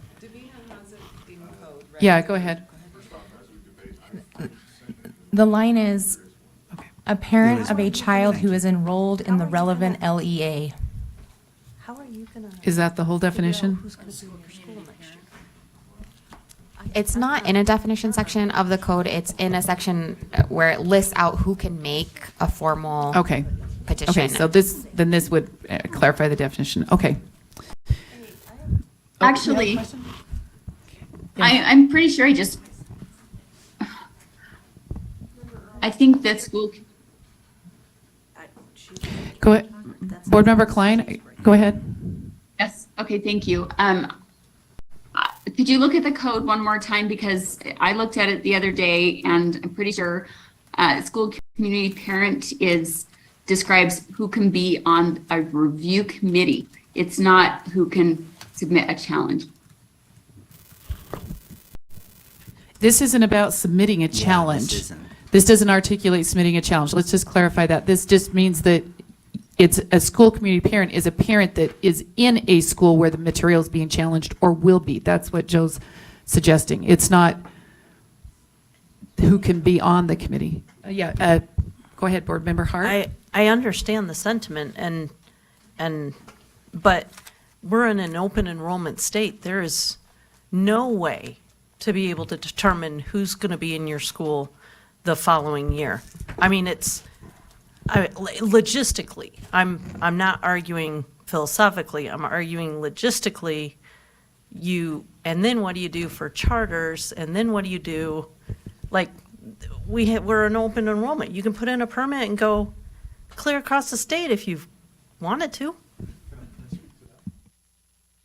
And on that note, the parent, once their child is enrolled, can do this, but until they are, they don't have, it seems like a little bit of a logistical nightmare. Let me just ask. Board Member Hymas? Yeah, because typically schools and charters especially will start enrollment sometimes as early as January of the year before. So I wonder does that count as an enrolled parent, right? And that's what I'm wondering. And that kind of, I'm looking for the middle ground between what you and Member Carey are saying here is, one, we don't know who's going to, people could move, they could come in and then say, you know what, I'm actually not coming here. So it wouldn't make sense. But when you have somebody who's enrolled. Do enrolled instead of attend. Enrolled, okay. Okay.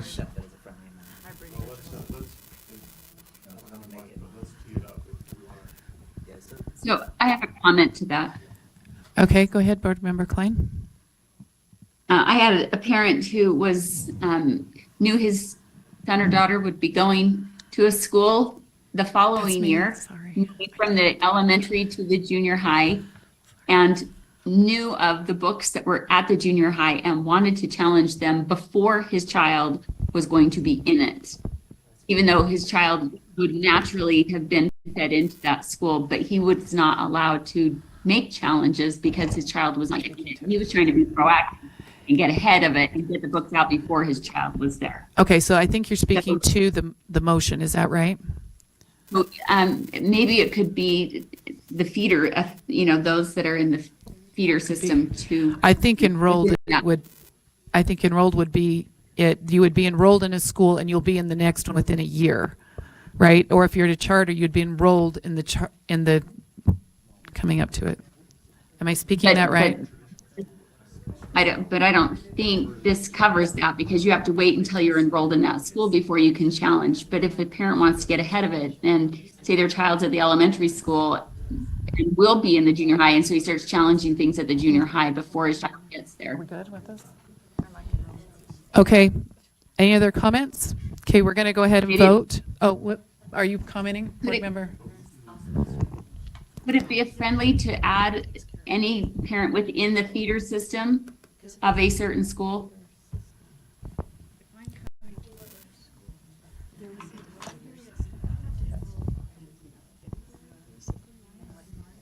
It's sounding to me like it's not really defined. Doing the enrollment would probably be the better thing, so. Okay. Board Member Lear? To be enrolled doesn't mean on a wait list. Enrolled means enrolled. Board Member Hymas? It's one turn. Thank you. So maybe enrolled is I mean, I hear what you're saying, because enrolled, but you have this system where, for charters anyway, it's, yeah, I've got you down, you're coming here next week. We know that you're like 90% coming here. I do worry, again, trying to find this balance between Member Carey and Vice Chair Hart's comments here. I do worry about just saying, well, I'm going to go to this school, because I could say that of any school, right? So what's the purpose of having anything, I guess? So is there something?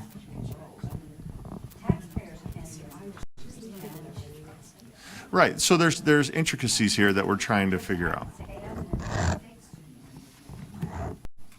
So I don't know what the verbiage is, what the solution is, but I do know we're trying to say, yeah, you have made a commitment here.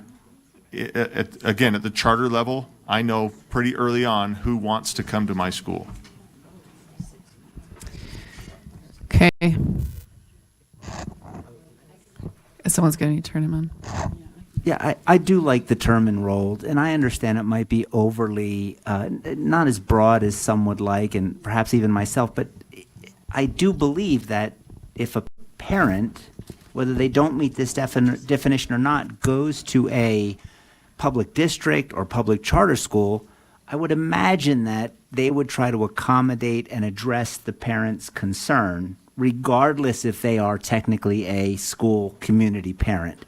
Again, I just want that added protection in our rule, but I certainly recognize that if someone's in a feeder school or just thinking about attending the school, that I believe most of our administrators would work to address a particular parent's concern. Thank you. Okay, we're going to, yes, question, Board Member Green. Probably the maker of the motion. Maker of the motion, she has a question for you. So, and generally, does this mean like fifth grade elementary student in 1 year's time will be going to the local middle school? Is that what this is, or is this anticipating somebody moving in a year's time because their lease is up, or the dynamics there? How do you see this? Yeah, I think this language would encompass both of those scenarios. I think it would also cover someone who might be moving to Hill Air Force Base. They know they're moving in, they're getting everything addressed, getting things ready for that transition. I think it would cover all of those scenarios. Okay. So one of my concerns would be, though, that with this is that if you had somebody that wanted to do work elsewhere, let's say, that they could say, well, we're thinking about attending this school, this school, this school, and then put that out to 3 different schools. Is there a way that could have a quality check? So, because that actually happens where, different areas of town will take you to different schools. Anyway, so that's just one area that I was thinking through.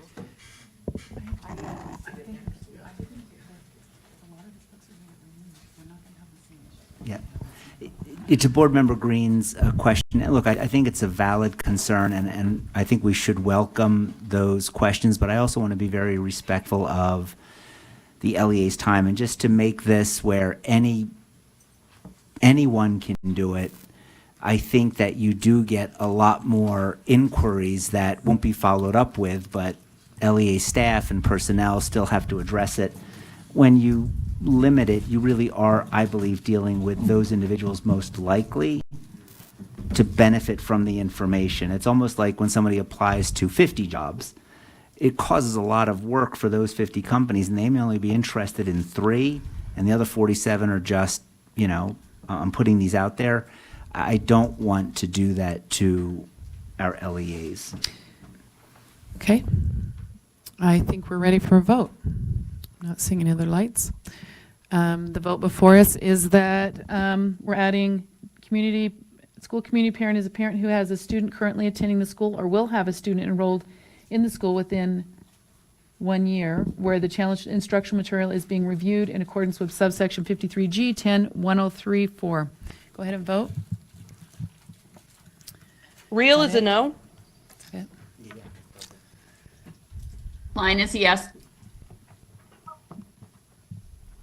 Davis is a no. Did Bogus, did we get yours? Yes. Okay. One more, maybe. Rail, did we get yours? Okay, so the motion passes 8-7. The noes are,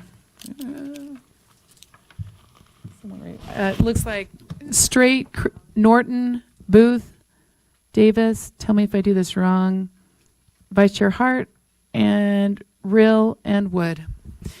Okay, the final motion before the board is that the board approve. Do we go back up to the final motion?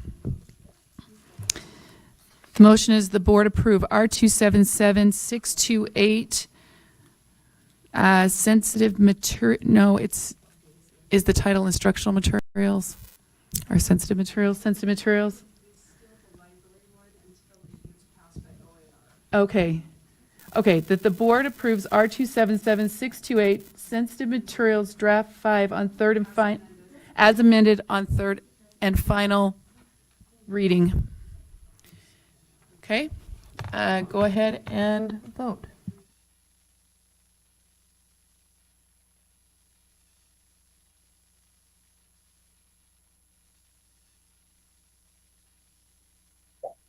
Quick question. Okay, we're going to do 628 draft 5. The title will come later, I guess. So, okay, so R277628 draft 5 is amended on third, as amended on third and final reading. Do we say third and final reading? I guess we do, right?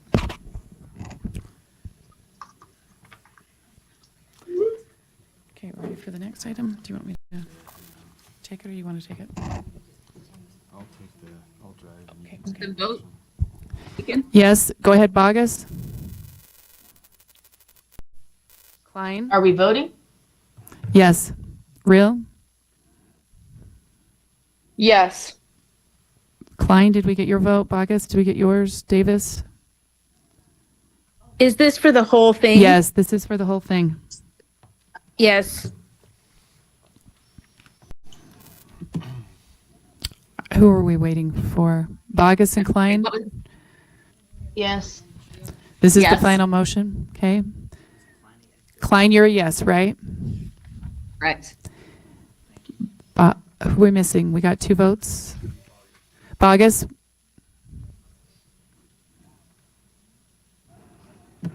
She said yes. You want me to vote again? No, we're confirming. Are you a yes? Yes. Okay, yes. And who are we missing? Real? Can you confirm, Sarah? Okay. Real okay. is a yes. Okay, that's a unanimous vote. And we have a couple other items we got to get done because we have budgeting things going on. So we're going to move to the next item. Are you taking it over? You want me to do it? I can take it over because I know you have input here. I'll take it back. We're going to have to jump to item. Sorry? Yes. I have a motion to reconsider Which on the, the contract Buck Institute DBA PBL works, and this is according to Robert's Rules 37-8B. fair enough. You were on the prevailing side? Yes. What was the prior motion and the vote? Do we know? The motion was We to- approved the contract, I guess, We right? did not. It failed. It was, sorry? It failed, Oh, it failed. and I was Okay. on the prevailing side. On the prevailing side, okay. So you'd like to bring it back. So the motion is to reconsider. Could you read the item again? Sorry. Buck do we have it? Institute doing business as PBL works. Got it. Yes, I recall. That's the one that was pulled, failed by an 8-7 vote. Okay, so I think first is the motion to reconsider, and then is the motion on the underlying amendment, right? Or, excuse me, on the underlying contract. So motion for the body is, let's see.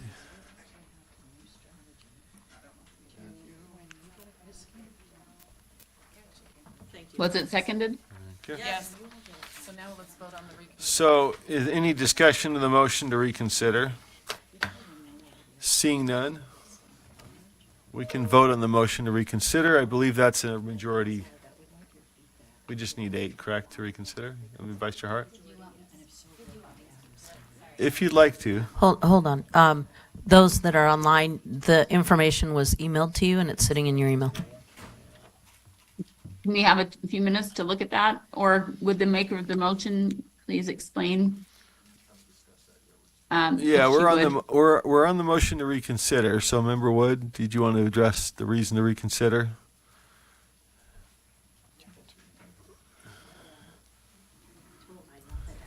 I shared with staff my reasoning for pulling this and voting against it yesterday.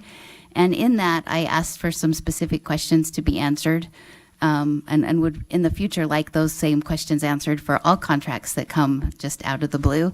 And when I got the information back, I felt like that there was valid reasons to reconsider this vote. Okay, any other questions, I'm not discussion? seeing it. It was in your inbox. It's been emailed. Okay, just a quick look in here.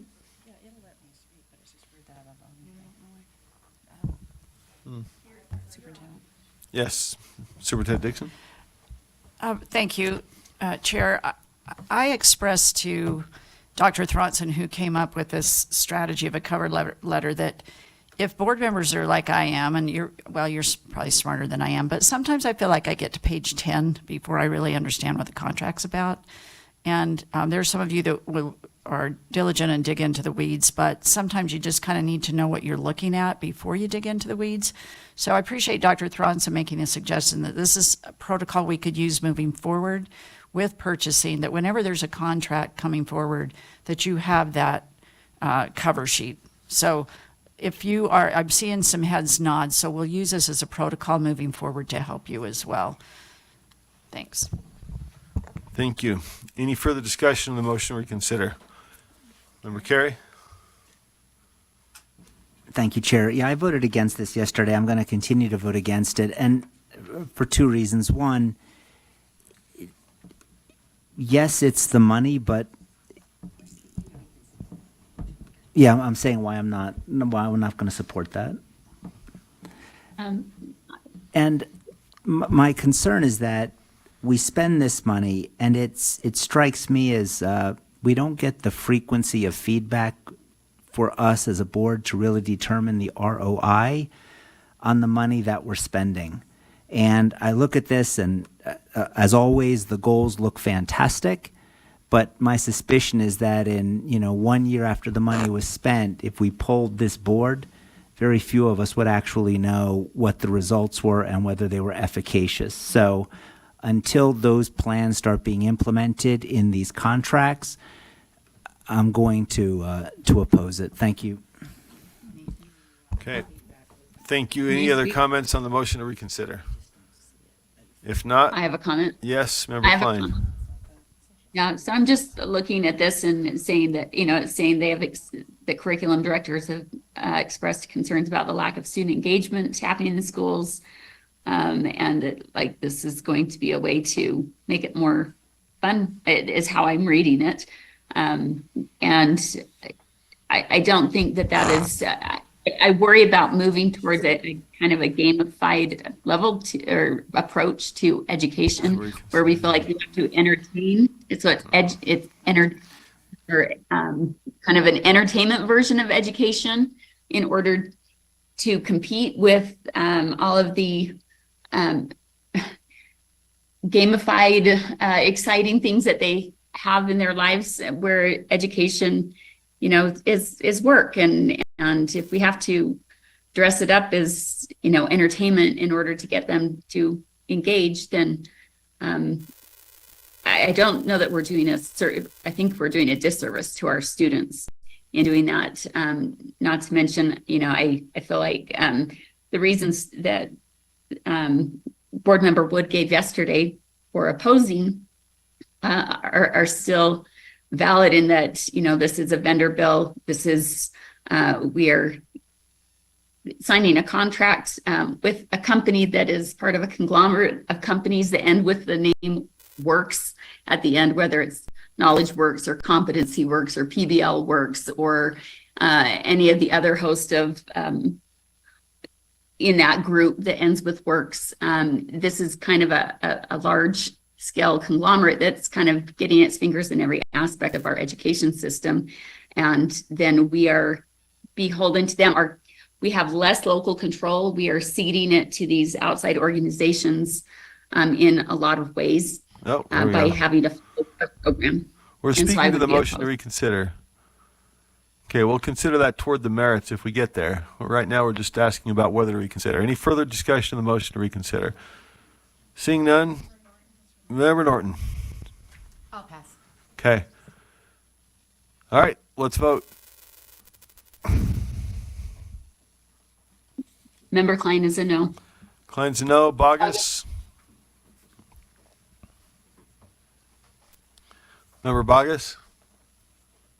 Sorry, you must not have heard me. I said no. I didn't hear you. Thank you. Member Reel? Yes. Member Reel's a yes. Member Davis? Yes, sir. Member Davis is a yes. Okay. Let's see. You've got, that completes it. That passes 9-6 with the no votes being Vice Chair Earl, Member Bogus, Member Hymas, Member Klein, Member Green, and Member Carey. So the contract is back on the floor for approval. We've had a couple of comments already, so we'll ask, I'm sorry, yes, I'm sorry, we do need to, didn't the reconsideration motion itself put it back on the floor? Does she need to move again? Or speak to the motion? Is it just speaking to it? Gotcha. Okay. Yes, I did not speak to the motion as I wanted to see if the Gotcha. if the reconsideration passed. So the question I asked staff when I came in is I said, as a contract comes to me, I really want to know who requested the contract. How many teachers or students will this contract impact? What resources does this increase to the agency that the agency does not have capacity for? What standards may be achieved through this contract, or how will this contract increase academic excellence? And so I was very pleased to come back and find out that, this approximately 10,000 students may be able to help in the piloting of these materials, that it will help with the lack of student engagement, the significant increase that we have in chronic absenteeism and the consistent lag in student achievement gains. And to speak to that, there was another contract that we passed a while back that was on science. It was a vendor for science. And I really wanted to vote no on it, but it was a one-line item in SB2 that made this happen. So when I talked to the senator, and he was telling me all these things that it did, and then I talked to the teacher, and they said all these things that it did. And so what I want to know is that these things have value. And if my learning experience in pulling this off yesterday helps us to see what the value is going to come out of these contracts, then in the end, it's a win, regardless of how this turns out. So thank you. Thank you, Member Wood. Member Norton.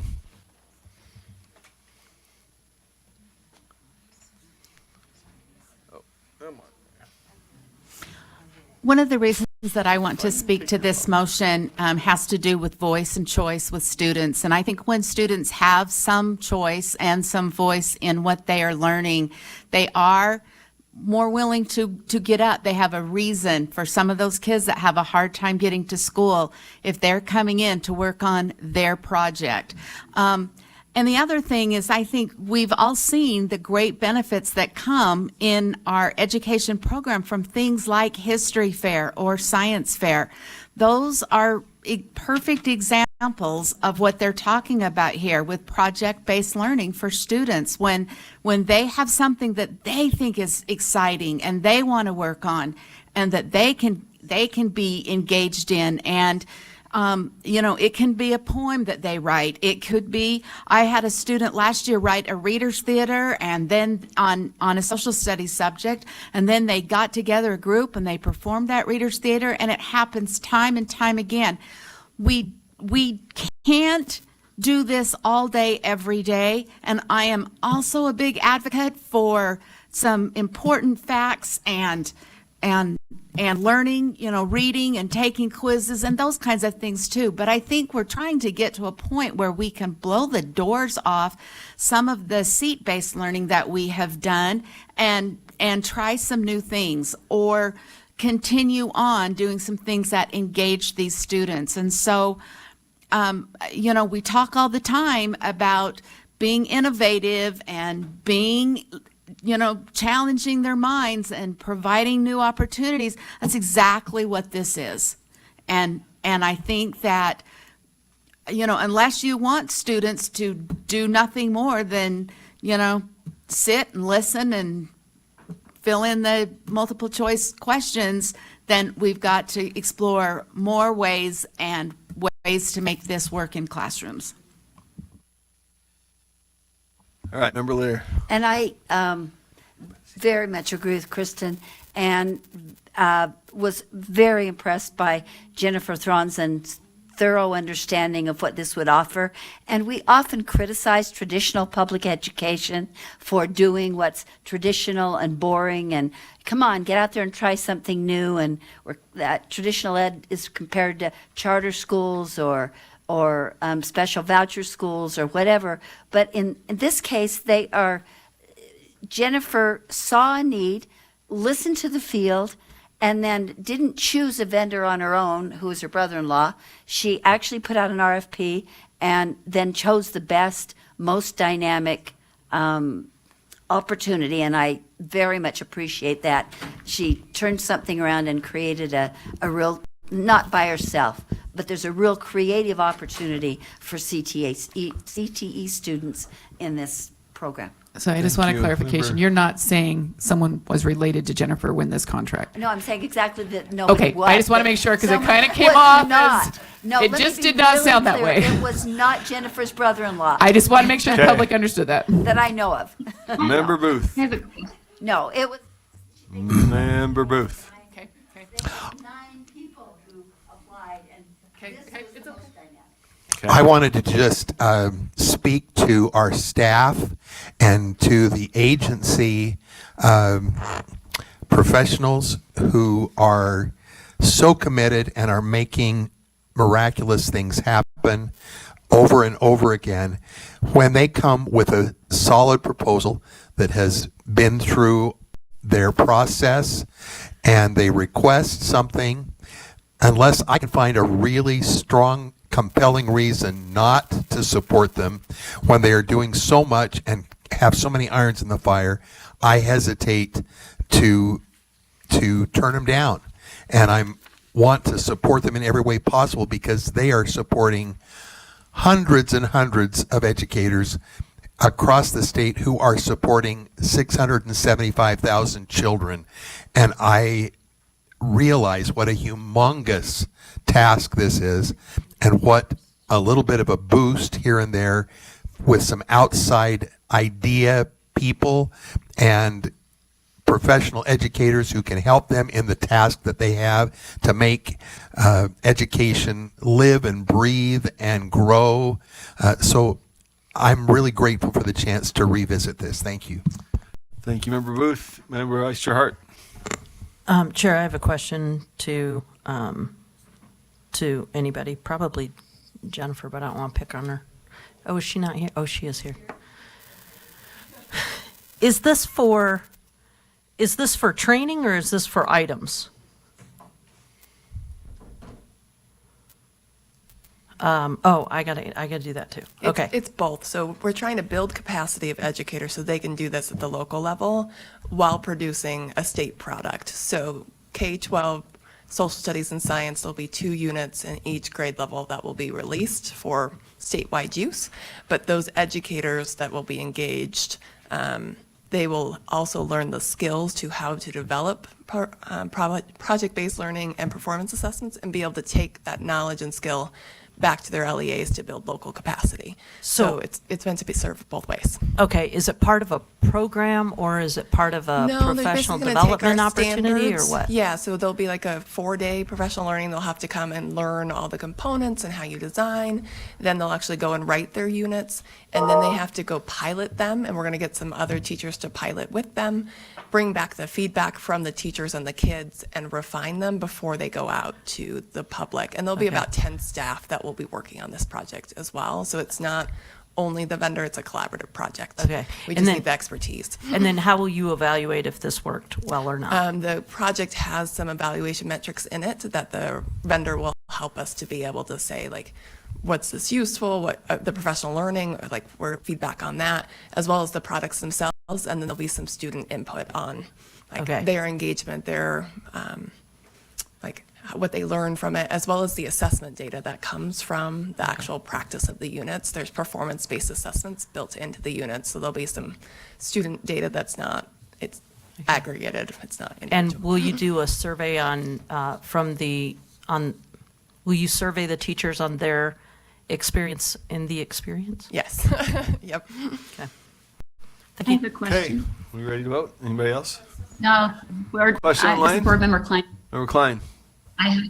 Yes, just a question about the RFP process or what leads up to that. I'm curious is this project-based learning something that was passed in the legislature that required staff to look into moving in this direction towards looking into a project-based learning company and creating an RFP?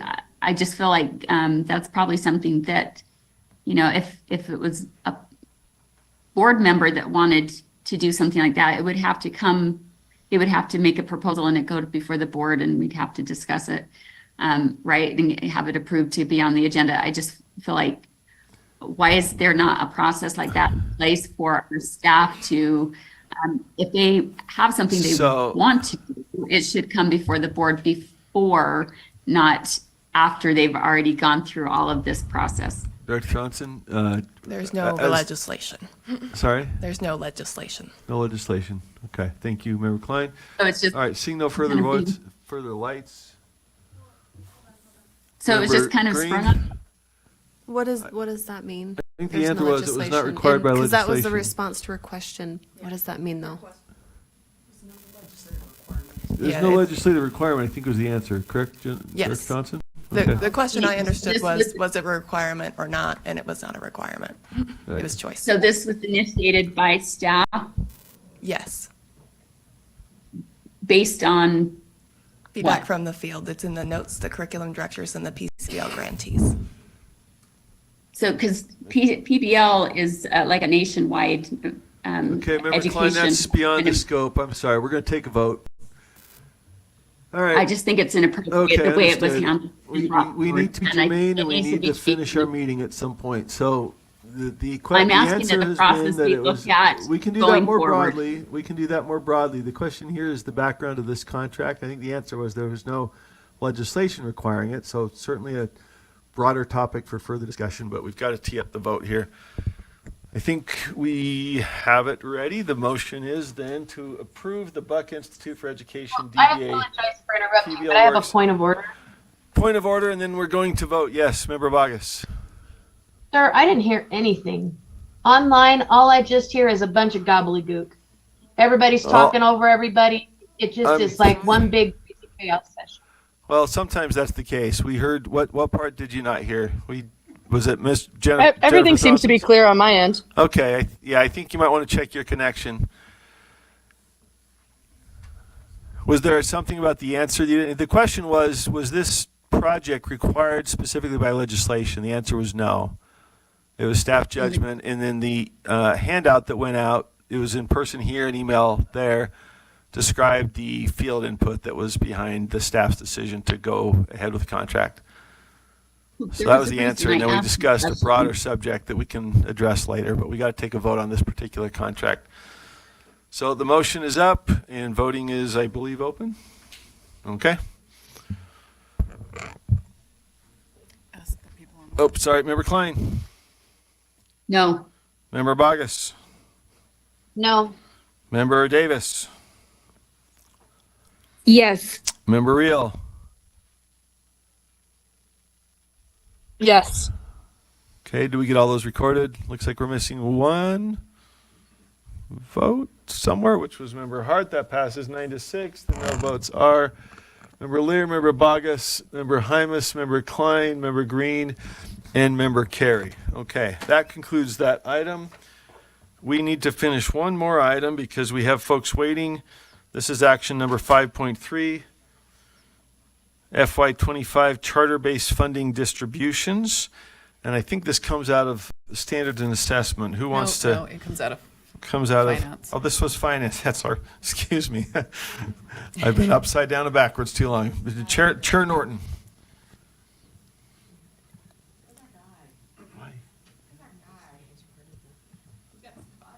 Sorry?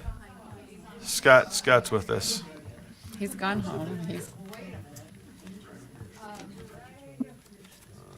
I'm here. Do you want? Well, go ahead, ma'am. I was just going to say that the legislature had some money. They wanted it appropriated to the charters and did not decide or tell us how to allocate it. And so there has been a lot of discussion going on about this allocation, and that's what we are here today to determine. And now I'll turn the time over to Superintendent Jones to fill in the important information. And Chair Moss, in the interest of time. Can you put a motion on the board? I mean, Yeah, do we have the motion up there? On the floor first? And in the interest of time, can we just go immediately to Mr. Frost so he can provide everyone with the status of where we're at as far as the distribution goes and see if there are any changes? Are we talking about logistics of the status of distribution? Correct. Okay. Vice Chair Earl has a motion, but we'll hold for Dale. Yeah, well, Sir Chair Moss, in the, as a value add, I think that the board should see what that base amount is for charter schools with less than 2,000 students within the grade, and then, okay. Yeah, we're going to hold for Dale. So go ahead, Dale. Thank you, Chair Moss. Could we go to, for the sake of time, that last document, the scenario comparisons, June 3rd? Thank you. Okay. Let's see. Do we have? So if you can scroll up, yeah. So on the right columns, there are basically three alternatives that are being discussed. The column that says 2025 legislative estimates. This is the statutory amount that was paid with ongoing funds that will be part of the charter school budgets for next year. There's $3.6 million additional, and that's what is being distributed in addition to the statutory framework in columns in the Finance Committee proposal, the column that's titled Vice Chair Earl proposal, and then district admin amount for charters greater than 2,000. So all of these follow a similar structure, that there's a base amount that's uniform, and charters that have fewer than 2,000 students would receive either the base amount or $115 per student, which is the statutory amount. So if you scroll down, you'll see that all charters in all three scenarios are receiving the base amount. Each of those end about 700. If you can keep going down, you'll see around 700 students. No, if you can just, you'll see where the green ends at the, so right around 700, 750 students. Then basically those charters, the medium-sized charters, are receiving what is under the statutory framework. So the real question that drives these different base amounts is at the bottom, if you will. And these are for the 5 charter schools that are more than 2,000 students. So the Finance Committee proposal and the motion that's in your backups is to provide $150,000 as a base amount for them, which is significantly less than what each of those are received in fiscal 24. Vice Chair Earl's proposal is to increase that to the amount that the largest charter under 2,000 is receiving, which is Utah Virtual Academy, which is just over 200,000. And then the third proposal, if you'll remember what came before you last month, I believe, that there was a one-time funding request to make up for a piece that wasn't funded within NEST for the small district base funding.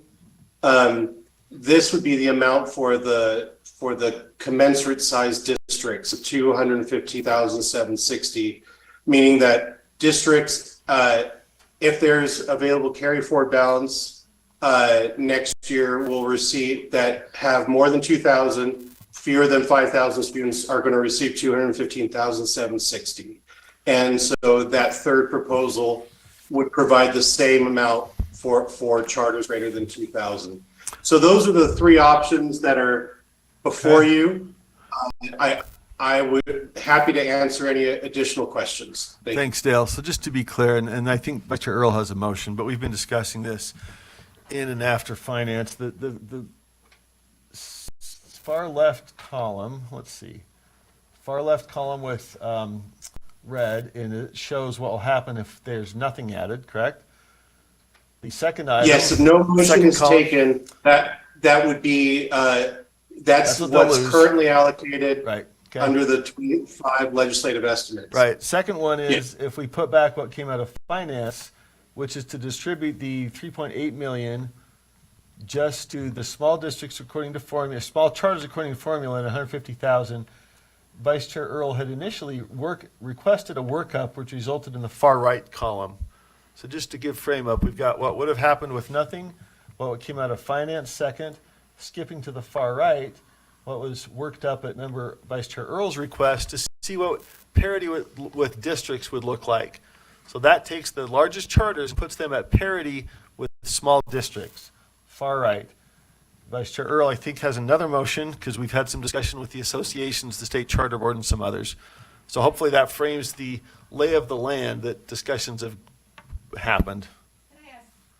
Just add one more, can I ask Mr. Frost to add in one more portion of this conversation? And that has to do with this money in the charter schools as compared to, or what relationship there is with nest schools. Chair, may I answer that question? Please. So, there's been a lot of conversation about trying to compare apples to apples between charters and districts when it comes to base funding that would support, the administrative costs for an LEA. And as Chair Moss mentioned, the far right column would put the charters between 2,000 and 5,000 students at parity with districts. I do want to point out that that's not the case for those greater than 5,000, certainly not for those less than 2,000. The charter or districts less than 2,000 are receiving more than those amounts that you see in that far right column, sometimes by a factor of 2 or 3, depending on their size. If you were if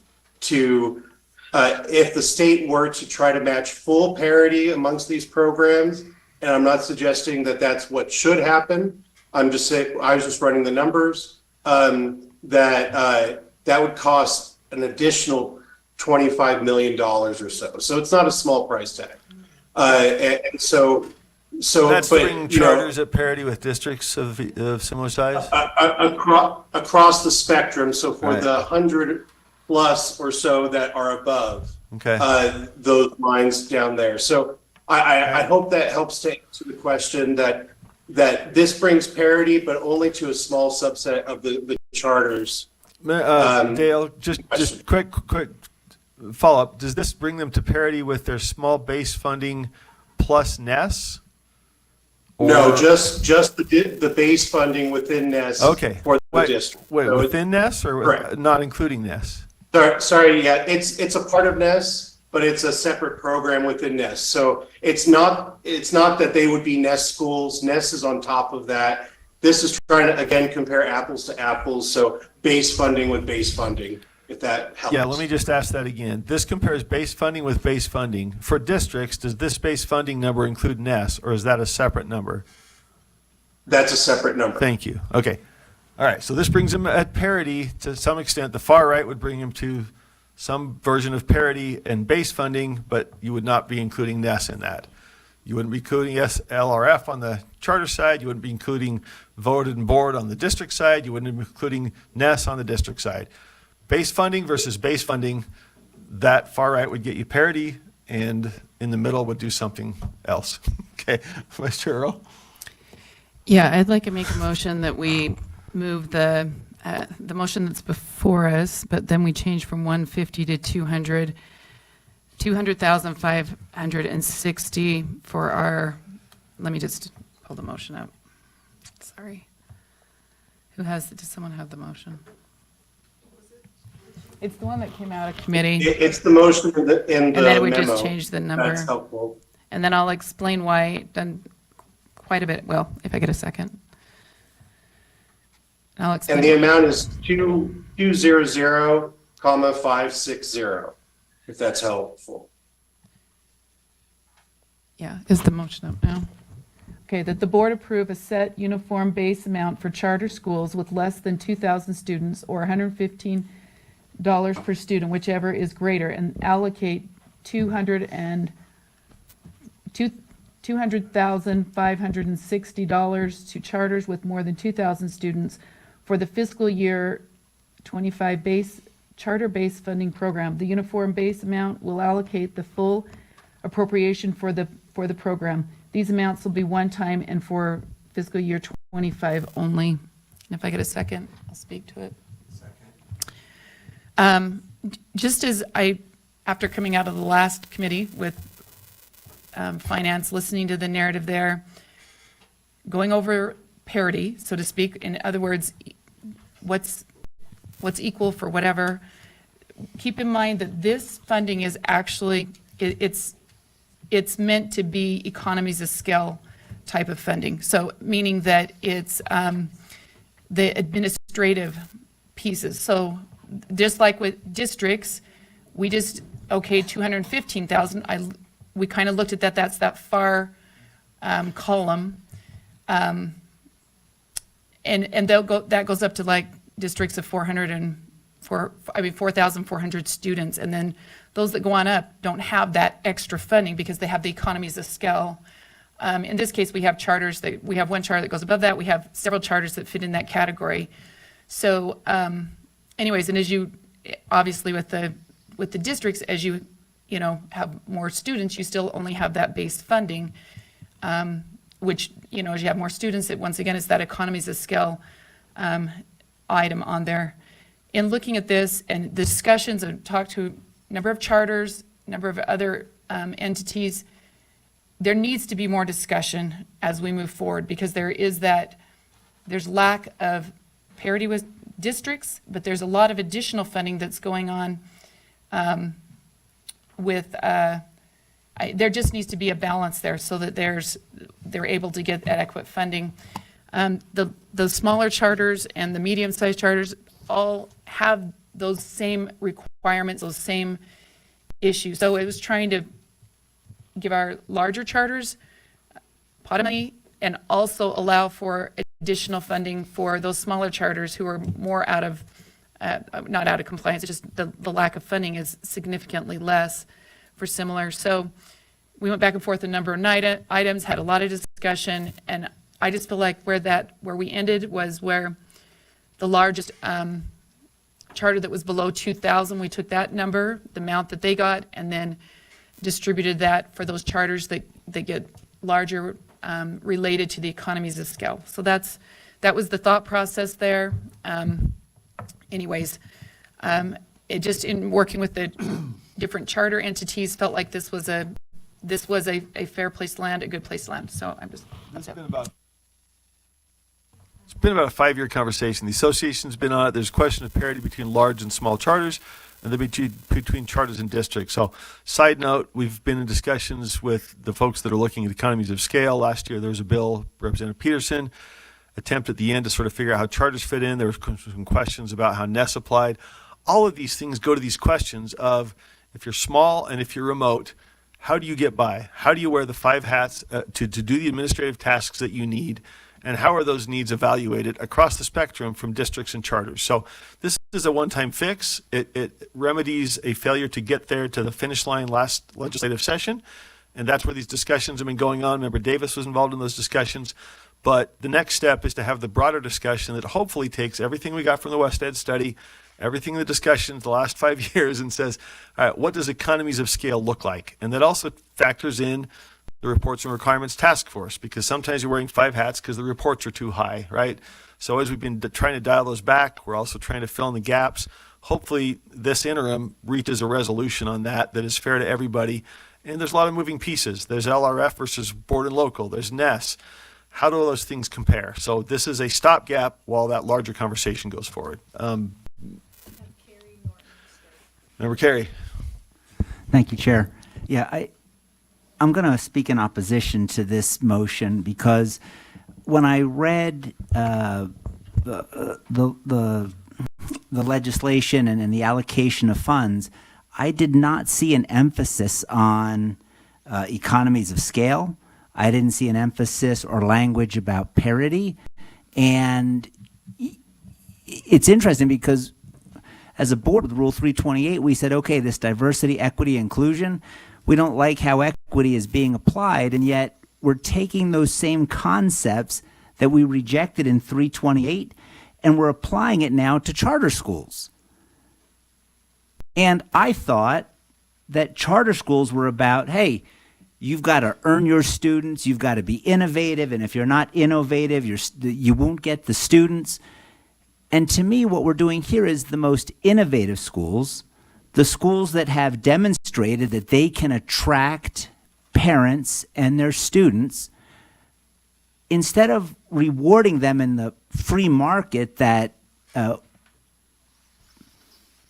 we rightfully value, we're now punishing them by saying, hey, you know what, in our opinion, this isn't equitable. And we try to get around that by not using the word equity. We start using things like, well, economies of scale. But what we're really saying is you have more students, but we're just going to give you less money. And to me, that isn't how the charter system was put together. I thought it was put together for you do something innovative, you get the students. And if you're not pulling in the students, try something else, do something differently. So because of that, because we're bringing our interpretation of equity and masking it under this economies of scale, I'm going to speak against the motion. Thank you, Member Carey. I think this is entirely different from 328. The question is, if you attract enough parents to open and have a small population that's consistent, you still don't have enough money from WPU. So legislative leadership I've spoken to, they're in favor of this. They want to spread across. The people in the charter world agree with this. It's not so much a rewarding something that doesn't earn its own keep, but it's something that says either a small district or a small charter just doesn't have enough WPU to hire all the people to serve that limited number. That's really the more the question. It's the WPU. So you're good enough to get there and stay there, but you're wearing 5 hats because you don't have the larger monies and the pool that comes in from those WPU. That may not resolve your concern, but that's been the discussion. And so the folks at PEA support this, the folks who are PEA leadership at least. Let's see, sorry. Member Norton? Oh, Member Davis, sorry, Member Davis. And Bogus. I've lost my tracker. Member Davis? Thank you. Excuse me. I'll support the motion, but I want to explain why, and I want to explain some things. I want everyone to remember that for the last couple of years, this is the pot of money that this board has advocated for small charter schools. This is the pot of money. We got the pot of money. What we didn't anticipate was that the larger charter school systems were going to be cut in another place. And then the legislature said, and you can use this pot of money that we've been advocating for small charters for any size. So now it's up to us to decide, do we use this pot of money for small charters and use it to help mitigate, I don't know if a bailout is the right word or what, but the 5 charter systems that are over 2,000 that we're looking at, they hit a fiscal cliff because of these unanticipated losses. And so, to lose $200,000, that's a big hit. That's like you've got to fire people. So, I'm getting a strange delay, but I'm going to wrap up by saying this. We met with Royce Van Tassel, Kim Frank, and Cindy Phillips. They have advocated kind of for different things and uses with this money. However, I said to them, if the three of you can agree representing all of the charters in this state, then I will support what you will agree to. And a couple of them a little bit reluctantly agreed to this, but they did agree in the hopes that we could help those that were going to have the losses this year, but that as we, as a board, would remember that as we move forward in our advocacy, when push comes to shove, if there's only one little pot of money, we have to remember the little guys because they still have a ton of requirements that they have to do, just like the big guys. So I think this is a way we need to move forward this year, but just, I hope we'll keep those things in mind. Thank you. Member Davis. Member Norton? No, Vargas. Member Vargas. Thank you, sir. I believe my question is for Director Uri, and then I have some comments, and I have another question. But Director Uri, can you tell me what happened to the other $1.5 million that was appropriated in FY? We'll handle that, and we'll circle through. Chair, if could we I have time. answer I'm sorry, that Dale. question? Yeah, go ahead. Oh, okay, go ahead. Go ahead. Director Curry. Go ahead, Dale. Go ahead. Or Sam, Dale, whoever. So the 1.5 million, that was the $100 per student that went to the charters, these largest charters above 2,000 students. And so this makes up that difference. If you look at that chart again, and you look at fiscal 24 funding compared to any of these, yeah, so if you can go back to that. Yeah, so if you can go back to the bottom. So if you see fiscal 24, the total is $9.3 million. And the basic difference is from Providence Hall down. It's the 208 down to the 502,000. And so if you look at the difference between 1.4 million lower and then the additional 2.156, that gets you really, really close to 3.6 million, which is the one-time funds that legislature appropriated for fiscal 25. I hope that answers Board Member Vargas's question. Okay, let's go to Norton. We'll circle back.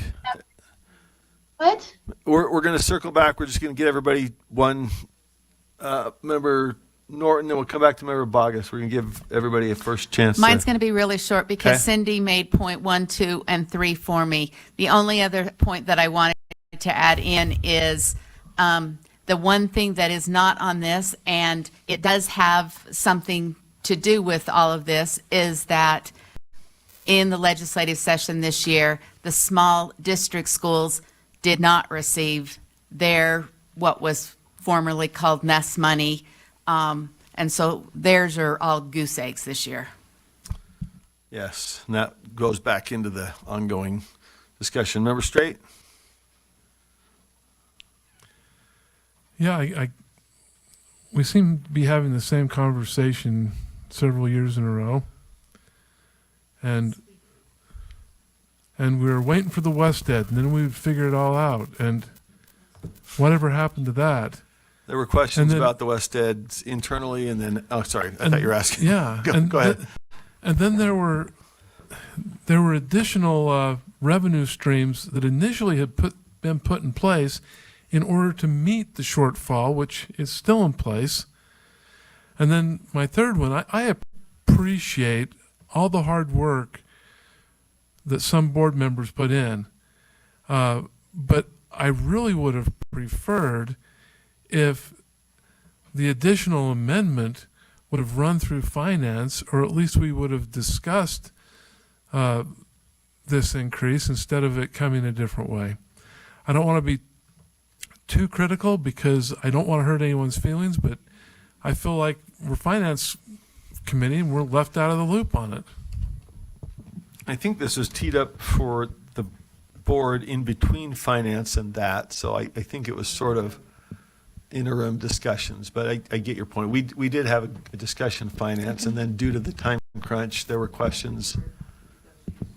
Yeah, charter board and the associations, and I mean, Cindy and I were both part of that from finance, but I get your point. I think it was a crunch, and so what could be done between finance and here, and that ended up with some of those discussions, and then also legislative discussions, but I take your point. Let's see, we had Member Green, sorry.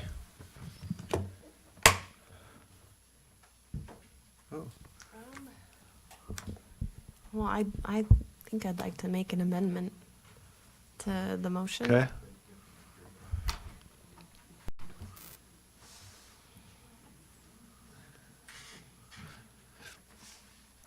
While she's looking that up, I'll just say, I think the difference between the original and the proposed is that it drops by about $2,000, the amounts going to the smaller charters. If I remember that correctly, they go from something like 86 to 84 or something like that.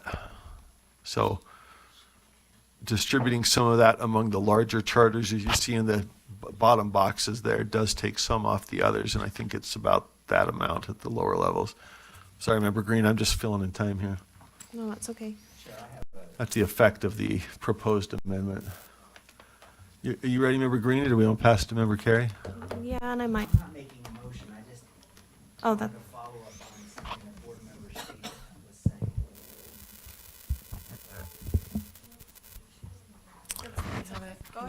saying. It's up to you, Member Yeah, he's Green. fine. Are you ready, or should we pass to Member Carey? Oh, yeah, Member Carey. Yeah, so my question was similar in the sense that we have this proposal now, and maybe there's some of us at this table that can do all this math in our heads, but if we could flip back to the distribution chart. Wow, Kelsey, you're doing that too? Jeez, okay. Wow. Is there a way to create another column? Kelsey, I'm not asking you. But is Mr. Frost? I don't know Yes, how I'm long. here. I don't know how long it would take, but we're presented with this motion now that is creating. It sounds like another column in this spreadsheet under the latest amendment, and I was just wondering, could we see what that distribution would look like as it pertains to the last 5 schools on this chart? I think that's it. The proposed amendment is the $200,000 column there. Which one? $200,000. Oh, I'm sorry. So that's Vice Chair Earl's proposal? Yeah. The further end is what Vice Chair Earl requested to be worked up if it would achieve parity at the largest charters with the districts on base funding.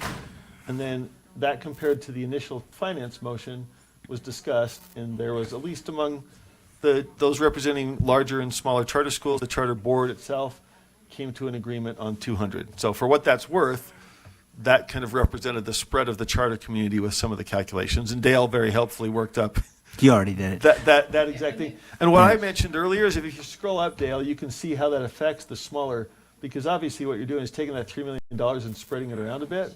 And so you go from 86 to 83, and then here down you go, let's see, if you could just scroll down a little bit, Dale, through the document.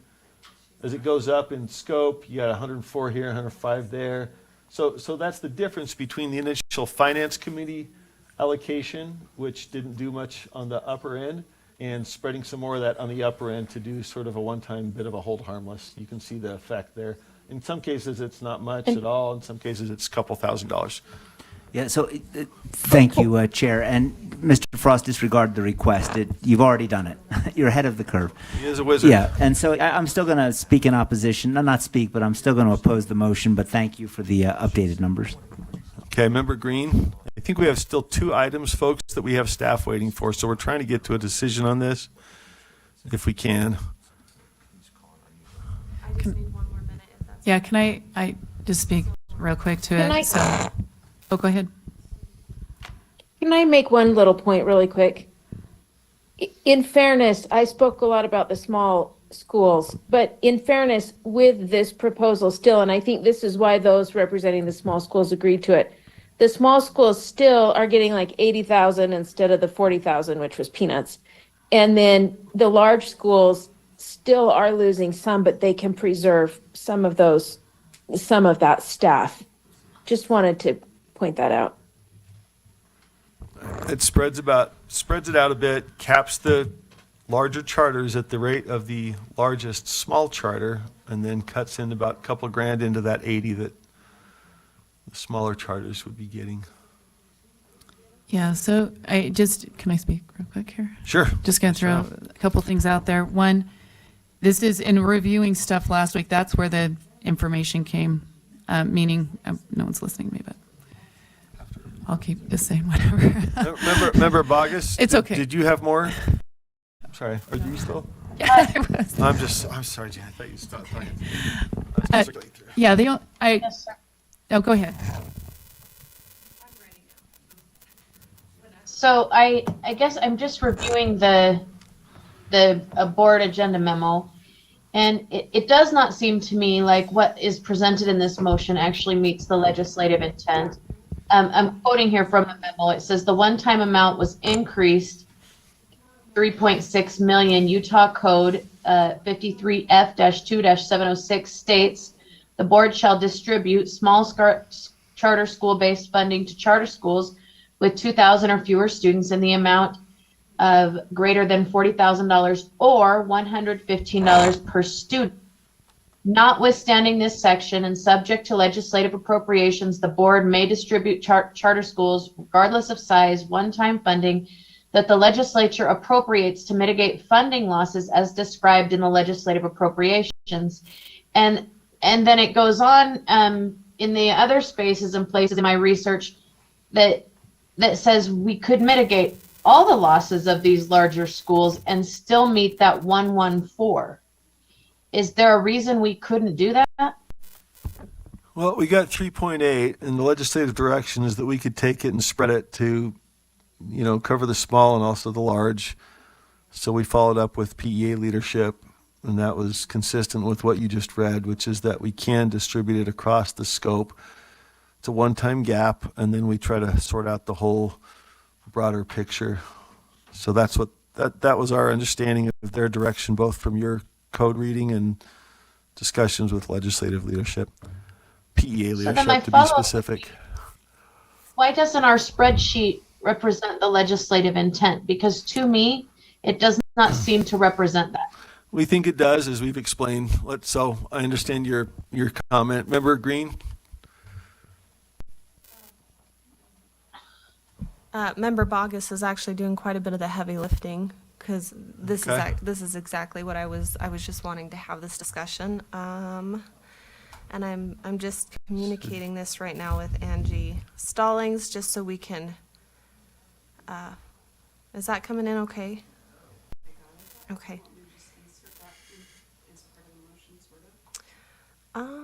Not yet. Thanks everybody for your patience. Okay, I'm just going to go ahead and my question for clarity here is focusing on number 3 from what Member Bogus had just read. That the legislature had appropriated funds so that charters wouldn't be slashed in the year of the COVID fiscal cliff. And that was, it was hard won, done on purpose, intentionally to hold schools harmless in that year of the huge federal cuts. They appropriated enough money to ensure no one would lose funding in this category this year. So then we'd need to, it's being implied that then we'll need to work on a permanent solution in the next session, and we'll have to fight it out at that point. And so my understanding is that we have the intent of the legislature right in front of us right now in the statute. And so the question is giving that funding to small schools when the legislature had appropriated to ensure that none of the larger schools had taken a hit. So is that true? We'll just start there. Scott, okay. Deputy Jones, yeah, or Deputy it's Jones. both. They just directed it to small, and then they also said, but you can spread it across all, including large. Deputy Jones? So my question, Deputy Jones, then would be, if the charter schools had an understanding that this legislation was passed to ensure that nobody was hit during that time, is this changing that a year early?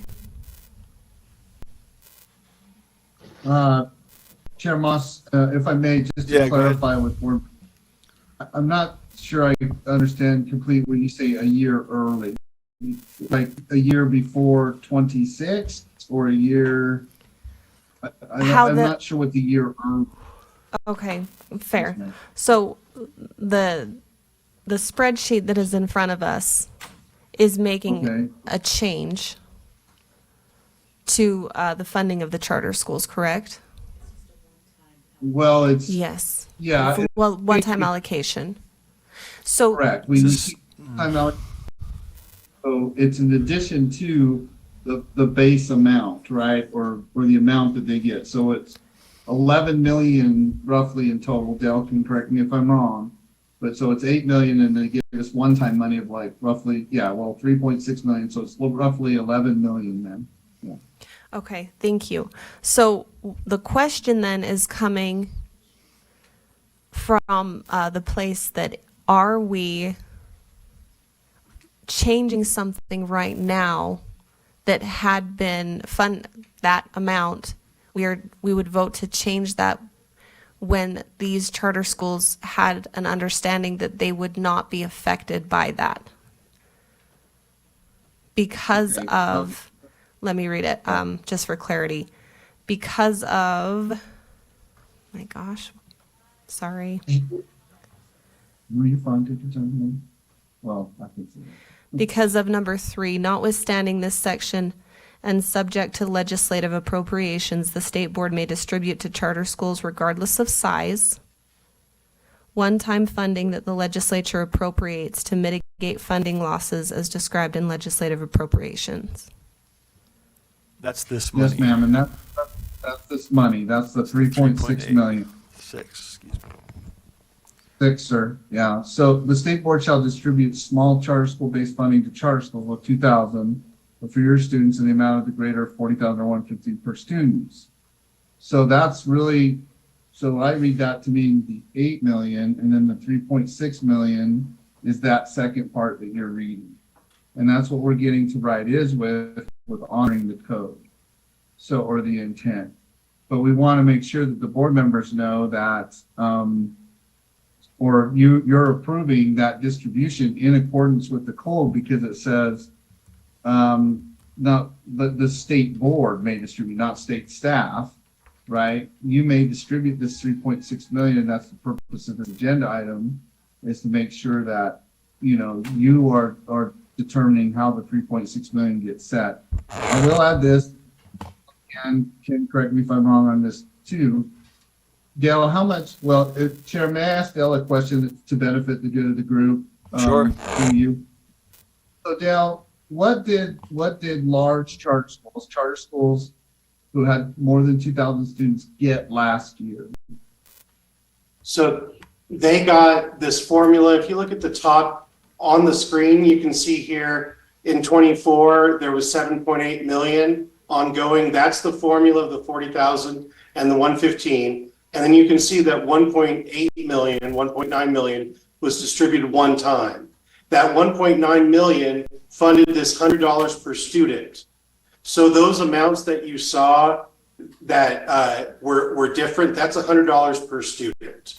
And so, and one thing we don't have in there, to be transparent as a column, is how much would the base funding amount be if you did fund the $100 per student? And rather than 83,000, it'd be about 77,000. So we don't have that showing there, but that would be another option that you can consider as a board. And so, yeah, it's $100 per student if there were to be no drop in funding year over year for the largest charters in question. Does that answer the question? So Chair, just as a follow-up, which I think is for the good of the group, or to the motion that's currently on the table, is Dale, are they going to get less money this year than they did last year? Over. And the answer is yes. So if you went back to if you can go back to that chart, so you can see in red here, currently, if you look under the legislative estimates, none of the 3.6 million is distributed. And you can see that Providence Hall, for example, is looking at a reduction of 208,000 all the way down to American Prep, which is 502,000. So under the Finance Committee, under any of the other three scenarios, those decreases go down, but there's still decreases with a couple small exceptions with the farthest column, if you can see that. And so, for example, if you provide 150,000 as the amount rather than 250,000, Summit Academy would see a year-over-year change of 100,000 rather than 250,000, if that helps kind of clarify things. It's the difference between a set amount for all of these largest charters and $100 per charter school student. So Chair, just real quickly, where we're focused on the language, and that's, and I totally understand that, or completely understand that. I really feel or recommend strongly that we utilize the word mitigate, right? This scenario is mitigating against, it's not saying that we'll completely cover or do that. We're doing the level best we can to mitigate against, the decrease. And so that's where this has been, a challenge, and so to speak, but also an opportunity, is to ensure that you as the board understand that we are trying to do our best to mitigate against the loss with that $3.6 million in the most beneficial way possible, because the other language is subject to appropriation. We were appropriated $3.6 million to do this. So we are just trying to mitigate against those differences. Okay, Dale, Member did I say Davis. any- Yeah, Member Davis has a Or- hand up. Member Davis? Yes. Yeah, thank you. I just wanted to point out what Deputy Jones pointed out, that the word is mitigate, not ensure. And also the language is may, not shall. Right. So we can take this small school funding and we may, if we want to, use some of it to offset some of the losses that these larger charter systems have. And again, I will say that the three people that represent every charter school in the whole entire state have agreed to what Member Earl is proposing. It's not even my favorite, but I'm willing to support it because these are the folks who represent every school. And with that, I call the question. Question's been called. Takes a 10-person vote. Let's see if we can.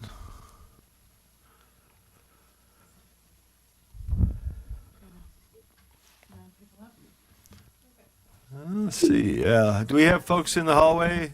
We're voting to call the question. Vice Chair, let's see. No, I think No, we I- left. we weren't This is sure Member who's- Wood. I'm online now. Okay, so let's go through our, let's just do a roll call, I think. You want to just do that? Okay. Gonna do a roll call because we've had a few switch, and thank you for sticking with us online. Where's my voting sheet? Somewhere in here. Thank you.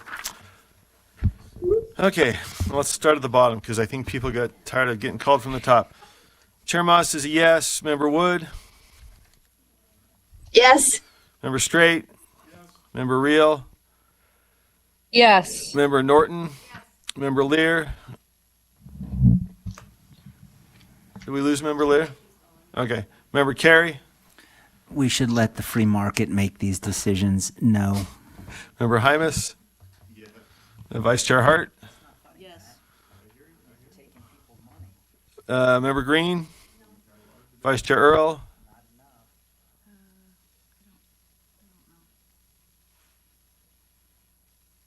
Come back to you? Yeah. Member Davis? Yes. Member Klein, No. Member Booth. We lose Member Booth. And Member Bogus, No. Member Earl. This was in finance last time, correct? And Vice Chair Earl, did you vote no? I did. Okay, I think that fails. What was the vote? Okay. Okay, so that fails. Can you read the 5? Takes 10, so just read the no's.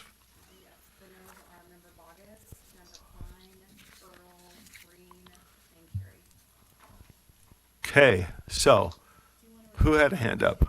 I'm sorry. Oh, let me repeat that for the, online folks. Sorry. I forget you're not. So the no votes were Member Bogus, Member Klein, Member Earl, Member Green, Member Carey. Okay, thank you. Okay, back to, who did we have in line? Let's see. Help us out here. Member Carey. All right, we do have staff here, folks, and I know this is new, but it was in backup for, since when? When did this go to backup? Anybody know? Which was last Thursday. Okay, so we've had this in backup for a week. Yeah, I feel like I've had plenty of time with this. Okay, I'll just say, look, our charter community, from my experience in 7-8 years working pretty deeply, doesn't always agree about stuff, especially funding. So there was a whole lot of discussion here between those who work with, and you may know the associations, some of them cover, they cover the whole spectrum. Some of those include larger charters, including the 5 that are on here. Some are smaller. So there was a lot of discussion that kind of worked through this. There was a range of options that were seen as, in finance, as fitting legislative intent. It was set at 115, or excuse me, 150. 115. Set at 150. And then there was a discussion and compromise and agreement to give some more of that as the hold harmless, using the board's discretion to give some of those larger charters some of that money. It started with really practically no money for the larger ones. The compromise was to give them some at some expense to the larger ones, about $2,000. So there was a lot that went into that. I feel like when they come together and agree that a short-term solution is good, that says something. Let me just put it that way. Everybody's got dollars on the line. Everybody's trying to serve their kids. They've got administrative costs they're trying to meet. And so that was a significant working through of a compromise that then rolls into us. So there is a range of options up there, but I think both, and I've also checked back with EA leadership, said, hey, here's a couple options. Part of the emphasis I had was we really want to make sure the larger ones don't fall off a cliff. And so that was part of what went into the discussion to round it up. But again, this is one-time funds. I've been proposing this since my first week on the board, 2021. I proposed for a short-term, one-time, funding for charter schools for administrative-based funding. That was at the peak of COVID. We did it again the next year. It's been a yearly thing. So we've been working through this, and then really all of this needs to go. Everything that's been raised today, I think needs to be resolved this interim, because they made a stab at it last session, didn't get there. And I think it's important this time that it's a comprehensive discussion from the start of interim, which is my understanding of PEA leadership, where they want it to go.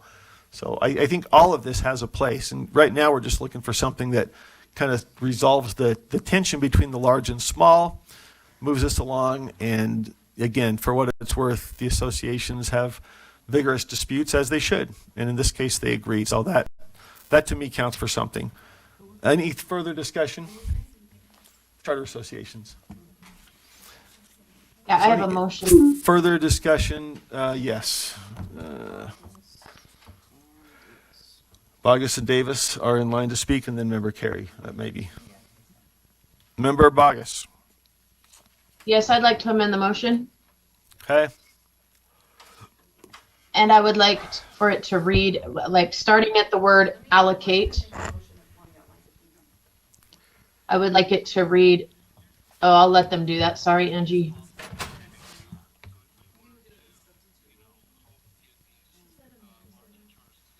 That we allocate $300,000 to charters with more than 5,000 students, $200,000 to charters with more than 2,000 students.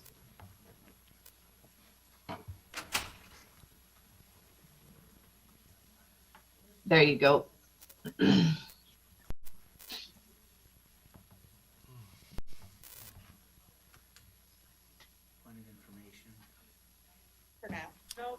Yes, Member Carey, point of information. Oh, is this prior to the second? Is this a clarification so we can It would be a see what it clarification on is? this, so I'll wait for the second. After the second? Okay. Unless it's to decide whether you want to be the second. If we can clarify the motion, if that's the, That would help, and this may not be doable, Chair, but again, with these numbers, I can't do the math in my head to see the benefit to the top, the biggest five versus the others. So to the extent that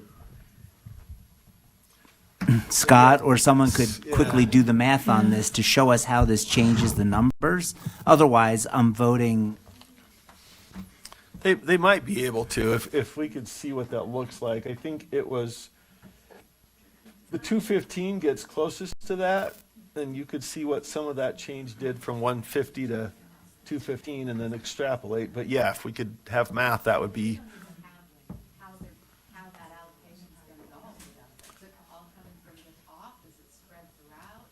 Yeah. Great question. Let's see if we can do it, folks. I mean, we do have people waiting here on other items. We did have a week to get our calculations in, and so I don't want to put Dale on the spot. He's been kind of doing his thing for the last week, and he might be able to do more magic. Yes. Okay.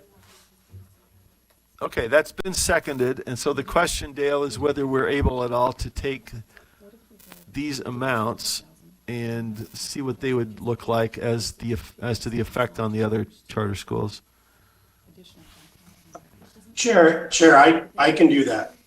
You're looking at If I'm able to show my screen, I can do that if you'd like. okay. Yeah, you're going from 215 to 300 at the top end. That's 85 grand, and you're going from 215 to 200, right? Which is Oh, sir, that's not right.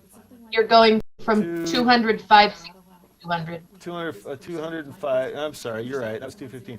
I'll let Dale do the math. There's 5 adjustments, though, so it shouldn't be too much. 200, comma 5 up to 50. So that's 50 grand or 100 grand. Can I, He's doing some math on this. okay, can I make maybe another suggestion There's a motion on the floor. after the, Yeah. okay.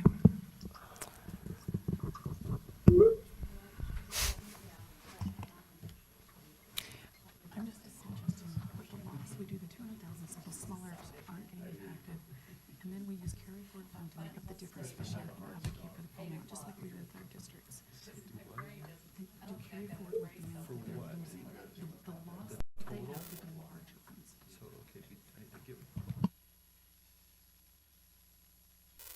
Chair, am I able to share? I don't know if I'm given that. Oh, yeah, I can. May I? Oh, yes, please.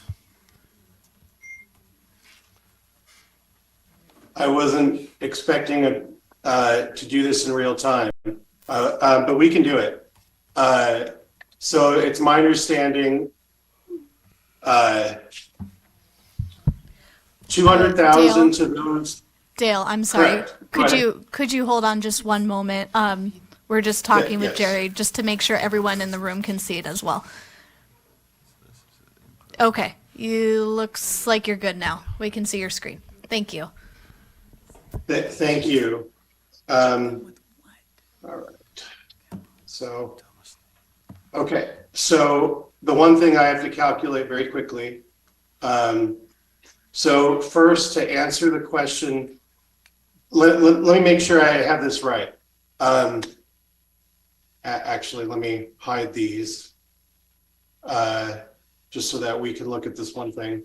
Okay. So is this correct? 200,000 to those between 2,000 and 5,000, and then 300,000 if you're above 5,000. Is that correct? That is the motion, yes, sir.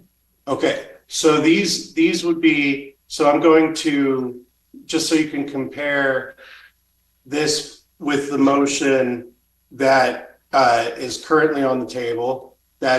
So here are the differences for the largest 5 charters.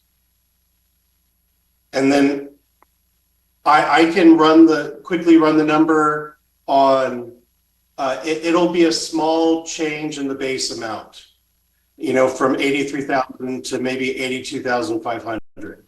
So I don't know if there's any real benefit for me. I can quickly calculate that, but these show you the difference for the largest charters. Yes, sir. May I ask a question, Chair, to Director Frost? Sure. So I am very thankful that your Excel worksheet matched mine. I feel very smart in this moment. I have it calculated that we're at or about $400 to $600, depending on the crude math, per each small charter. Is that true? It probably, I can. You do not have to, as long as I'm in the ballpark. I'm not going to share my screen. I know you're the expert. But Yeah, that checks out very much. I agree that we're probably talking about a $500 decrease, give or take. And so, yeah, you're right there. okay, so many of these charters are almost doubling their income, if you will, from the $42,000 that $80,000 range, and so now they're doubling it from at or about 42 $79,400, plus or minus details. Correct. Yeah, Okay. That is correct. Okay, that's all I need to know. Thank you, sir. I appreciate you.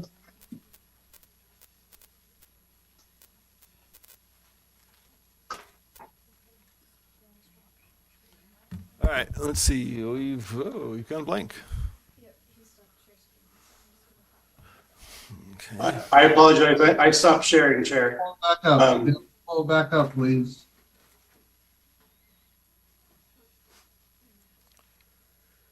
Okay, so what do we have on the floor here? We've got Member Bogus to substitute the board approve a set uniform base amount for charter schools. Do you want the motion back, sir? Yeah, I think that's on the floor unless you wanted to do more Sorry. math. Yeah. No. Thank you. Thanks, Dale. All right. So on the floor is that the board approve a set uniform base amount for charter schools with less than $2,000 of $115 per student, whichever is greater. I'm not sure what that means. Is anybody else? Less than 2,000 students or 115 per student? You can't really say which of those is greater because one is a number of students and one's an amount. Am I missing something? Huh. There may be something missing from the motion. Yeah. Because it's a base of 40,000 or $115, the total of $115 per student. There you go. Can we put that in there just so it's clear what we're talking about? You can't really say which is less or greater, 2,000 students or $115. The board approve a set uniform base amount for charter schools with less than 2,000 students or 115 per student, whichever is greater. Whichever is greater usually has two things that are comparable, and you got 115 or something. Well, I don't know what the uniform base amount is meant to be. Is that 40,000? Chair, that's the 83 or 82,000. And that's important so that we have the flexibility to allocate out the full formula. And so, yeah, what we're saying is, it doesn't look like a uniform. The uniform base Yes. amount calculated by X or 115 student, whichever is greater, right?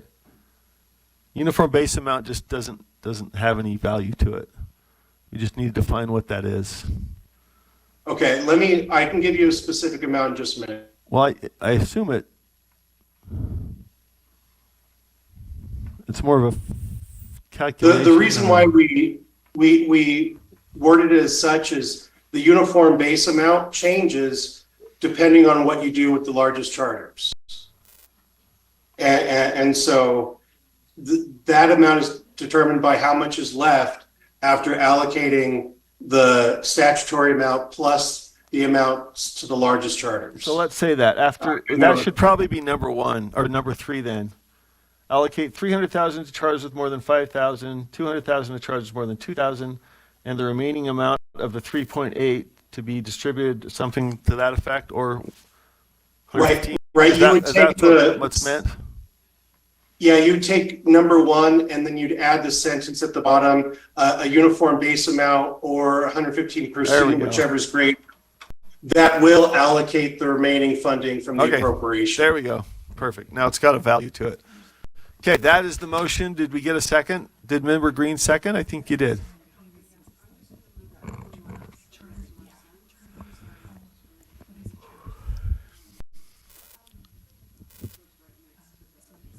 Angie, would you like me to Sorry, state Member that Green needs to again? be- Oh, it looks like you got it.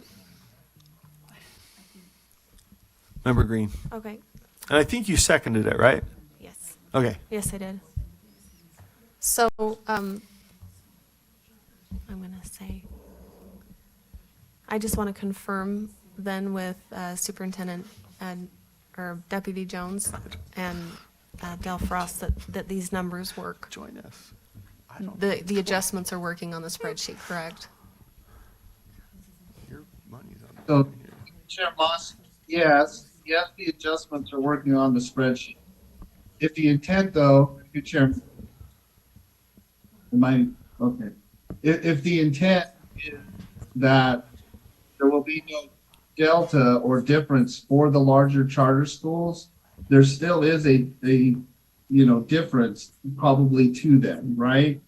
So there's other ways we could make up that, what we call delta or difference, but not within this formula, and Dale can correct me if I'm wrong, not without taking more though from the smaller charter schools.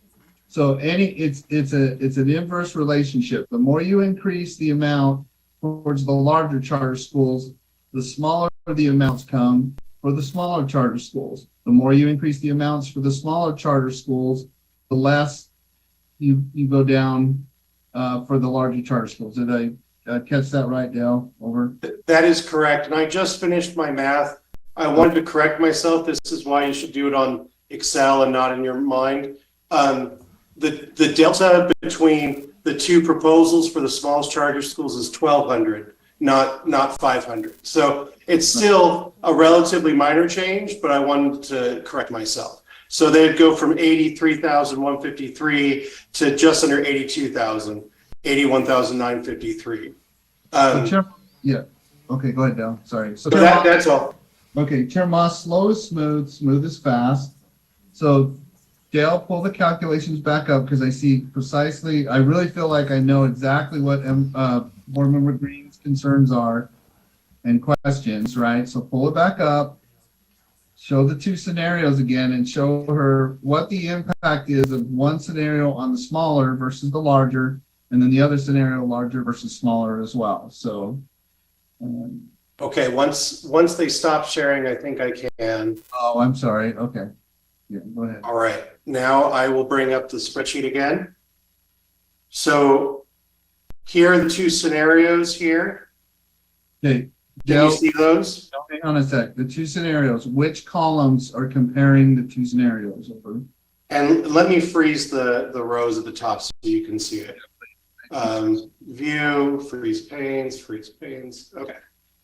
All right. So here's Vice Chair Earl's motion, and here is Board Member Bogus's motion. So I'm sorry, I don't see the shared screen. Oh, are we not? Okay. Oh, there it comes. I apologize. It finally came up. Thank you. okay. Dale, what column is Vice Chair Earl's proposal? Over. Is column I right here? And what column is Board Member Bogus's motion, Dale? Column M right here. And what is the difference to the larger charter schools between the two motions? The difference to the smaller charters, was that the question? Yeah, smaller and larger. Okay, so the base amount for the smaller charters is $1,200 difference between the two. So it's still, as Board Member Bogus pointed out, this is still more than double what they're currently getting under the statute. But yeah, that's the difference in the base amount for the smallest charters. Can I ask another question? Do districts of around 5,000 or up get base funding? No, they do not. So scroll down to the bottom if you could. So the change from Vice Chair Earl to this is to give one school at 5,000 students additional $100,000 in base funding, correct? And a comparable district doesn't get base funding? That is correct. A district of 5,020 students would not get anything. Okay, so we're all right. We have lost a quorum. Hey, board members, we've got to do some voting. We got staff still hanging with us for a couple of other items. We've just talked about the differences between Member Bogus's motion, which would give another $100,000 to one charter school, which has 5,000 students. A comparable district doesn't get that. That's the question really before the board then, is whether we want to distribute further in that way. And that would be within our discretion to help give the large schools a savings from the fiscal cliff this year, and then look at the whole thing next year, right? So that's where we are. That's the difference. I want to frame up the difference. It's $100,000. It would keep from a fiscal cliff, and then the long-term question of district charter parity would need to be addressed in some detail. But I think both of these fall within our discretion. That's the difference. Yes. Let's go a final comment, and then we're going to have a vote. I just feel like this is bad practice that we're doing the work this way. We've had time with the other numbers. We've had time to have conversations, and I don't like willy-nilly throwing out numbers all of a sudden at this point at 7 p.m. on a Friday. So my vote's going to be no. Thank you. Okay, let's tee up a vote unless they're. Yeah, if you're in favor or against it, we're going to give you a prime opportunity to express that with a vote. So let's tee up the vote. Member Bogus's motion is on the floor. It's been seconded. Let's vote.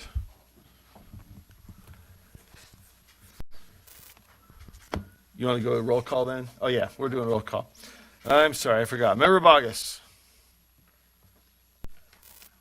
Yes. Member Booth. We don't have Member Booth. Member Klein. Yes. Member Davis. Is this on the amendment? Member Bogus's amendment, yes, that would allocate. No. Okay. Vice Chair Earl. No. Member Green.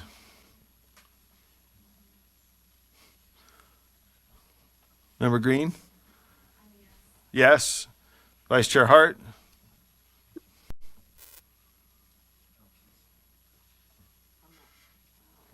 Are you not sure or abstaining? Okay. Member Hymas? No. Member Carey? No. Member Lear?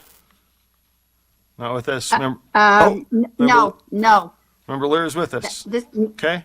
And that would be a no. Okay. Member Norton? No. Member Reel? No. Member Straight? No. Member Wood? No. Member Moss is a no, so that fails. I had 3 yeses, I believe. Member Bogus, Member Klein, Member Green. Is that correct? Oh, you abstained. Correct. Okay, yeah, I have Bogus, Klein, and Green as the yeses. Yes. Okay.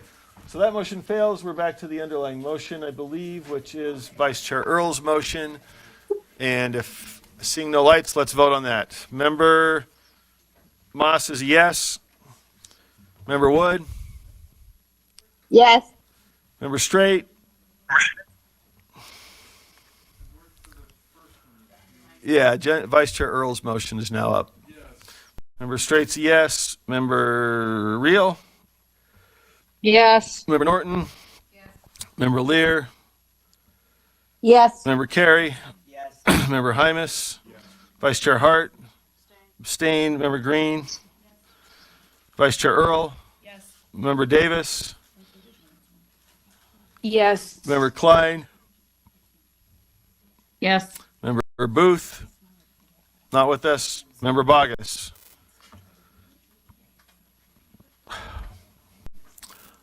Member Bogus on No. Vice Chair Earl's motion? Did you ask me?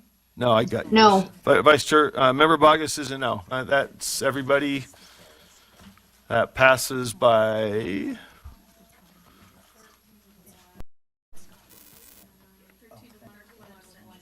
Okay, the no vote being Member Bogus and the abstention Member Klein. So that passes.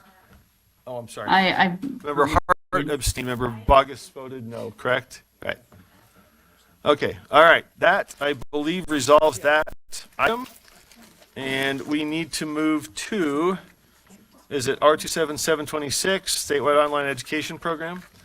I see Quinn with us. I have a motion. Well, let's bring an item to the floor. We don't have a wide open. I motion to adjourn. Okay.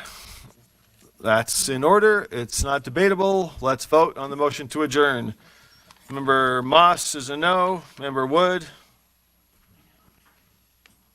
Member Wood on the motion to adjourn? No. Member Straight? No. Member Reel? Member Reel, we're on a motion to adjourn. Can you come back to me? Yep, Yeah, can you come back to me? you bet. Member Norton? No. Member Lear? Come back to me too. Member Carey? No. Member Hymas? You want to say what we all want to say. We're almost there. We got some folks waiting to see if they get seated. If they get seated somewhere, it's a yes. Vice Chair Hart? To adjourn? No. Member Green? Vice Chair Earl? To adjourn? Oh, no. Member Davis? Member Davis to adjourn? No, but let's go fast on the Member next one. Klein? Yes. As you wish. Member Booth? Member Bogus? Yes. Okay, that fails, but what's the count? You didn't let me vote, but my answer is no, sorry. but I'm extremely, it's all right. This is Member Real. I'm just extremely disappointed in the way that folks are handling the meeting today. So I just hope that we can do better on these last agenda items and respect staff who've stayed here on a Friday night. Thanks. Okay, And Lear's also a yes, or a no, all right. a no. What was the count? Let's give you the count and then we can move on.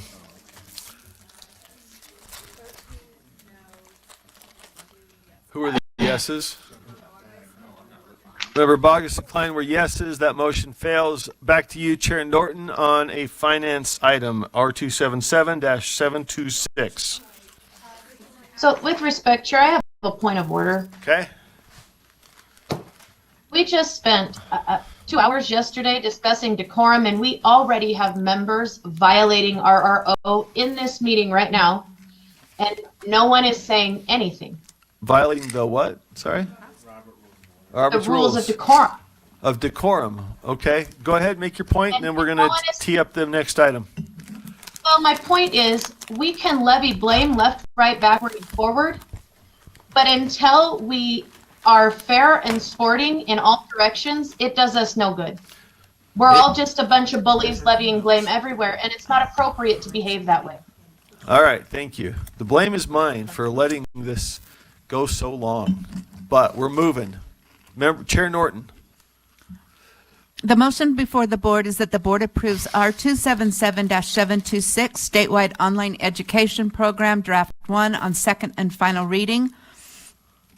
This is in response to HB 247, and it updates the rule to be consistent with legislative changes. Thank you. I have a motion. The motion is to amend by striking lines 335 to 337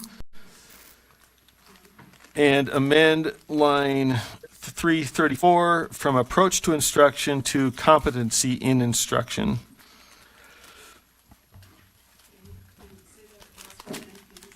Yeah, line 334 would just change approach to instruction to competency in instruction. And then strike 335 to 337.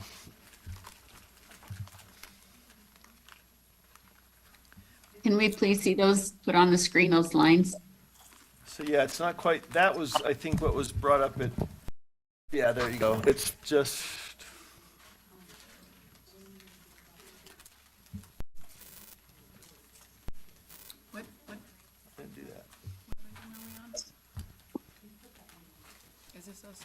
They wrote that, but, so the motion is just to strike 335 to 337 and change line 334. Can we go to the motion language for a sec, because it doesn't look right?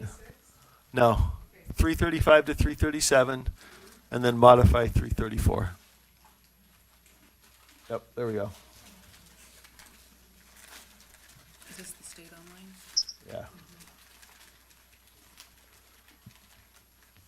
I'll speak to it if there's a second. If not, it's been seconded. We want to be flexible. We want to give opportunities for students. We do have some, duty for quality control, but the code does not require us to evaluate their approach to instruction or their academic philosophy. I think that's a bit too much micromanagement. Competency instruction is something I think we're looking for. I don't think we need to add additional requirements that go beyond code. So that's the reason for the amendment, is to maintain the basic control we need, but not weigh into philosophical or approach questions. Any discussion to that motion to amend? I would move. By, Sorry? I would move to divide. Okay, what's the division between 1 and 2? Yep. Okay, motion is to divide. Can we see that on the board again, please? Can we see the actual language put on the motion screen of what's being stricken? Yeah, let's see if we can.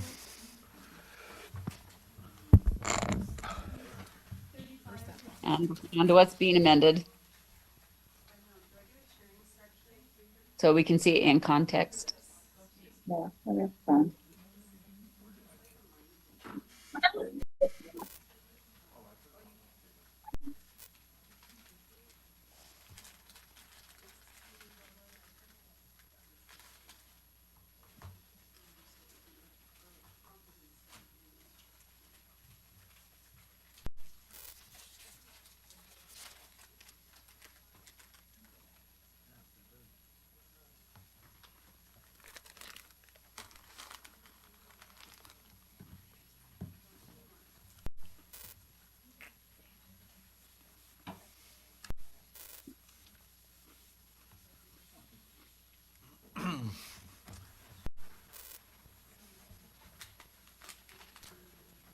Okay, I think that, whoops, sorry.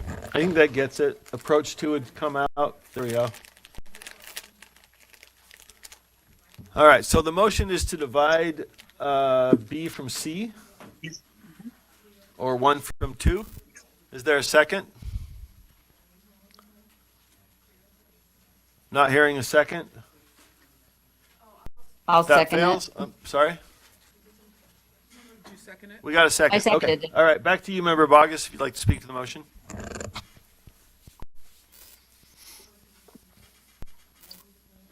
I would just like to vote on them separately. Okay. No, yeah. I'm sorry, I didn't mean to cut you off. I thought that was it. All I right. just figured we were, out of order again. Okay. Let's see if any further discussion. Seeing none, let's vote on the motion to divide. This would separate 1 from 2 in my little motion. Oh, I'm waiting for the system again.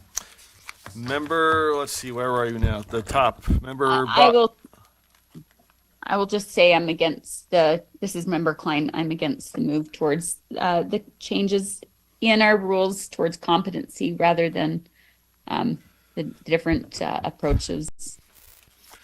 Well, let me just respond. It's not competency-based education. This is just whether you are competent in instruction.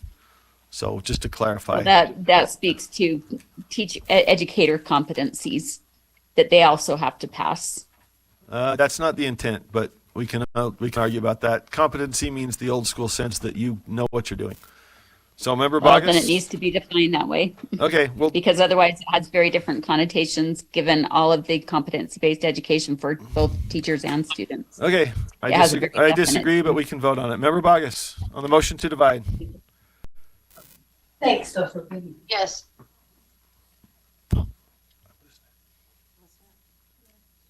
Member Bogus is yes. Member Booth, I don't think is back with us, is he? Member Klein? Yes. Is the motion to divide? Member Davis? Member Davis, Member Vice Chair Earl. We're dropping like flies. Do we still have a quorum? I think we do. Member Green. Member Vice Chair Hart. Voting to divide. Member Hymas. No. Member Carey. No. Member Lear. Yes. Member Norton. Member Reel.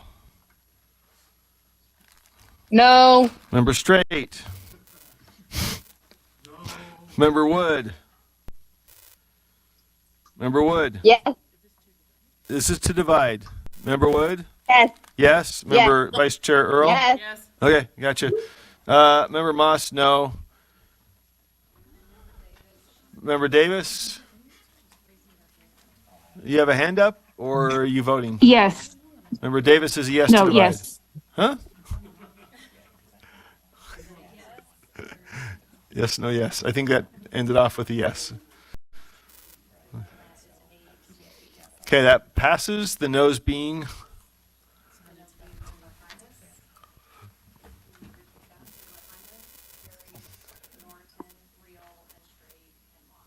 Okay, so we've been divided. The motion now as the first element is that the board amend draft 1 to strike lines 335 to 337.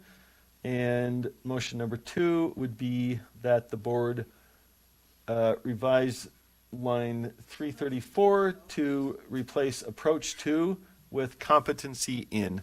So let's bring up number 1 first. Any discussion to that? What is now divided motion number 1 to strike lanes 335 to 337. Member I do have a question. Straight. Member Straight. Superintendent, why was that taken out? Because I know that when we use that phrase, we're not necessarily saying the superintendent is doing it or him themselves. They have other people bring him the information, send it in. But why were we taking out superintendent? It wasn't so much the superintendent as the other requirements part, just so that we have an enumerated list of what we're going to look at. And the combination would be familiarity with education, competence in instruction. Up top, you got it, let's say, student information system, demonstrates data security. So we have a list of other enumerated requirements. This would just take out the open-ended uncertainty of having, we're not sure what other requirements would be added. So you take those other stuff out, that precipitates taking it out too. Okay. Correct. Yeah, it wasn't superintendent or anybody else. Just let's have an enumerated list so they know what it is that they have to meet, and it's not a shifting set of goalposts. Any other discussion, Member Norton? Sorry. Just because I think sometimes it's good to have a human with some of the oversight. This would give the document oversight, but I think that there are going to be, I think it's probably prudent to have some times that, that there's going to be a judgment call, and I think that judgment call should be in the hands of the superintendency. I think so. And my sense on that is there should be a human. They do make judgment calls, but it should be judgment about the application of a defined set of criteria. I just get worried that, if you don't know what those criteria are, then the judgment is kind of beyond a judgment call into a whole new exploration of shifting goalposts perhaps, but I get where you're coming from. Okay, any other? Okay, let's vote on that one. And start with me. I'll support my own little motion. Moss is a yes. Member Wood? No. Member Straight? Yes. Member Reel?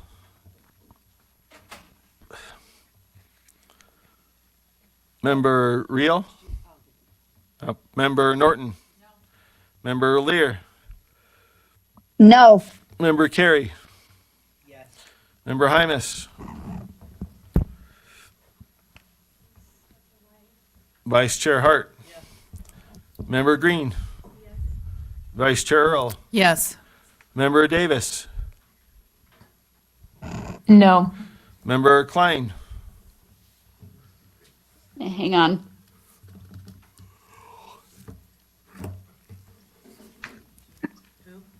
Yes. Member Klein is a This yes. is to Member. strike. Sorry? It's a yes? Okay, yes, gotcha. Member Booth? Don't have Member Booth. Member Bogus? I'm abstaining. I've had my hand up for 3 minutes. I'm sorry. What? Anybody see the hands? I can't see the hands, so I apologize. The screen has gone black too. I can't see what's on the screen. We have nothing. Our screen is black. Oh, there it came back. Oh, there you go. Okay. Who did we skip? Member Hymas? He's out. Member, so Bogus, you're abstain?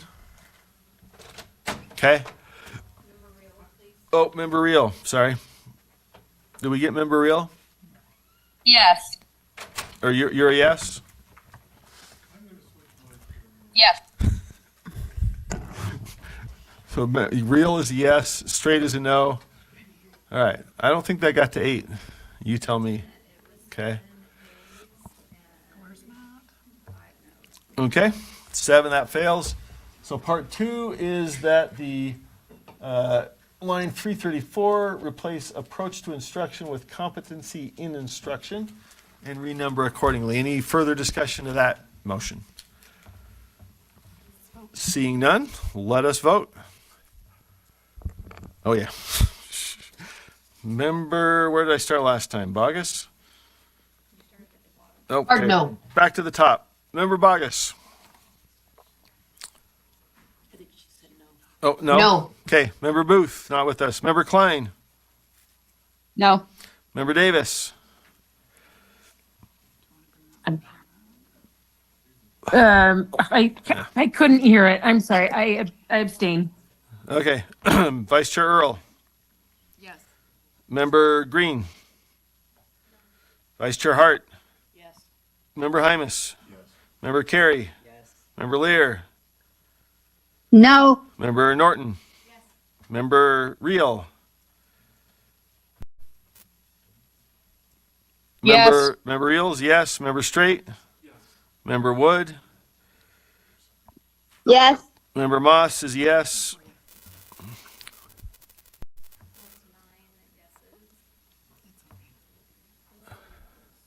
Okay, that one passes, is what, 9-4? I think. What are the no's on that one? Bogus, Klein, Green, and Lear. Okay. That is my set of amendments. I do have a question with a potential, but I want to spread it around if other people, I don't see any lights. Third possibility would be on line 326, and if I could just make a quick question. Well, let's put a motion out there. I'll be quick. Line 326, which says it must be a 501c3 nonprofit entity. I understand that may be for auditing purposes. My motion is to strike it. Is there a second? I started to spill my guts, and if they meet the other criteria, this would allow something that's not a 501c3 to offer online education through the state program. SOEP, not charter. Right, SOEP, Norton. like a Waterford school or like somebody who has some course that meets the other criteria would be not precluded on the grounds that they were not a 501c3. That would be the effect of the motion. Seconded? Okay, thank you. I've spoken. I think we need quality control, but I think we need to also open up possibilities. There's a lot of good private schools out there. If one of those has a course that meets the criteria, wants to offer it, they are a for-profit, but they have something good that we would like. I don't think their private status should, or their profit status should preclude them. I want options with quality control. So yes. Jim, Jim, it's Carol. I have a Yeah. question. Yeah. So this means that nonprofit or that for-profit school would get paid twice? Would the state pay the school, or would the student pay the school? Or the LEA pay the school? This would be to join the SOEP program. So this would be to offer SOEP. The school would, go ahead, Vice Chair Hart had a better No. answer. Okay. I have the same, I have a different question. Okay. Member Wood? And I just want to know Oh, who sorry. pays. Go ahead. I just want to know who pays the school, and if the school can just charge whatever it wants.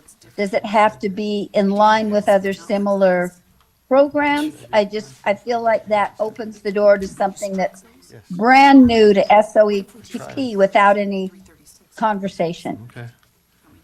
I'm sorry, I It missed could part of gouge that, but- families. It could gouge families. It could gouge the state. I mean, we don't know. It feels a lot like a third-party provider that we've had issues with, providing services, and they start charging exorbitant rates, and there's no control. So I'm just concerned that that would be the same if it's a for-profit school. My understanding is that level of quality control or gouging control would lie at the school level. We'd have controls. I think you can be gouged by a not-for-profit, even though they're not technically turning a profit. They're charging $1. So You for me, can, but it's harder. Fair enough. I think the controls are there. It's just a question of what range of possible applicants do we want to look at, and I think there's some good entities out there that might meet the other criteria. If they don't, if we look at these things on data security and privacy compliance and the other elements that we already have in place, and they don't meet that, then they don't get in. But if they have a quality product that's innovative and school decides, you know what, that works for my kids, then I don't want to preclude them just because they also turn a profit elsewhere. The question for me is, do they meet the criteria? So anyway, that's my response. Let's move on. I don't want to belabor it. I've given my piece. Member Davis? I think. No. No, we're not voting yet, but I'll duly noted. Oh, it was wishful thinking. That's okay. I am going to move to I got to go to these first. You want to bring it? Okay. Member Bogus? So once again, I've had my hand up. No, abstain. No, we're not voting yet.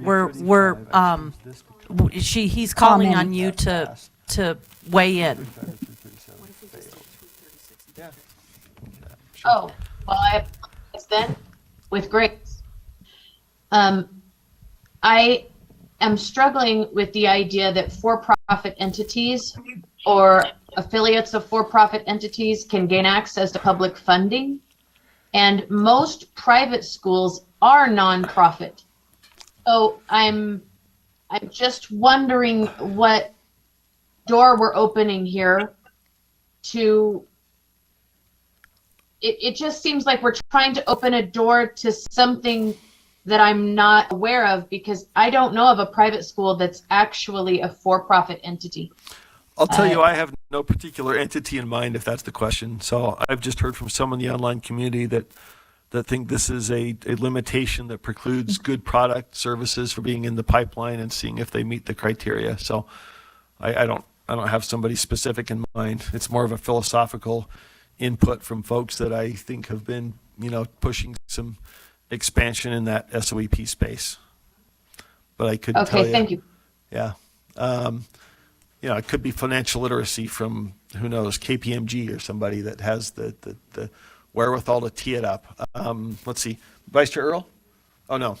Okay, seeing no more lights. Oh, yes, Vice Chair Earl. I have heart. Sorry. So how are you going to get around the fact that you need a board for audit purposes, and for-profit doesn't have a board? Don't they? Corporate board?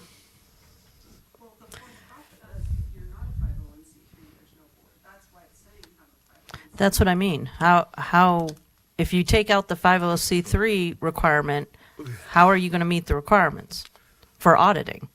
Well, can you not audit an entity without a board? If it's a company, if it's organized as a corporation of some sort, The and code. it has, hold on, if it's a corporate entity and has an educational class offering, they would have a board?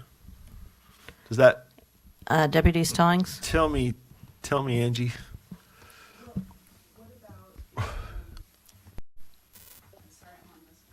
Right, thank you. Do you have a mic? What, yes, I'm on now.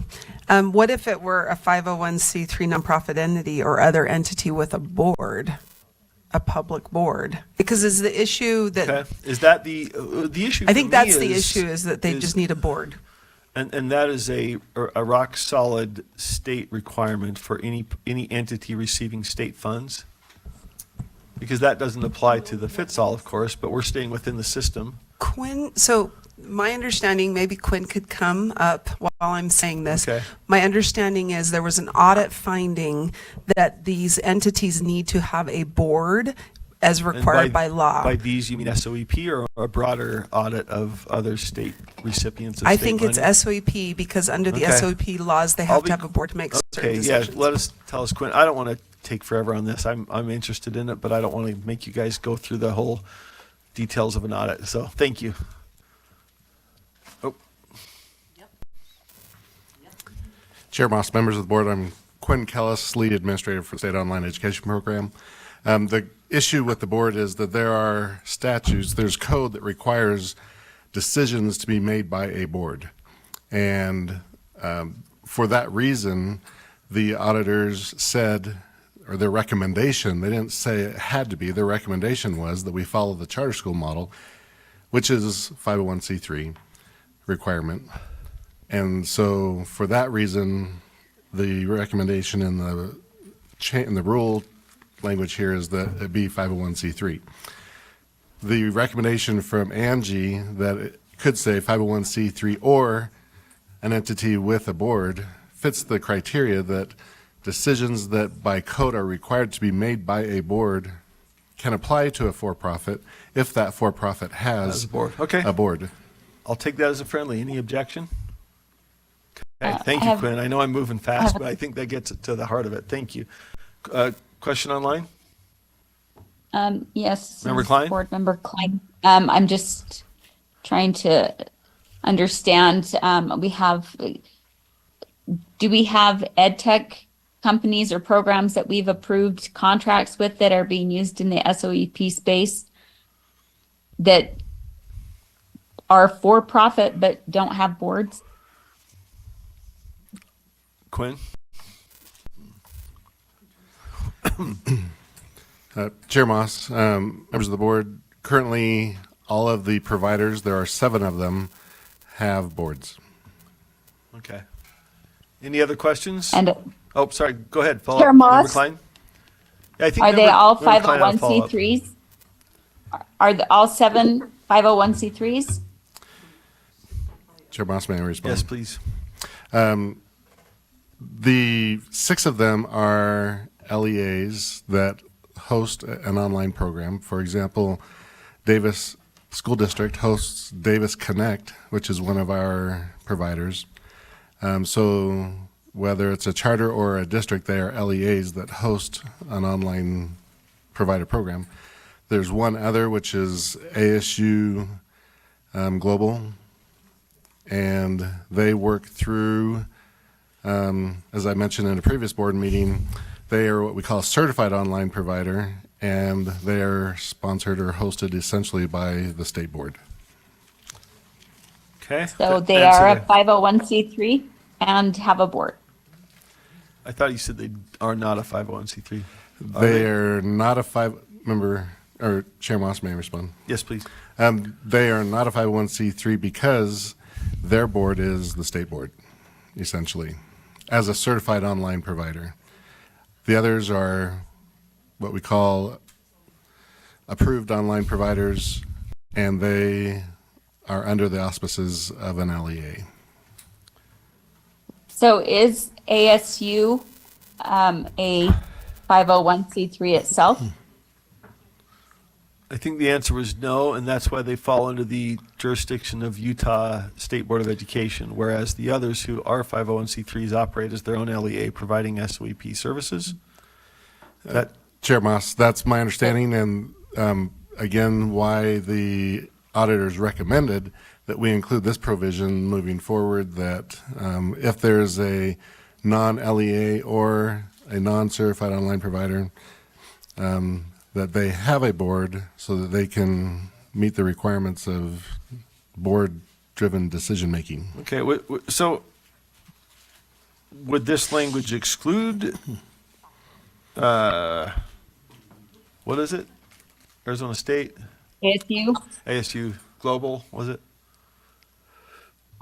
Mm-hmm. So the language that's in there currently, 501c3, would preclude them, which are already SOEP provider. Chair Moss, to Or answer would your, it? Maybe I got that wrong. To answer your question, the board would have to make that decision at the time that they were approved as a certified online provider. That rule, and currently is not a rule, so they were approved with no consideration of whether or not they were a 501c3. Going forward, the board would have to decide if they want to retroactively apply this to all the current ones. I ASU see. Prep Global being the only one that my Okay. understanding is doesn't have that. Well, let me throw out for the body then another slight tweak, because I wasn't aware of that. I was kind of looking at other potential options, but it might be best to say the board amend to add or other entity with a board, comma, unless the provider is admitted under the, what is it, the direction of? Well, they fall under us? What's the Chair Moss, arrangement? If they don't have a board, There's then they fall currently under a us. certified online provider Okay, is the reference to those who don't have an LEA that they're connected to. okay, and would therefore just be falling under us. So I think, Correct. unless the provider. So- Okay, yes, that's, any objection to that language? I have a question. Okay, Are you saying that that ASU Global has been in violation, like our using them has been in violation of this rule this is not the rule, prior Member to Klein. this amendment? Member Klein, It's not a- prior to, so as I'm understanding it now, because my amendments were not about ASU, I think the existing proposed language would say 501c3 would exclude other operators like ASU Global, I guess. My amendment is meant to look at other options out there, but I think if the question is, do we have quality control by putting somebody who is not one of those as a certified provider under USBE, then I think we've got a couple different levels of quality control. So that's my revised language. And So this is a rule that's been in place that sounds like it's in conflict with what the practice that we've, no, it's I not. just don't understand why That's ASU was not- approved if this rule said only 501c3. It was, Member Klein. That language was not in. That language is currently before the board to add the requirement that you have to be a 501c3. I think what Director Kellis is saying, that was not in effect. The proposed language coming up from staff would say that is now in effect. My language would modify that to some extent. So the language up now is to amend to add other entity with the board unless the provider is a certified online course provider. So that's the motion. Let's tee it up and we can move Chair to Moss, I something have else. my hand up. Oh, yes, I'm sorry. Do you guys see the hands over there? I don't see the hands. I'm sorry. That's okay. Who's- That's okay. That's why I just interrupted. Member Lear. But I feel like this would be a dramatic policy shift to go to for-profit entities participating, not sure where the money comes from the student directly, if it comes from the student to the SOE program, and then pays the private provider with no rules in place to cap the amount of money that maybe could be charged. I think this is a really big policy shift to be making at 8 o'clock on a Friday night. So, And Member Lear, yes. go ahead. I'm sorry. I just hear what you're saying about innovation, but I think this deserves more discussion before it's passed this late in the meeting. Okay, the actual shift would be in the other direction. So currently, there is no requirement that it be a 501c3 nonprofit. The shift is what we would be actually voting Right, on. but- So that would but be the it- shift. This would kind of revise that shift. But the current providers all do happen to be public entities. Except for- ASU, which sounds Correct. like it's kind of a hybrid.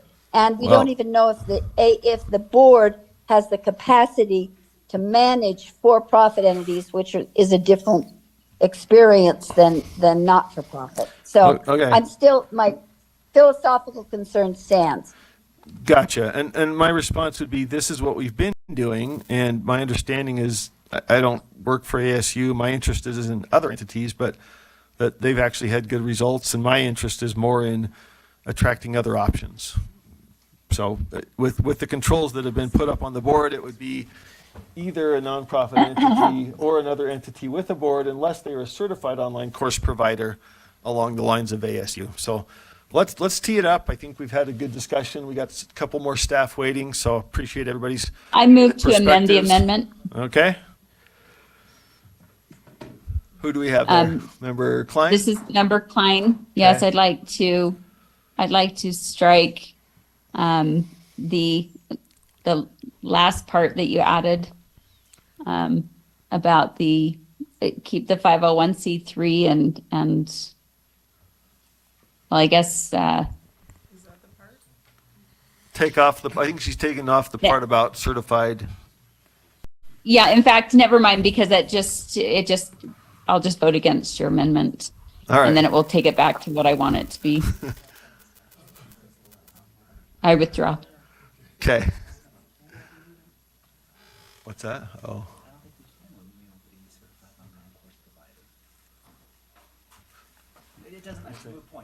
Oh, okay. All right. Okay, so here's the language is up there. Let's vote. Gosh, I keep watching for the screen. So Chair Moss is a yes. Member Wood?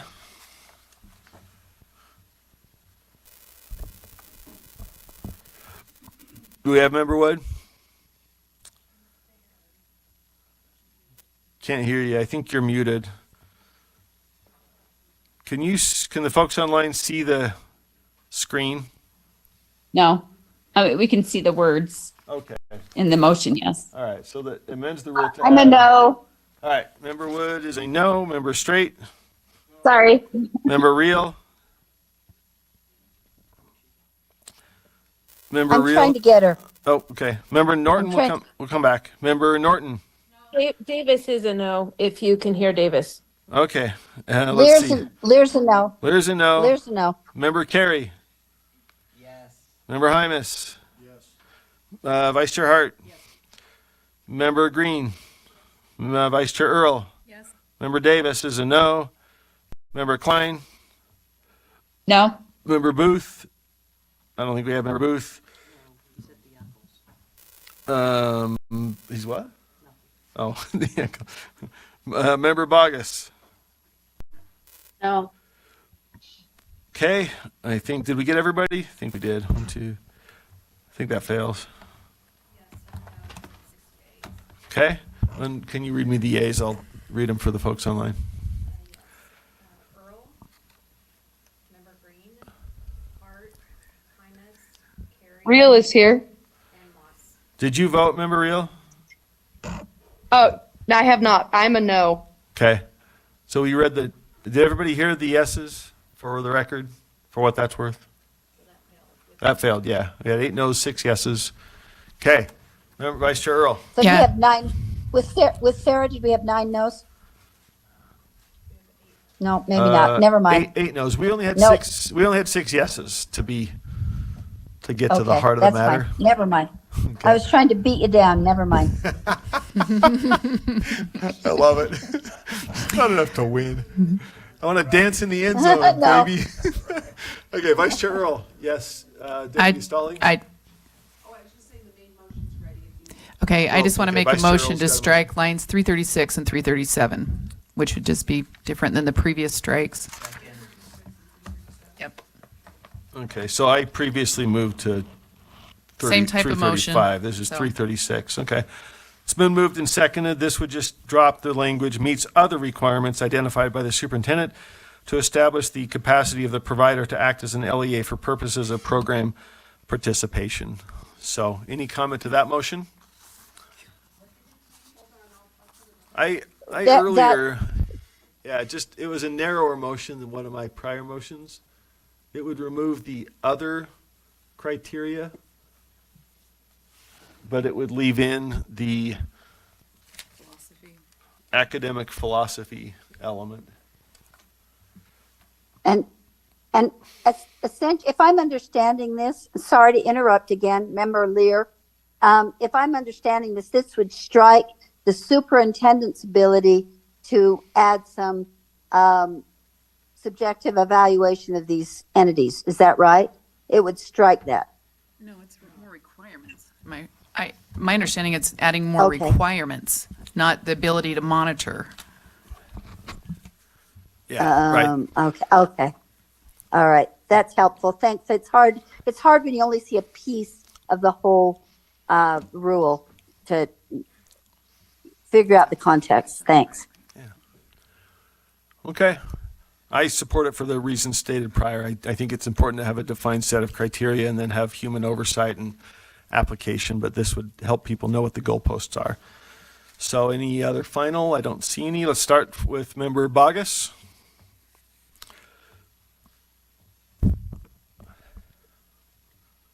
Member Bogus, we can come back. Member Booth, oh, sorry, who do we have up there? Member Bogus is a no? I get that right? Okay. Bogus is a no, Booth is not here. Member Klein? Come back to me. Okay. Member Davis? No. Member Vice Chair Earl? Yes. Member Green? Vice Chair Hart? Yes. Member Hymas? Yes. Member Carey? Yes. Member Lear? No. Member Norton? No. Member Reel? No. Member Straight? No. Member Wood?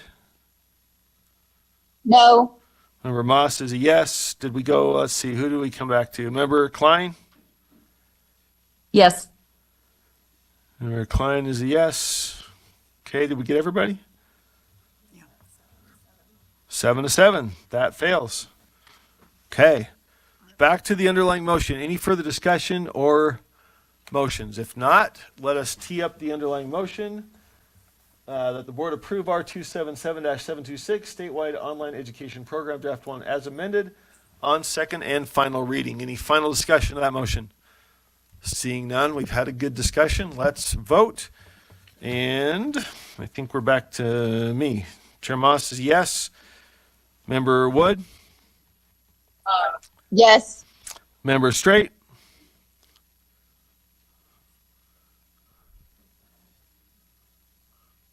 It's the full motion.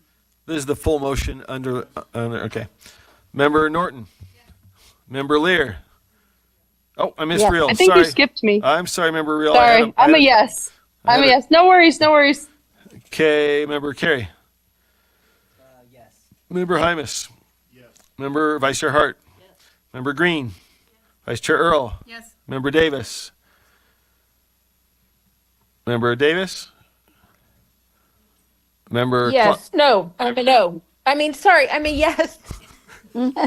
Okay. I'm so sorry. I'm a That's all right. yes. Member Klein. Member Klein.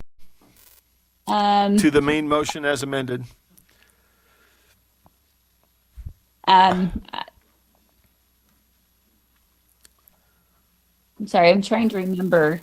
Did the competency one pass? Yeah. Yes. Something passed. I think that's the one that passed. Yes. I That's the will one say that no. passed. So we went from approach to Approach competency. to competency. Yep. Okay. So Member Klein, you're a no? Correct. Okay. Member Bogus? No. Bogus is a no. That passes with 3 no's? 2 no's. Member Bogus and Member Klein. Okay. Thank you. That wraps that. Thank you, Quinn, very much for sticking around and joining us. And I think that settles that one. I understand there's one more that we've got. Jennifer's with us. Malia's with us. This is item number, bless you, R277-304, teacher preparation programs. Did this come out of finance or standards and assessment? No, it came out of law and licensing. Special on licensing. Okay, so we can turn to Chair Hymas for this one. It looks like staff are. It looks like you got the cavalry is here, so. We talked about it yesterday. The issue was diverse student populations in the definition, as well as the CEC standards. And so Malia has drafted two options for you to choose from. One just says we're not going to define diverse student population. They can define it themselves as the LEA works. That's option one. And option two was simplifying it to be like the linguistic needs, disability, and academic needs. So just wanted to see which option you would prefer, but that should take care of those. And then it's the same for the CEC option, would be board approved standards for special education instead of relying on the CEC standards. Both. Remind me, Jennifer, what the CEC standards, what does CEC stand for? Council for Exceptional Children. Oh, yeah, okay. It's this. Sir, I have a question.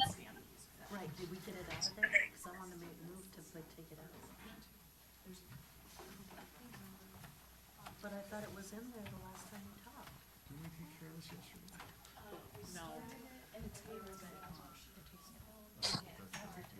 Wait, do we need a motion for unfinished business? Oh, okay. All right. I thought I was hearing that So- over here. So it was, All right. do we need to make that motion? It wasn't pending then. So you can make a substitute motion to adopt draft two, either option one or option two, because there was a pending. So I don't know if Well, we want the whatever the one, which one is the CEC out of? Both. Option, draft two, options one and two both have CEC out. It's draft one. Can you use your mic, please? Go ahead. Do you want me to? Got it. Both drafts drop the CEC standard, so that is not your piece. So what is? It's the diverse student population. So in option one, diverse student populations is not defined, and in option two, it's defined with just linguistic needs, academic needs, and disability. So Oh, and removes it out of the rule, like the term diverse student population. So May option I two comment? leaves some definition, option one leaves no definition and removes that terminology. may I comment? Yes, I lost track, but I think that's in order, unless I'm told otherwise. I think, so I may comment? Was that a yes? Okay. Hey, I think Christine. Member Klein, I'm sorry, we're just making sure we got the right connections. Tell who? Oh, yeah, I'm sorry, I thought she was. And Member Bogus, we got you second. Oh, am I good? Yes, I'm sorry. Go ahead. Okay, Yep. okay. So, my understanding, is if there was a line further down that referenced diverse student populations that, kind of encouraged groups, encouraged students to, do activities within their diverse student population groups. And we didn't feel like, I mean, it kind of, it looks like you're trying to promote segregation. And that's why it's a problem. And so based on the changes that they made, taking out certain aspects of, striking some of those so that we don't have kids being separated by race or sexual orientation and encouraging that kind of segregation. I think, I think that's what they were trying to avoid, but still keeping the academic learning and linguistic needs and disabilities, that it's okay to separate into those groups because it's sometimes necessary for academic learning for those different groups. So I appreciate that staff looked into that, and I would be okay with those changes. Are you saying we're not voting on the CEC aspect, or has that just been taken out? Because what I was told yesterday is that staff had been using those the old version that are no longer making any sense. They don't make sense anymore, but the new version from the CEC is full of kind of bespoke jargon. And so I was told they would create in-house standards instead of using the CEC. It would be USBE approved standards going forward. Okay.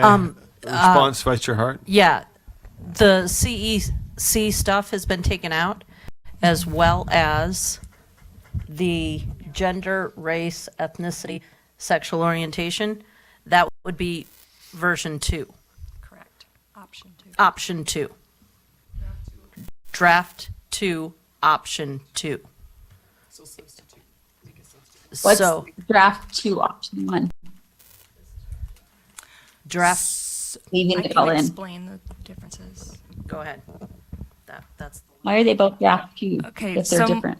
Malia had executive coordinator, educator licensing. So draft 2, option 1, eliminates diverse student populations both in definition and in the text of the rule, replacing diverse student populations with all students. It happens in line 136 as well as 291. Draft 2, option 2, removes gender, race, ethnicity, and sexual orientation from the definition of diverse student populations, but does not change that language within the body of the rule. Both options remove the CEC standards 2012 for special education teacher preparation and instead replace with board-approved special education teacher competencies. So option 1 takes out the term diverse student population. Correct. Also, as well as all categories. Yes. Option 1 removes the definition diverse student populations in the entire definition as well as within the body of the rule. So that, and in the body, it's replaced by just all students. Correct. Can we see where it's used in the document with all students? It's on lines 135 and 291.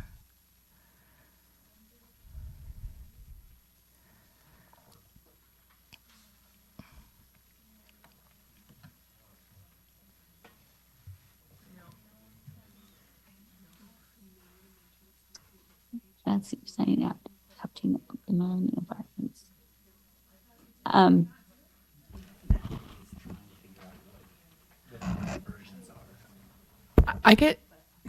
Did you figure it out, Natalie? Because I can maybe do it one more time. I'm just wondering if we could just, if that's needed at all, if we can just take out all students as well. And so it says just designing or adapting learning environments that encourage active participation in individual and group activities. That's what my motion would be, is to go with this draft and change that language. She would like to strike all students in line 135 and line 291. 135 for sure. All students is implied. It doesn't need to say it.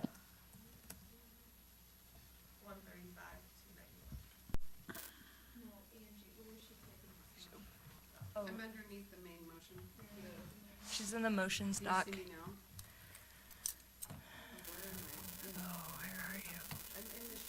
If you click on her face in the shared doc, then it'll go to where her. What are we changing again? Oh. She is on top of this stuff, so everybody just stop what you're doing. Like, Kelsey, find out. Yeah, I mean, yeah, I don't know how you keep track of all this.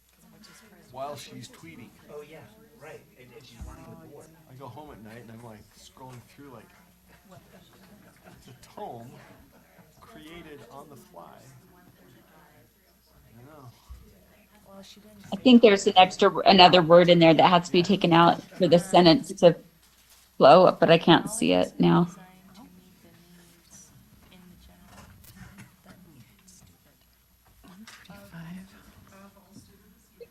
Can we look at the document one more time? Oh, there we go.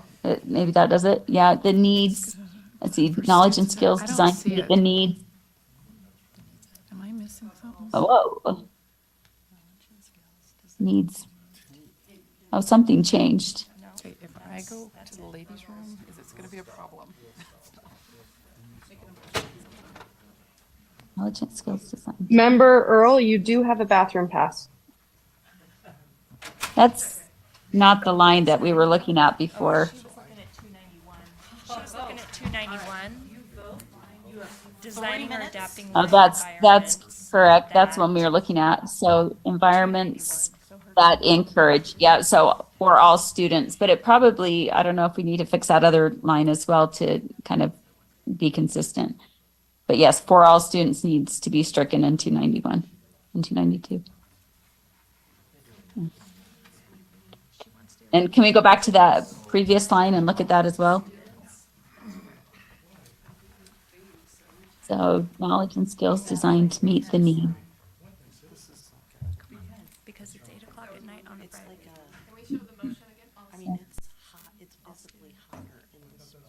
I feel like I'm a. I think that one's probably okay.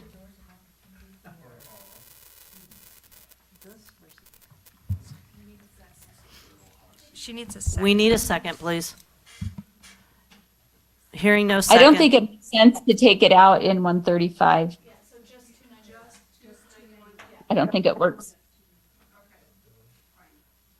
All right. Does anyone have a second for that? Hearing no second, we'll move on. Do we have a motion? Can you please, oh, go ahead. Okay, hold on. Two. Okay, go ahead. Option 2, is that up there? I don't know if I'm gonna be able to read it. Okay, are you moving option 2? Uh-huh. Okay, is there a second? Motion's been made and seconded. Second. Made and seconded. Can you get that ready to vote, please? Roll call votes? So Okay. can you just look, The can motion? you just clarify Sure. one more time the difference? Yep, Option 2 versus option 1? sure. The Make sure we motion have them on the, straight in our head. yep, the motion on the floor is option 2, version 2. And it has the CEC stuff crossed off, plus gender, race, ethnicity, and sexual orientation. It leaves disability, academic learning, and linguistic. And it leaves the term diverse student populations. And yes. All right. well- Okay, I would be for Okay. option 1, not option 2. Okay, hold on. Yeah, Member Carey. Thank you. I just wanted to, Dr. Thronston, I just wanted to say, this matter came up yesterday very late, and I really don't know how Dr. Thronston, Dr. Height, and their staff, I know Ashley Beal and Angie, everyone, so I just want to say, regardless of how you vote, I mean, they pulled off something very impressive, not only coming up with one draft, but two. To see, to make sure their bases were covered. So thank you. Thank you. I agree. Concurred. We're going to start, Chair Moss. Come back.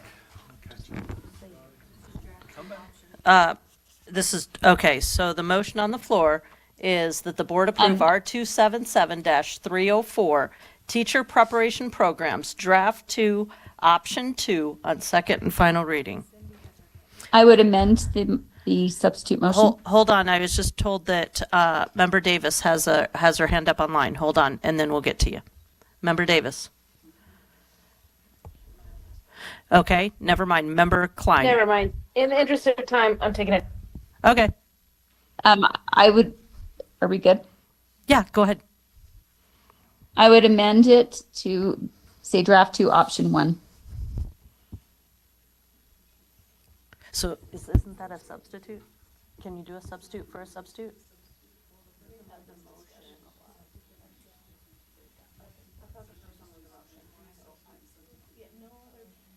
Are we good? It is a substitute. Can you? We can? Okay, so, is there a second? No second, we will return to, the substitute motion, by Member Norton. Roll call vote, Member Moss, Chair Moss. Yes. Member Wood. Member Straight. Yes. Member Reel. Yes. Member Norton? Yes. Lear? Carey? Yes. Hymus? Yes. Hart, yes. Green? Earl? Yes. Davis? Klein? Yes. Abstain. Booth? Bogus? Yes. Davis? What? Okay, that Yeah, I was a passed. yes. Thank you. That, no, who? That passes unanimously with one abstention. The abstention is Klein. Do we have another motion? Motion to adjourn. All in, Before you all flee, we're not going to stay, but we have some unfinished business that we'll have to double back and find some way to probably do remotely. So we got a goal discussion. We got some 3 or 4 other items. we're adjourned. We are adjourned, but we'll be back. More to come, as Letterman used to say. Don't call it a comeback, Don't Chair. call it a comeback. I have been here for years, just like LL Cool J. So yeah, that was an appropriate lead in there, Chair Member Bogus.